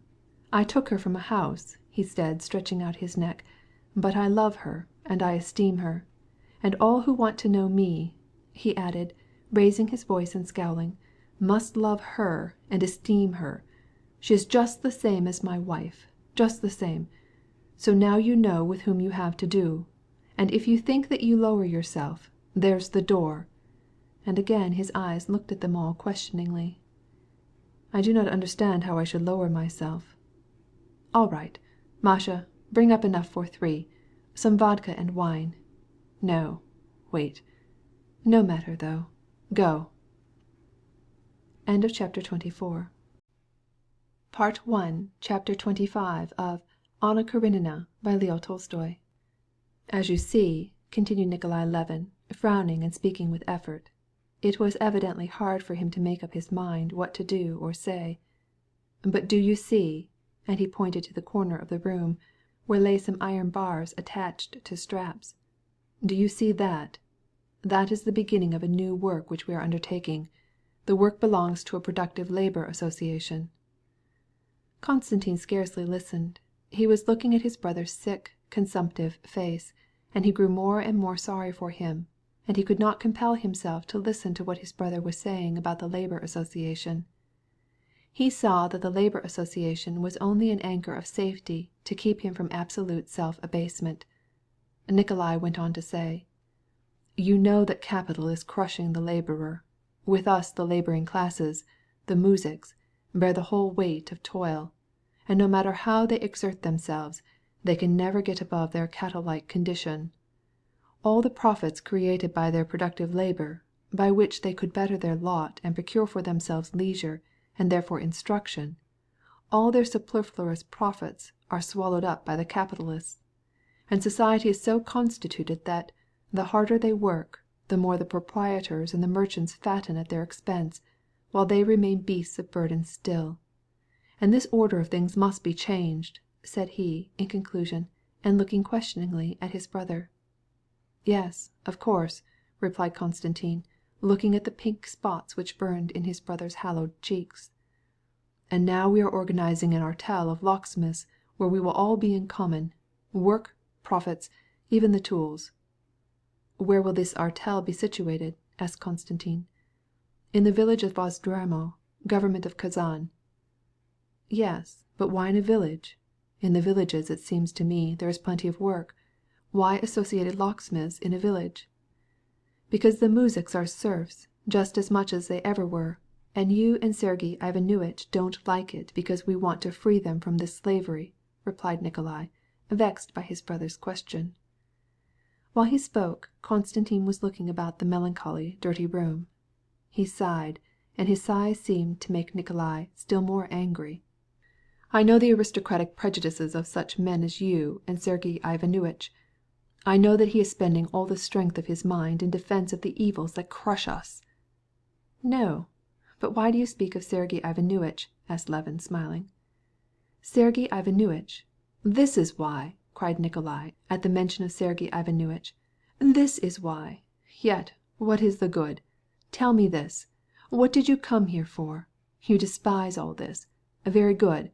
Go away, for God's sake!" he cried, rising from his chair. "Go away! Go away!" "I don't despise anything," said Konstantin gently. "I only refrain from discussing." At this moment Marya Nikolaevna came in. Nikolai looked up at her angrily, but she quickly stepped up to him and whispered a few words in his ear. "I am not well. I become easily irritable," he explained, growing calmer and breathing with difficulty. "And you just spoke to me about Sergey Ivanovitch and his article. It is so rubbishy, so idle, so full of error. How can a man who knows nothing about justice write about it? Have you read his article?" said he, turning to Krisky, and then, going to the table, he brushed off the half-rolled cigarettes so as to clear away a little space. "I have not read it," replied Krisky, gloomily, evidently not wishing to take part in the conversation. "Why?" cried Nikolai, irritably, still addressing Krisky. "Because I don't consider it necessary to waste my time on it." "That is, excuse me, how do you know that it would be a waste of time? For many people this article is inaccessible, because it is above them. But I find it different. I see the thoughts through and through, and know wherein it is weak." No one replied. Krisky slowly arose and took his hat. "Won't you take some lunch? Well, good-bye. Come tomorrow with the locksmith." Krisky had hardly left the room when Nikolai smiled and winked. "He is to be pitied, but I see—" Just at that instant Krisky, calling at the door, interrupted him. "What do you want?" he asked, joining him in the corridor. Left alone with Marya Nikolaevna, Levin said to her, "Have you been long with my brother?" "This is the second year. His health has become very feeble. He drinks a great deal," she said. "What do you mean?" "He drinks vodka, and it is bad for him." "Does he drink too much?" "Yes," said she, timidly looking toward the door where Nikolai Levin was just entering. "What were you talking about?" he demanded with a scowl, and looking from one to the other with angry eyes. "Tell me."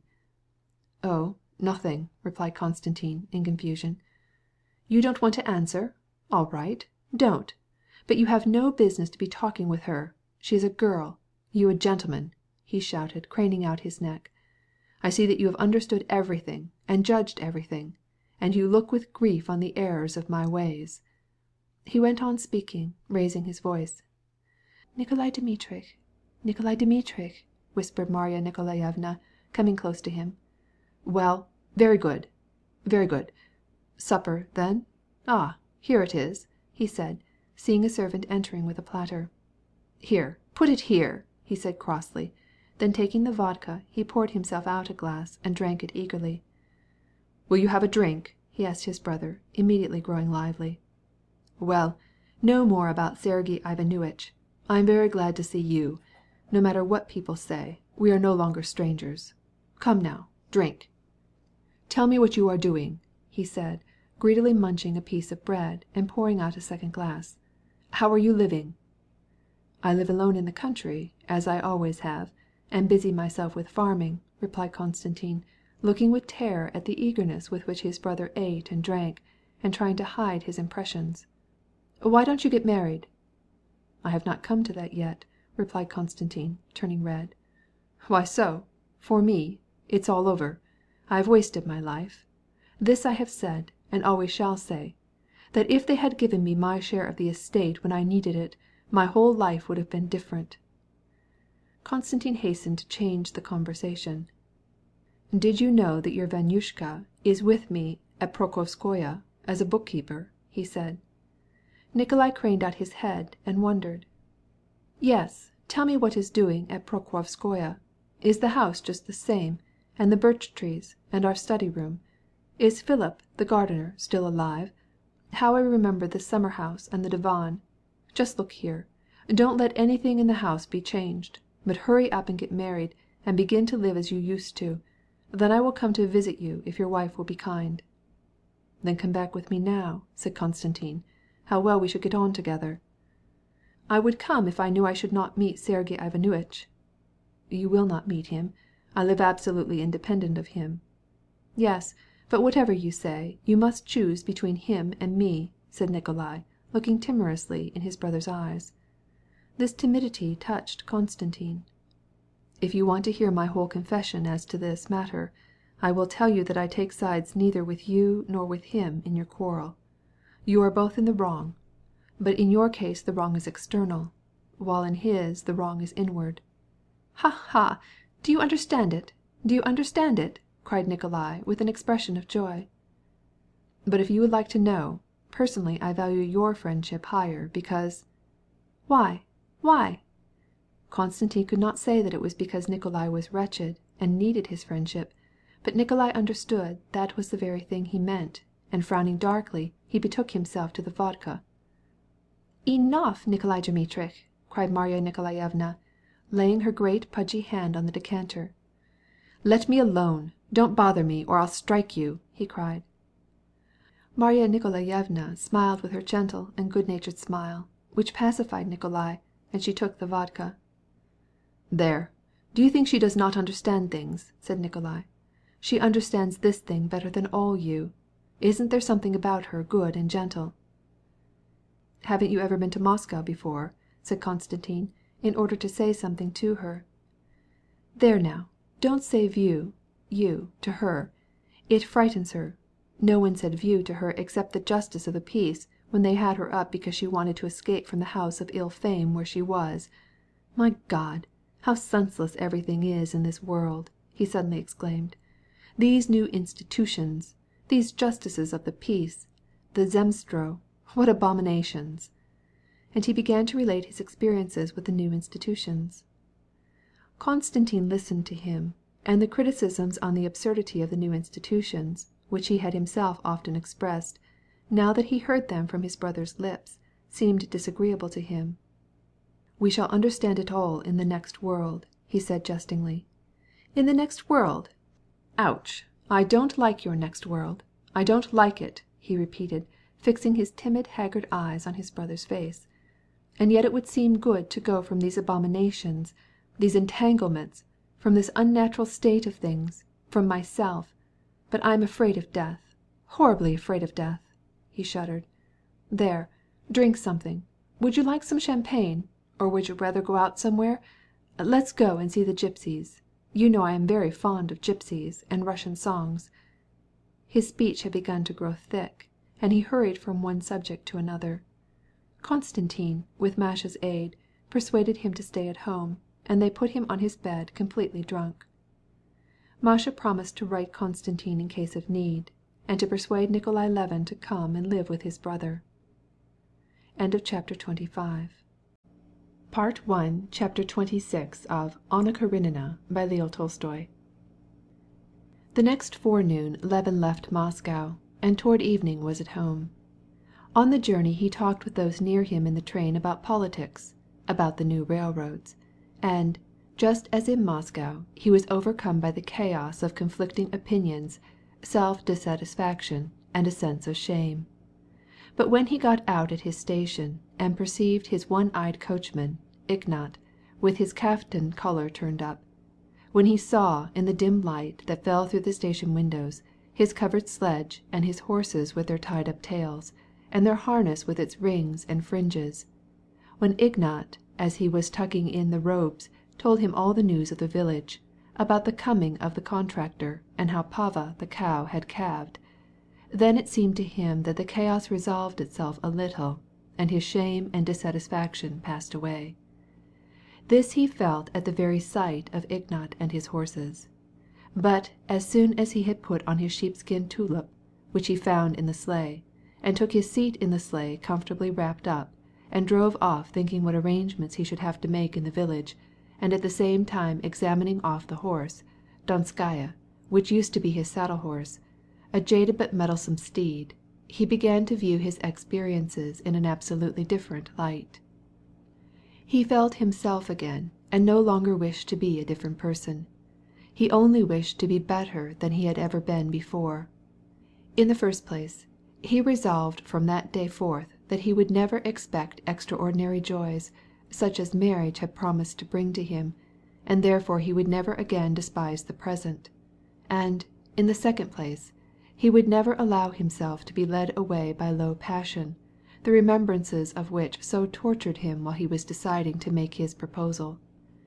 And lastly, as he thought of his brother Nikolai, he resolved that he would never again forget him, but that he would keep track of him and not let him out of sight, so that he might be in readiness to aid him whenever the evil moment arrived, and that seemed likely to be very soon. Then the conversation about communism, which he had so lightly treated with his brother, came back to him, and made him reflect.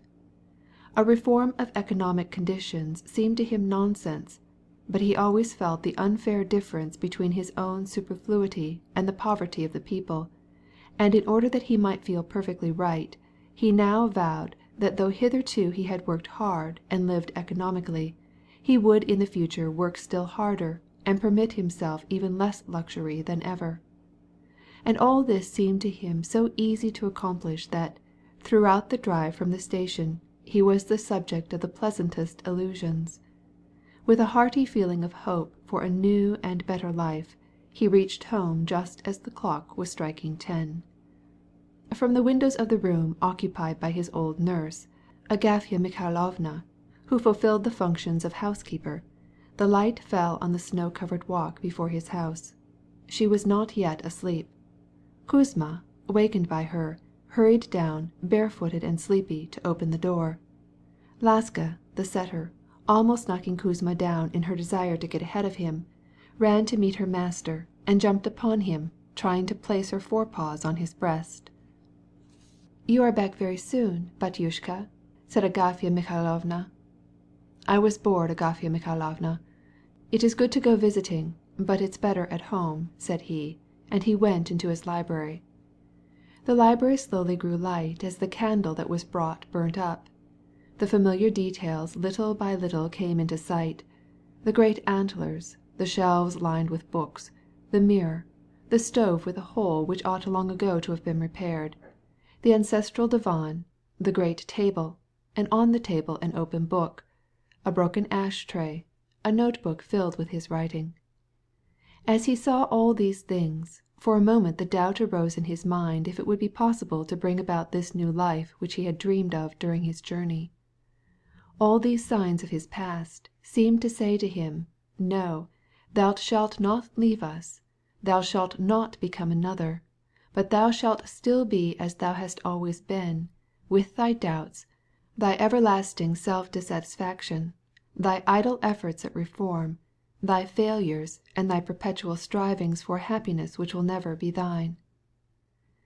But while these external objects spoke to him thus, a different voice whispered to his soul, bidding him cease to be a slave to his past, and declaring that a man has every possibility within him.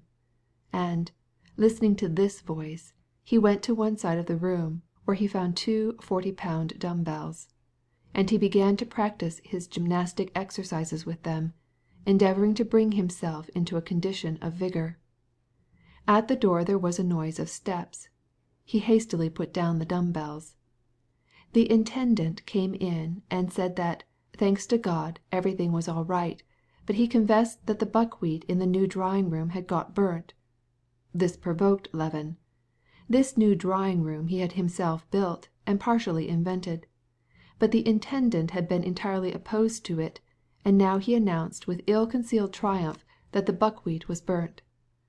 Levin was sure that it was because he had neglected the precautions 100 times suggested. He grew angry and reprimanded the intendant. But there was one fortunate and important event. Pava, his best, his most beautiful cow, which he had bought at the cattle show, had calved. "Kuzma, give me my tulip. And you," he said to the intendant, "get a lantern. I will go and see her." The stable for the cattle was immediately behind the house. Crossing the courtyard, where the snow was heaped under the lilac bushes, he stepped up to the stable. As he opened the frosty door, he was met by the warm fumes of manure, and the cows, astonished at the untaught light of the lantern, stirred on their fresh straw. The light fell upon the broad black back of his piebald Holland cow. Berkut, the bull, with a ring in his nose, tried to get to his feet, but changed his mind, and only snorted as they passed by. The beautiful Pava, huge as a hippopotamus, was lying near her calf, snuffing at it, and protecting it against those who would come too close. Levin entered the stall, examined Pava, and lifted the calf, spotted with red and white, on its long awkward legs. Pava began to low with anxiety, but was reassured when the calf was restored to her, and began to lick it with her rough tongue. The calf hid its nose under its mother's side, and frisked its tail. "Bring the light this way, Fyodor, this way," said Levin, examining the calf. "Like its mother, but its color is like the sire's. Very pretty. Long hair and prettily spotted.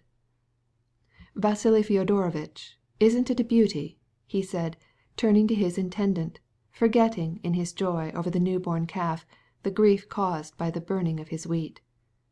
"Why should it be homely? But Semyon the contractor was here the day after you left. It will be necessary to come to terms with him, Konstantin Dmitrich," replied the intendant. "I have already spoken to you about the machine." This single phrase brought Levin back to all the details of his enterprise, which was great and complicated. And from the stable he went directly to the office, and after a long conversation with the intendant and Semyon the contractor, he went back to the house, and marched straight up to the drawing-room. Chapter 27 of Anna Karenina by Leo Tolstoy. Levin's house was old and large, but, though he lived there alone, he occupied and warmed the whole of it. He knew that this was ridiculous. He knew that it was bad and contrary to his new plans, but this house was a world in itself to him. It was a world where his father and mother had lived and died. They had lived a life which, for Levin, seemed the ideal of all perfection, and which he dreamed of renewing with his own wife, with his own family.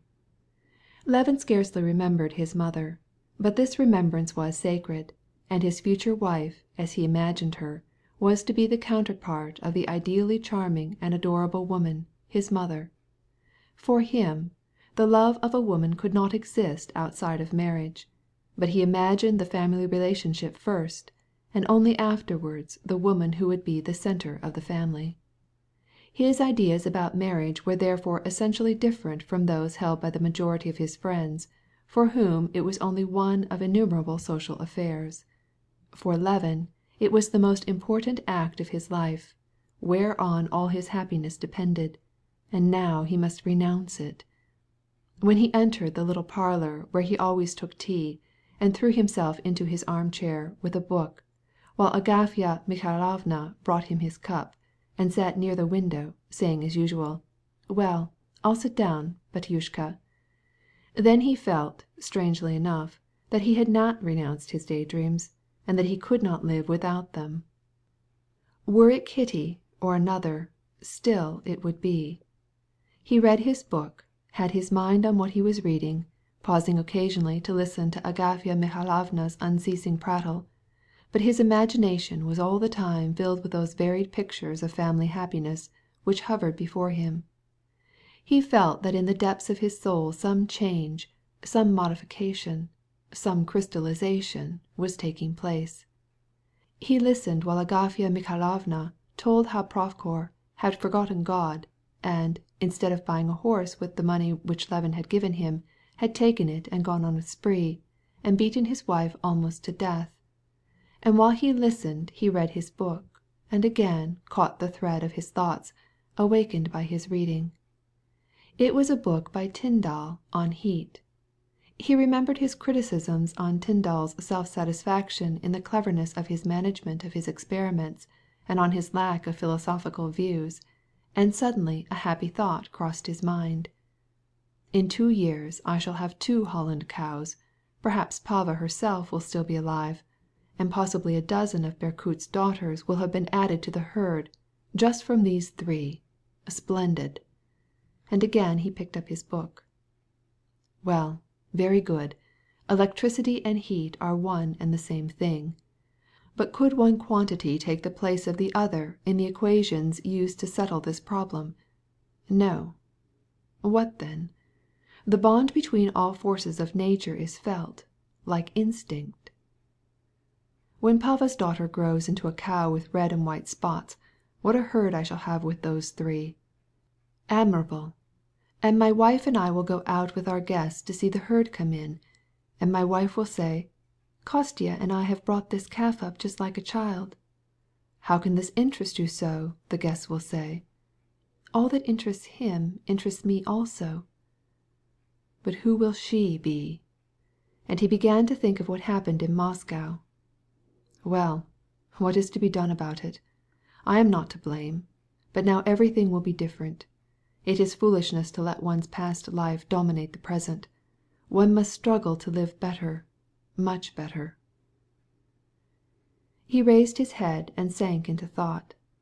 Old Alaska, who had not yet got over her delight at her master's return, had been barking up and down the courtyard. She came into the room, wagging her tail and bringing the freshness of the open air, and thrust her head under his hand and begged for a caress, whining plaintively. "She almost talks," said Agafya Mikhailovna. "She is only a dog, but she knows just as well that her master has come home and is sad." "Why sad?" "Da, don't I see it, Batyushka? It's time I knew how to read my masters. Grew up with my masters since they were children. No matter, Batyushka, your health is good and your conscience pure." Levin looked at her earnestly, in astonishment that she so divined his thoughts. "And shall I give you some more tea?" said she, and taking the cup, she went out. Laska continued to nestle her head in her master's hand.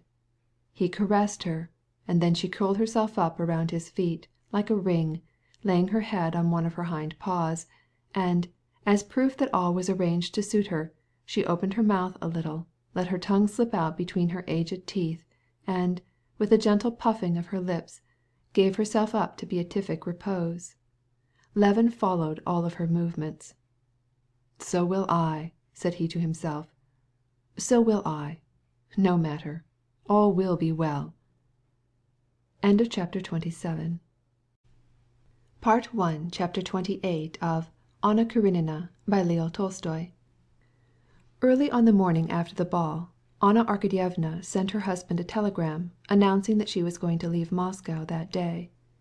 "No, I must go," she said to her sister-in-law, in explanation of her change of plan, and her tone signified that she had just remembered something that demanded her instant attention. "No, it would be much better if I could go this morning."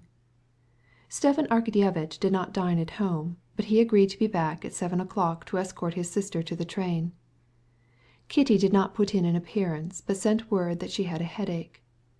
Dolly and Anna dined alone with the children and the English governess. Either the children were fickle or they were very sensitive and felt that Anna was not at all as she had been on the day when they had taken so kindly to her, that she no longer cared for them, for they suddenly ceased playing with their aunt, seemed to lose their affection for her, and cared very little that she was going away. Anna spent the whole morning in making the preparations for her departure. She wrote a few notes to her Moscow acquaintances, settled her accounts, and packed. To Dolly especially it seemed that she was not in a happy frame of mind, but in that state of mental agitation which Dolly knew from experience arose, not without excellent reason, from dissatisfaction with herself. After dinner Anna went to her room to dress, and Dolly followed her. "How strange you are to-day," said Dolly. "I? Do you think so? I am not strange, but I am cross. This is common with me. I should like to have a good cry. It is very silly, but it will pass away," said Anna, speaking quickly, and hiding her blushing face in a little bag where she was packing her toilet articles and her handkerchiefs. Her eyes shone with tears which she could hardly keep back. "I was so loath to come away from Petersburg, and now I don't want to go back." "You came here, and you did a lovely thing," said Dolly, attentively observing her. Anna looked at her with eyes wet with tears. "Don't say that, Dolly. I have done nothing, and could do nothing. I often ask myself why people say things to spoil me. What have I done? What could I do? You found that your heart had enough love left to forgive. Without you, God knows what would have been. How fortunate you are, Anna," said Dolly. "All is serene and pure in your soul." "Everyone has a skeleton in his closet, as the English say." "What skeleton have you, pray? In you everything is so serene." "I have mine," cried Anna suddenly, and an unexpected, crafty, mocking smile hovered over her lips in spite of her tears. "Well, in your case the skeleton must be a droll one, and not grievous," replied Dolly with a smile. "No, it is grievous. Do you know why I go to-day and not to-morrow? This is a confession which weighs me down, but I wish to make it," said Anna decidedly, sitting down in an armchair and looking Dolly straight in the eyes. And to her astonishment she saw that Anna was blushing, even to her ears, even to the dark curls that played around the back of her neck. "Yes," Anna proceeded. "Do you know why Kitty did not come to dinner? She is jealous of me. I spoiled. It was through me that the ball last night was a torment and not a joy to her. But truly, truly, I was not to blame, or not much to blame," she said, with a special accent on the word "nemnozko," not much. "Oh, how exactly you said that like Stiva," remarked Dolly, laughing. Anna was vexed. "Oh, no, I am not like Stiva," said she, frowning. "I have told you this simply because I do not allow myself, for an instant, to doubt myself." But the very moment that she said these words she perceived how untrue they were. She not only doubted herself, but she felt such emotion at the thought of Vronsky that she took her departure sooner than she otherwise would, so that she might not meet him again. "Yes, Stiva told me that you danced the mazurka with him, and that he. You cannot imagine how ridiculously it turned out. I thought only to help along the match, and suddenly it went exactly opposite. Perhaps against my will, I." She blushed and did not finish her sentence. "Oh, these things are felt instantly," said Dolly. "I should be in despair if I felt that there was anything serious on his part," interrupted Anna. "But I am convinced that all this will be quickly forgotten, and that Kitty will not long be angry with me." "In the first place, Anna, to tell the truth, I should not be very sorry if this marriage fell through. It would be vastly better for it to stop right here if Vronsky can fall in love with you in a single day." "Oh, heavens! That would be so idiotic," said Anna, and again an intense blush of satisfaction overspread her face at hearing the thought that occupied her expressed in words. "And that is why I go away, after making an enemy of Kitty, whom I love so dearly. Oh, how sweet she is! But you will arrange that, Dolly, won't you?" Dolly could hardly refrain from smiling. She loved Anna, but it was pleasant to her to discover that she also had her weaknesses.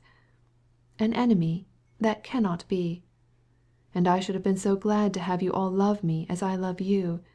But now I love you all the more than ever," said Anna, with tears in her eyes. "Oh, how absurd I am to-day!" She passed her handkerchief over her eyes and began to get ready. At the very moment of her departure came Stepan Arkadyevitch with rosy, happy face and an odor of wine and cigars. Anna's tender-heartedness had communicated itself to Dolly, and, when she kissed her for the last time, she whispered, "Think, Anna, what you have done for me. I shall never forget. And remember that I love you, and always shall love you as my best friend." "I don't understand why," replied Anna, kissing her, and struggling with her tears. "You have understood me, and you do understand me. Farewell, my dearest." End of chapter 28. Part 1, chapter 29 of Anna Karenina by Leo Tolstoy. "Well, all is over, and thank the Lord," was Anna's first thought after she had said good-bye to her brother, who had blocked up the entrance to the railway carriage even after the third bell had rung. She sat down on the divanchik next Annushka, her maid, and began to examine the feebly lighted compartment. Thank the Lord! To-morrow I shall see Seroza and Alexey Alexandrovitch, and my good and commonplace life will begin again as of old. With the same mental preoccupation that had possessed her all that day, Anna found a satisfaction in attending minutely to the arrangements for the journey. With her skillful little hands she opened her red bag and took out a cushion, placed it on her knees, wrapped her feet warmly, and composed herself comfortably. A lady, who seemed to be an invalid, had already gone to sleep. Two other ladies entered into conversation with Anna, and a fat elderly dame, well wrapped up, expressed her opinion on the temperature. Anna exchanged a few words with the ladies, but, not taking any interest in their conversation, asked Annushka for her travelling lamp, placed it on the back of her seat, and took from her bag a paper cutter and an English novel. At first she could not read. The going and coming and the general bustle disturbed her. When once the train had started, she could not help listening to the noises, the snow striking against the window and sticking to the glass, the conductor, as he passed, with the snowflakes melting on his coat, the remarks about the terrible storm, all distracted her attention. Afterwards it became more monotonous, always the same jolting and jarring, the same snow on the window, the same sudden changes from warmth to cold, and back to warmth again, the same faces in the dim light, and the same voices. And Anna began to read, and to follow what she was reading. Annushka was already asleep, holding the little red bag on her knees with great, clumsy hands clad in gloves, one of which was torn. Anna read, and understood what she read, but it was not pleasant to her to read, in other words, to enter into the lives of other people. She had too keen a desire to live herself. If she read how the heroine of her story took care of the sick, she would have liked to go with noiseless steps into the sick room. If she read how a member of Parliament made a speech, she would have liked to make that speech. If she read how Lady Mary rode after the hounds, and made sport of her sister-in-law, and astonished everyone by her audacity, she would have liked to do the same. But she could do nothing, and with her little hands she clutched the paper cutter, and forced herself to read calmly. The hero of her novel had reached the summit of his English ambition, a baronetcy and an estate, and Anna felt a desire to go with him to this estate, when suddenly it seemed to her that he ought to feel a sense of shame, and that she ought to share it. But why should he feel ashamed? Why should I feel ashamed? She asked herself with astonishment and discontent. She closed the book, and, leaning back against the chair, held the paper cutter tightly in both hands. There was nothing to be ashamed of. She reviewed all her memories of her visit to Moscow. They were all pleasant and good. She remembered the ball. She remembered Vronsky and his humble and passionate face. She recalled all her relations with him. There was nothing to be ashamed of. But at the same time, in these reminiscences, the sense of shame kept growing stronger and stronger, and it seemed to her that inward voice, whenever she thought of Vronsky, seemed to say, warmly, very warmly, passionately, "Well, what is this?" she asked herself resolutely, as she changed her position in the seat. "What does this mean? Am I afraid to face these memories? Well, What is it? Can there be, any relationship between that boy officer and me beyond what exists between all acquaintances?" She smiled disdainfully and again took up her book. But now she really could not any longer comprehend what she was reading. She rubbed her paper cutter over the pane, and then pressed its cool, smooth surface to her cheek, and then she almost laughed out loud with the joy that unreasonably took possession of her. She felt her nerves grow more and more tense, like the strings on some musical instrument screwed up to the last degree. She felt her eyes open wider and wider. Her fingers and her toes twitched nervously. Something seemed to choke her, and all objects and sounds in the wavering semi-darkness surprised her by their exaggerated proportions. She kept having moments of doubt as to whether they were going backwards or forwards, or if the train had come to a stop. Was it Anushka there, sitting next to her, or was it a stranger? "What is that on the hook? My fur shuba, or an animal? And what am I doing here? Am I myself, or someone else?" It was terrible to her to yield to these hallucinations, but something kept attracting her to them, and she could by her own will either yield to them or withdraw from them. In order to regain possession of herself, Anna arose, took off her plaid, and laid aside her pelerine of thick cloth. For a moment she thought that she had conquered herself, for when a tall, thick muzhik, dressed in a long nankeen overcoat, which lacked a button, came in, she recognized in him the stove-tender. She saw him look at the thermometer, and noticed how the wind and the snow came blowing in as he opened the door, and then everything became confused again. The tall peasant began to draw fantastic figures on the wall. The old lady seemed to stretch out her legs and fill the whole carriage as with a black cloud. Then she thought she heard terrible thumping and rapping, a noise like something tearing. Then a red and blinding fire flashed in her eyes, and then all vanished in darkness. Anna felt as if she was falling, but this was not at all alarming, but rather pleasant. The voice of a man all wrapped up and covered with snow shouted something in her ear. She sat up, recovered her wits, and perceived that they were approaching a station, and the man was the conductor. She bade Anushka give her the pelerine which she had laid aside, and her handkerchief, and, having put them on, she went to the door. "Do you wish to go out?" asked Anushka. "Yes, I want to get a breath of fresh air. It is very hot here." And she opened the door. The snowstorm and the wind rushed in to meet her, and disputed the door with her. And this seemed to her very jolly. The storm seemed to be waiting for her. It gaily whistled and was eager to carry her away. But she clung to the cold railing with one hand, and, holding her dress, she stepped out on the platform and left the car.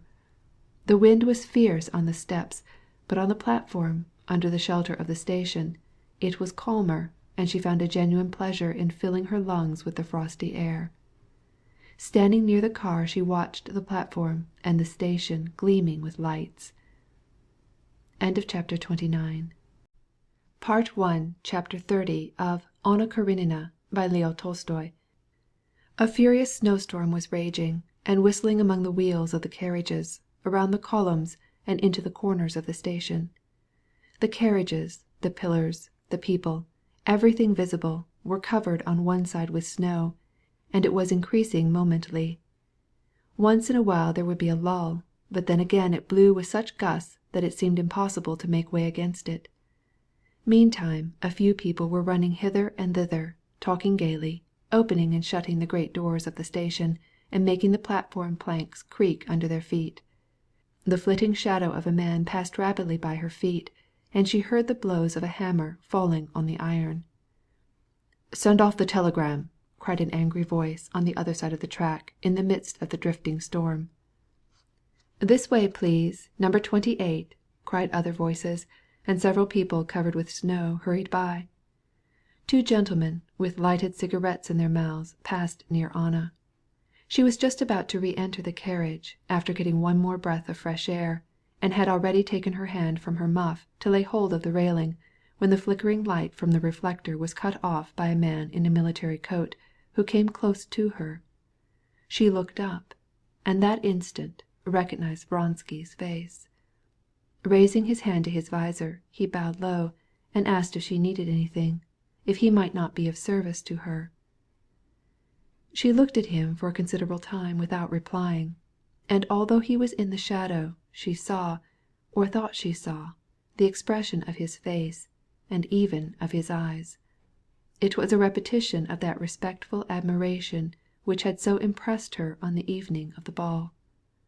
More than once that day she had said to herself that Vronsky, for her, was only one of the 100 young men whom one meets in society, that she would never permit herself to give him a second thought. But now, on the first instant of seeing him again, a sensation of pride and joy seized her. She had no need to ask why he was there. She knew, as truly as if he had told her, that he was there so as to be where she was. "I did not know that you were going to Petersburg. Why are you going?" said she, letting her hand fall from the railing. A joy which she could not restrain shone in her face. "Why am I going?" he repeated, looking straight into her eyes. "You know that I came simply for this, to be where you are," he said. "I could not do otherwise." And at this instant the wind, as if it had conquered every obstacle, blew the snow from the roofs of the carriages, and whirled away a piece of sheet iron which it had torn off, and at the same time the deep whistle of the locomotive gave a melancholy, mournful cry. Never had the horror of a tempest appeared to her more beautiful than now. He had said what her heart longed to hear, but what her better judgment condemned. She made no reply, but he perceived by her face how she fought against herself. "Forgive me if what I said displeases you," he murmured humbly. He spoke respectfully, courteously, but in such a resolute, decided tone that for some time she was unable to reply. "What you said was wrong, and I beg of you, if you are a gentleman, to forget it, as I shall forget it," she said at last. "I shall never forget, and I shall never be able to forget any of your words, any of your gestures. Enough, enough!" she cried, vainly endeavoring to give an expression of severity to her face, at which Vronsky was passionately gazing. And grasping the cold railing, she mounted the steps and quickly entered the vestibule of the carriage. But she stopped in the little vestibule, and tried to recall to her imagination what had taken place. But though she found it impossible to remember either her own words or his, she instinctively felt that this brief conversation had brought them frightfully close together, and that she was at once alarmed and delighted. After she had stood there a few seconds, she went back into the carriage and sat down in her place. The nervous strain which had been tormenting her not only returned, but became more intense, until she began to fear every moment that something would snap her brain.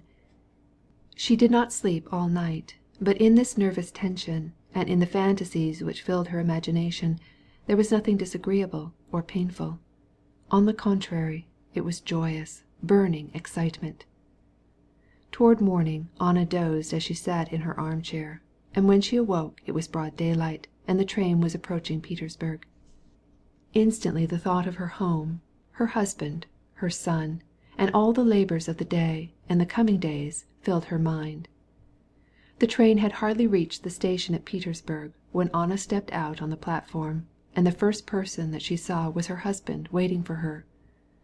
"Oh, good heavens!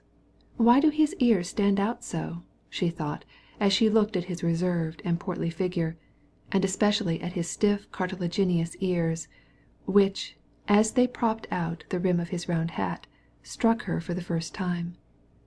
When he saw her, he came to meet her at the carriage, compressing his lips into his habitual smile of irony, looking straight at her with his great weary eyes. A disagreeable thought made her heart sink when she saw his stubborn, weary look. She felt that she had expected to find him different. Especially was she astonished by the feeling of self-dissatisfaction which she experienced on meeting him.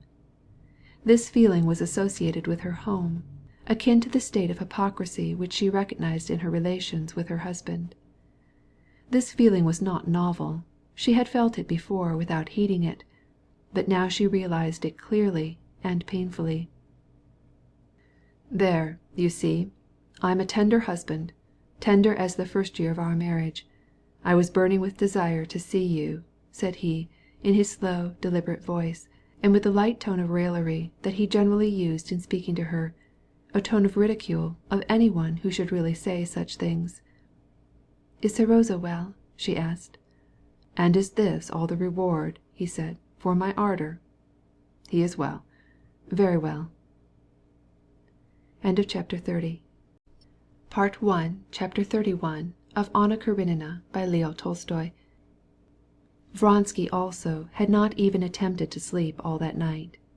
He sat in his armchair, now gazing straight forward, now looking at those who came in and went out, and if before he had impressed strangers and irritated them by his imperturbable dignity, now he would have seemed to them far more haughty and self-contained.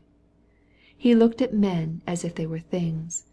A nervous young man, employed in the district court, was sitting opposite him in the carriage, and came to hate him on account of this aspect.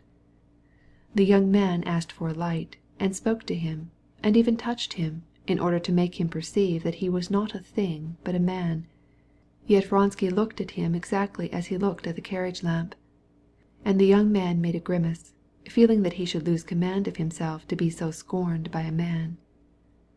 Vronsky saw nothing, saw no one. He felt as if he were a Tsar, not because he believed that he had made an impression upon Anna, he did not fully realize that, as yet, but because the impression which she had made on him filled him with happiness and pride. What would be the outcome of all this he did not know, and did not even consider, but he felt that all his hitherto dissipated and scattered powers were now concentrating and converging with frightful rapidity toward one beatific focus. And he was happy in this thought. He knew only that he had told her the truth when he said he was going where she was, that all the happiness of life, the sole significance of life, he found now in seeing and hearing her. And when he left his compartment at Bologovo to get a glass of seltzer, and he saw Anna, involuntarily his first word told her what he thought. And he was glad that he had spoken as he did, glad that she knew all now, and was thinking about it. He did not sleep all night. Returning to his carriage, he did not cease recalling all his memories of her, the words that she had spoken, and in his imagination glowed the pictures of a possible future which overwhelmed his heart. When, on reaching Petersburg, he left the carriage, after his sleepless night, he felt as fresh and vigorous as if he had just had a cold bath. He stood near his carriage, waiting to see her pass. "Once more I shall see her," he said to himself with a smile. "I shall see her graceful bearing, her face. She will speak a word to me, will turn her head, will look at me. Perhaps she will smile on me." But it was her husband whom first he saw, politely escorted through the crowd by the station master. Oh, yes, the husband. And then Vronsky for the first time clearly realized that the husband was an important factor in Anna's life. He knew that she had a husband, but he had not realized his existence, and he now fully realized it only as he saw his head and shoulders, and his legs clothed in black trousers, and especially when he saw this husband unconcernedly take her hand with an air of proprietorship. When he saw Alexey Alexandrovitch, with his Petersburgish fresh face, and his solid, self-confident figure, his round hat, his slightly stooping shoulders, he began to believe in his existence, and he experienced an unpleasant sensation, such as a man tormented by thirst might experience, who should discover a fountain, but find that a dog, a sheep, or a pig has been drinking and fouling the water. Alexey Alexandrovitch's stiff and heavy gait was exceedingly distasteful to Vronsky. He would not acknowledge that anyone besides himself had the right to love Anna. But she was still the same, and the sight of her had still the same effect on him, physically kindling him, stirring him, and filling his heart with joy. He ordered his German body servant, who came hurrying up to him from the second-class carriage, to see to the baggage and to go home, and he himself went to her. Thus he witnessed the first meeting between husband and wife, and with a lover's intuition perceived the shade of constraint with which Anna spoke to her husband. No, she does not love him, and she cannot love him, was his mental judgment. Even as he came up to Anna Arkadyevna from behind, he noticed with joy that she felt him near her and looked round, and having recognized him, she went on talking with her husband. "Did you pass a good night?" he inquired, bowing to her and her husband, and allowing Alexey Alexandrovitch the opportunity to accept the honor of the salutation, and recognize him, or not recognize him, as it might seem good to him. "Thank you, very good," she replied. Her face expressed weariness, lacked that spark of animation which was generally hovering now in her eyes, now in her smile. But, for a single instant, at the sight of Vronsky, something flashed into her eyes, and, notwithstanding the fact that the fire instantly died away, he was overjoyed even at this. She raised her eyes to her husband to see whether he knew Vronsky. Alexey Alexandrovitch looked at him with displeasure, vaguely remembering who he was. Vronsky's calm self-assurance struck upon Alexey Alexandrovitch's cool superciliousness as a scythe strikes a rock. "Count Vronsky," said Anna. "Ah, we have met before, it seems to me," said Alexey Alexandrovitch with indifference, extending his hand. "Went with the mother and came home with the son," said he, speaking with precision, as if his words were worth a ruble apiece. "I presume you are returning from a furlough?" And without waiting for an answer, he turned to his wife, in his ironical tone. "Did they shed many tears at Moscow on your leaving them?" By thus addressing his wife he intended to give Vronsky to understand that he desired to be left alone, and again bowing to him, he touched his hat. But Vronsky had one more word to say to Anna. "I hope I have the honor of calling on you," said he. Alexey Alexandrovitch, with weary eyes, looked at Vronsky. "Very happy," he said coldly. "We receive on Mondays." Then, leaving Vronsky entirely, he said to his wife, still in a jesting tone, "And how fortunate that I happen to have a spare half-hour to come to meet you and show you my affection." "You emphasize your affection too much for me to appreciate it," she replied, in the same spirit of raillery, involuntarily listening to Vronsky's steps behind them. "But what is that to me?" she asked herself in thought. Then she began to ask her husband how Serosa had got along during her absence. "Oh, excellently. Mariette says that he has been very good, and I am sorry to mortify you. He did not seem to miss you, not so much as your husband did. But again, merci, my dear, that you came a day earlier. Our dear Samovar will be delighted." He called the celebrated Countess Lidia Ivanovna by the nickname Samovar, because, like a tea-urn, she was always and everywhere bubbling and boiling. "She has kept asking after you, and do you know, if I make bold to advise you, you would do well to go see her today. You see, her heart is always sore about something. At present, besides her usual cares, she is greatly concerned about the reconciliation of the Oblonskys." The Countess Lidia Ivanovna was a friend of Anna's husband, and the center of a certain clique in Petersburg society, to which Anna on her husband's account, rather than for any other reason, belonged. "Yes, but didn't I write her?" "She must have all the details. Go to her, my love, if you are not too tired. Well, Kondraty will call your carriage, and I am going to a committee meeting. I shall not have to dine alone today," continued Alexey Alexandrovitch, not in jest this time.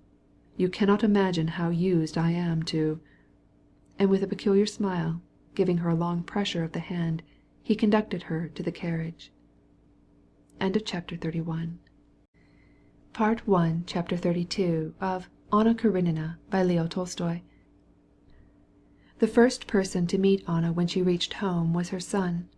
He darted downstairs, in spite of his governess's reproof, and with a wild delight called, "Mamma! Mamma!" Rushing up to her, he threw his arms around her neck. "I told you it was Mamma!" he shouted to the governess. "I knew it was!" But the son, no less than the husband, awakened in Anna a feeling of disillusion. She imagined him better than he was in reality. She was obliged to descend to the reality in order to look on him as he was. But in fact he was lovely, with his fair curls, his blue eyes, and his pretty plump legs in their neatly fitting stockings. She felt an almost physical satisfaction in feeling him near her, and in his caresses, and a moral calm in looking into his tender, confiding, loving eyes, and in hearing his innocent questions. She unpacked the gifts sent him by Dolly's children, and told him how there was a little girl in Moscow named Tanya, and how this Tanya knew how to read, and was teaching the other children to read. "Am I not as good as she?" asked Serosa. "For me, you are worth all the rest of the world." "I know it," said Serosa, smiling. Anna had not finished drinking her coffee when the Countess Lidia Ivanovna was announced. The Countess Lidia Ivanovna was a tall, stout woman with an unhealthy, sallow complexion, and handsome, dreamy black eyes. Anna liked her, but today, as if for the first time, she saw her with all her faults. "Well, my dear, did you carry the olive branch?" demanded the Countess Lidia Ivanovna as she entered the room. "Yes, it is all made up," replied Anna. "But it was not so bad as we thought. As a general thing, my sister-in-law is too peremptory." But the Countess Lidia, who was interested in everything that did not specially concern herself, had the habit of sometimes not heeding what did not interest her. She interrupted Anna. "Well, this world is full of woes and tribulations, and I am all worn out today." "What is it?" asked Anna, striving to repress a smile. "I am beginning to weary of the ineffectual attempts to get at the truth, and sometimes I am utterly discouraged. The work of the Little Sisters" (this was a philanthropic and religiously patriotic institution) "used to get along splendidly, but there is nothing to be done with these men," added the Countess Lidia Ivanovna, with an air of ironical resignation to fate. "They got hold of the idea, they mutilated it, and then they judge it so meanly, so wretchedly. 2 or 3 men, your husband among them, understand all the significance of this work, but the others only discredit it. Yesterday I had a letter from Pravdin." Pravdin was a famous Panslavist who lived abroad, and the Countess Lidia Ivanovna related what he had said in his letter. Then she went on to describe the troubles and snares that blocked the work of uniting the churches, and finally departed in haste, because it was the day for her to be present at the meeting of some society or other, and at the sitting of the Slavonic Committee. "All this is just as it has been. But why did I never notice it before?" said Anna to herself. "Was she very irritable today? But at any rate, it is ridiculous. Her aims are charitable. She is a Christian, and yet she is angry with everyone, and everyone is her enemy. And yet all her enemies are working for Christianity and charity." After the departure of the Countess Lidia Ivanovna came a friend, the wife of a director, who told her all the news of the city. At 3 o'clock she went out, promising to be back in time for dinner. Alexey Alexandrovitch was at the meeting of the ministry. The hour before dinner, which Anna spent alone, she employed sitting with her son, who had his dinner by himself, in arranging her things, and in reading and answering the letters and notes heaped up on her writing table. The sense of causeless shame, and the agitation from which she had suffered so strangely during her journey, now completely disappeared. Under the conditions of her ordinary everyday life she felt calm and free from reproach, and she was filled with wonder as she recalled her condition of the night before. What was it? Nothing. Vronsky said a foolish thing. It is easy to put an end to such nonsense, and I answered him exactly right. To speak of it to my husband is unnecessary and impossible. To speak about it would seem to attach importance to what has none. And she recalled how, when a young subordinate of her husband's in Petersburg had almost made her a declaration, and she had told him about it, Alexey Alexandrovitch answered that as she went into society, she, like all society women, might expect such experiences, but that he had perfect confidence in her tact, and never would permit himself to humiliate her or him by jealousy. Why tell then? Besides, thank God, there is nothing to tell. End of chapter 32. Part 1, Chapter 33 of Anna Karenina by Leo Tolstoy. Alexey Alexandrovitch returned from the ministry about 4:00, but as often happened, he found no time to speak to Anna. He went directly to his private room to give audience to some petitioners who were waiting for him, and to sign some papers brought him by his chief secretary. The Karenins always had at least 3 visitors to dine with them, and that day there came an old lady, a cousin of Alexey Alexandrovitch's, a department director with his wife, and a young man recommended to Alexey Alexandrovitch for employment. Anna came to the drawing-room to receive them at 5:00 precisely. The great bronze clock, of the time of Peter the Great, had not yet finished its 5th stroke when Alexey Alexandrovitch, in white cravat and with 2 decorations on his dress coat, left his dressing-room. He had an engagement immediately after dinner. Every moment of Alexey Alexandrovitch's life was counted and occupied, and in order to accomplish what he had to do every day, he was forced to use the strictest punctuality. "Without haste and without rest" was his motto. He entered the dining-room, bowed to his guests, and, giving his wife a smile, hastily sat down. "Yes, my solitude is over. You can't believe how irksome," he laid a special stress on the word nelovko, irksome, "it is to dine alone."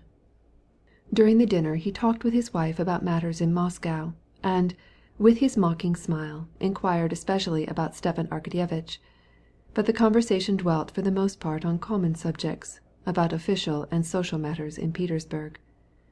After dinner he spent a half-hour with his guests, and then, giving his wife another smile and pressing her hand, he left the room and went to the council.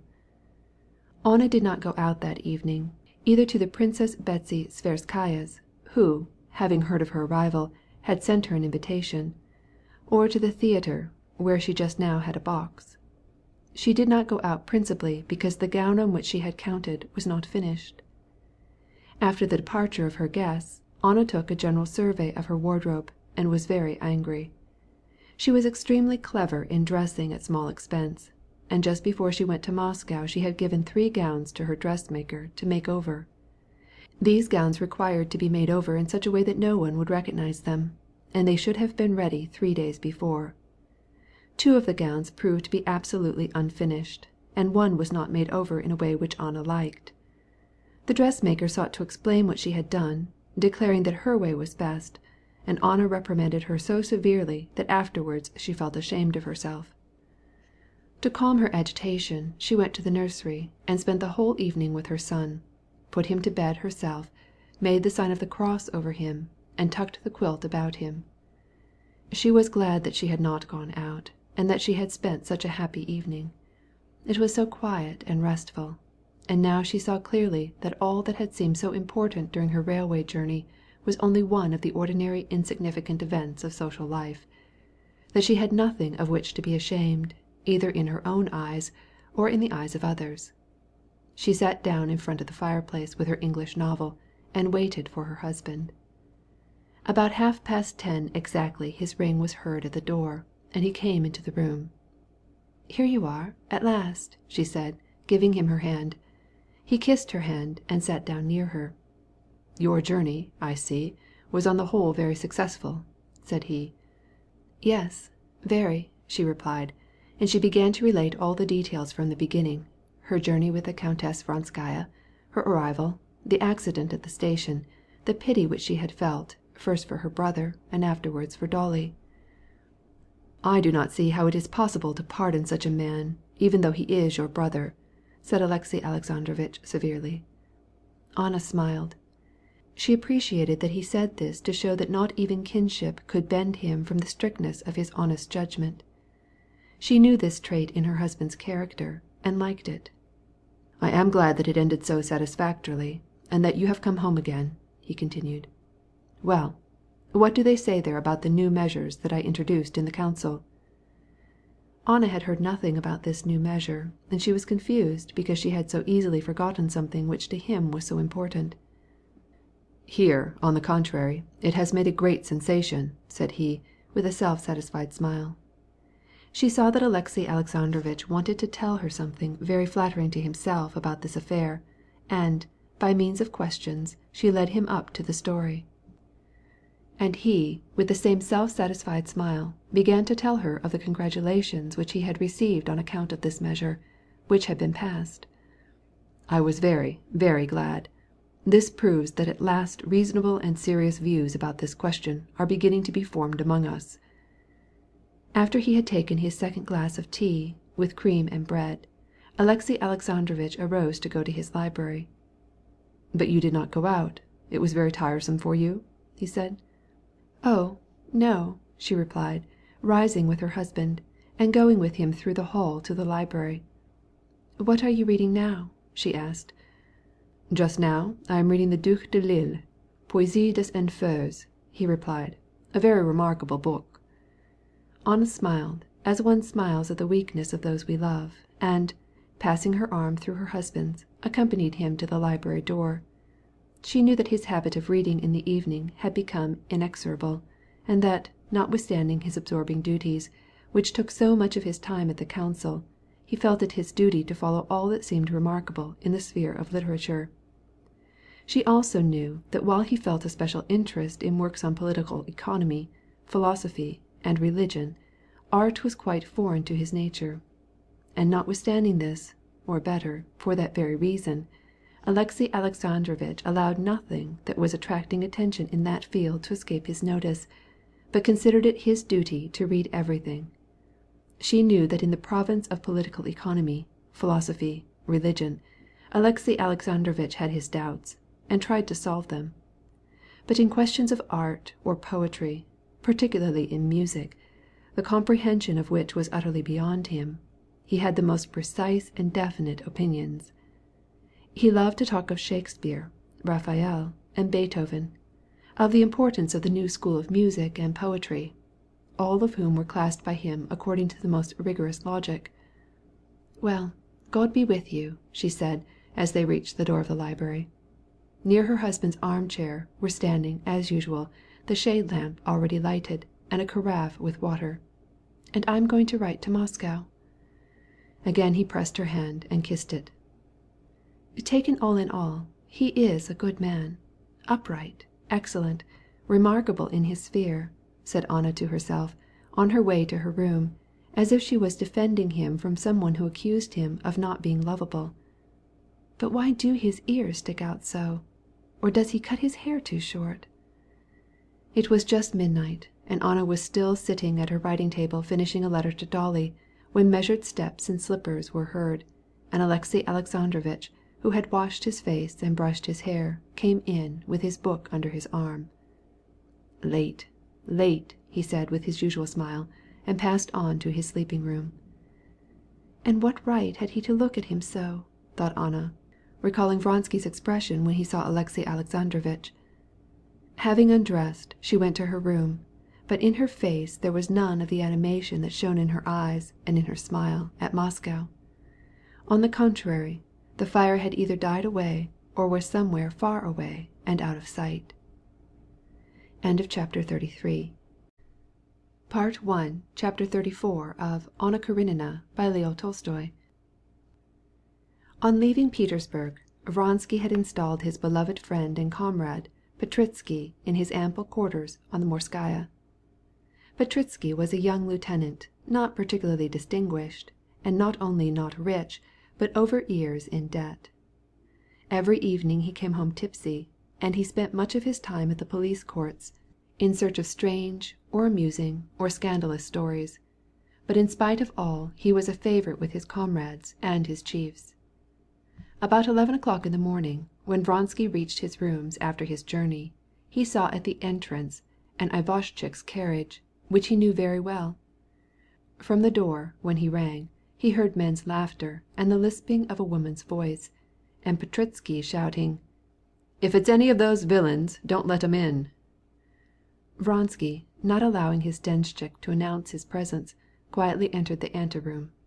The Baroness Shilton, a friend of Petritsky's, shining in a lilac satin robe and with her little pink face, was making coffee before a round table, and, like a canary bird, was filling the room with her Parisian slang, Petritsky in his overcoat, and Captain Kamerovsky in full uniform, apparently just from duty, were sitting near her.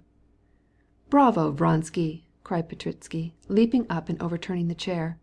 "The master himself! Baroness, coffee for him from the new coffee-pot. We did not expect you. I hope that you are pleased with the new ornament in your library," he said, pointing to the baroness. "You are acquainted, aren't you?"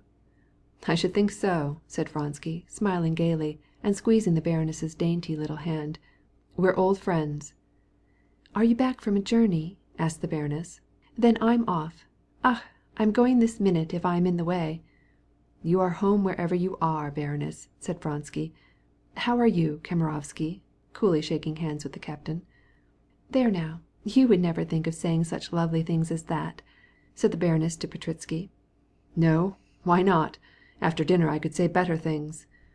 "Yes, after dinner there's no more merit in them.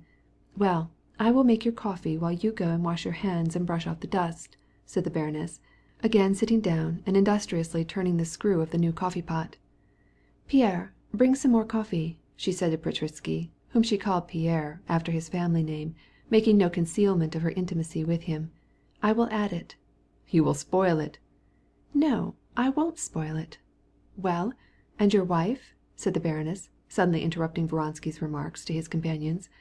"We have been marrying you off. Did you bring your wife?"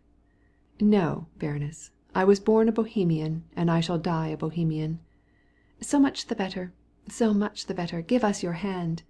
And the baroness, without letting him go, began to talk with him, developing her various plans of life, and asking his advice with many jests. "He will never be willing to let me have a divorce. Well, what am I to do?" He was her husband. "I now mean to institute a lawsuit. What should you think of it? Kamerovsky, just watch the coffee. It's boiling over. You see how well I understand business. I mean to bring a lawsuit to get control of my fortune. Do you understand this nonsense? Under the pretext that I have been unfaithful," said she in a scornful tone, "he means to get possession of my estate." Vronsky listened with amusement to this gay prattle of the pretty woman, approved of what she said, gave her half-jesting advice, and assumed the tone he usually affected with women of her character. In his Petersburg world, humanity was divided into two absolutely distinct categories. The one of a low order, trivial, stupid, and above all ridiculous people, who declare that one husband ought to live with one wedded wife, that girls should be virtuous, women chaste, men brave, temperate, and upright, occupied in bringing up their children decently, in earning their bread, and paying their debts, and other such absurdities. People of this kind were old-fashioned and ridiculous. But there was another and vastly superior class, to which he and his friends belonged, and in this the chief requirement was that its members should be elegant, generous, bold, gay, unblushingly given over to every passion, and scornful of all the rest. Only for the first moment was Vronsky bewildered under the impressions which he had brought back from Moscow of an entirely different world. But soon, and as naturally as one puts off old slippers, he got into the spirit of his former gay and jovial life. The coffee was never served. It boiled over, spattered them all, and wet a costly tablecloth and the baroness's dress. But it served the end that was desired, for it gave rise to many jests and merry peals of laughter. "Well, now, good-bye, for you will never get dressed, and I shall have on my conscience the worst crime that a decent man can commit, that of not taking a bath. So you advise me to put the knife to his throat?" "By all means, and in such a way that your little hand will come near his lips. He will kiss your little hand, and all will end to everybody's satisfaction," said Vronsky. "This evening, at the Theatre François," said she, and took her departure with her rustling train. Kamerovsky likewise arose, but Vronsky, without waiting for him to go, shook hands with him, and went to his dressing-room. While he was taking his bath, Petritsky sketched for him in a few lines his situation, and how it had changed during Vronsky's absence. No money at all, his father declaring that he would not give him any more, or pay a single debt. One tailor determined to have him arrested, and a second no less determined. His colonel insisted that, If these scoundrels continued, he should leave the regiment. The baroness was as annoying to him as a bitter radish, principally because she was always wanting to squander money. "But she is a daisy, a charmer," he assured Vronsky, in the strict Oriental style. "Your servant Rebecca, kind, you know." He had been having a quarrel with Berkoshef, and he wanted to send him his seconds, but he imagined nothing would come of it. As for the rest, everything was getting along particularly jolly. And then, without leaving Vronsky time to realize the minutiae of his situation, Petritsky began to retail the news of the day. As he listened to Petritsky's well-known gossip in the familiar environment of his quarters where he had lived for 3 years, Vronsky experienced the pleasant sensation of his return to his gay and idle Petersburg life. "It cannot be," he cried, referring to the report that Laura had taken up with Malif and thrown Furtinghoff over. "And is he as stupid and as conceited as ever? Well, and how about Bazulukov?" "Ah, Bazulukov! Here's a good story, fascinating," said Petritsky. "You know his passion, balls, and he never misses one at court. At the last one he went in a new helmet. Have you seen the new helmets? Very handsome, light. Well, he was standing. No, but listen." "Yes, I am listening," replied Vronsky, rubbing his face with the towel. "The Grand Duchess was just going by on the arm of some foreign ambassador or other, and unfortunately for him their conversation turned on the new helmets. The Grand Duchess wanted to point out one of the new helmets, and, seeing our Golubchik standing there," here Petritsky showed him how he stood in his helmet, "she begged him to show her his helmet. He did not budge. What does it mean? The fellows wink at him, make signs, scowl at him. Give it to her. He does not stir. He is like a dead man. You can imagine the scene. Now, then they attempted to take it off. He won't let it go. At last he himself takes it off and hands it to the Grand Duchess. 'Here, this is the new kind,' said the Grand Duchess, but as she turned it over, you can imagine it, out came, pears, bonbons, 2 pounds of bonbons. He had been to market, Golubchik." Vronsky burst out laughing, and long afterwards, even when speaking of other things, the memory of the unfortunate helmet caused him to break out into a good-natured laugh which showed his handsome regular teeth. Having learned all the news, Vronsky donned his uniform with the aid of his valet, and went out to report himself. After he had reported, he determined to go to his brother's, to Betsy's, and to make a few calls, so as to secure an entry into the society where he should be likely to see Madame Karenina. And in accordance with the usual custom at Petersburg, he left his rooms, expecting to return only when it was very late at night. End of Chapter 34. An end of Part 1 of Anna Karenina by Leo Tolstoy. Translated by Nathan Haskell Doyle.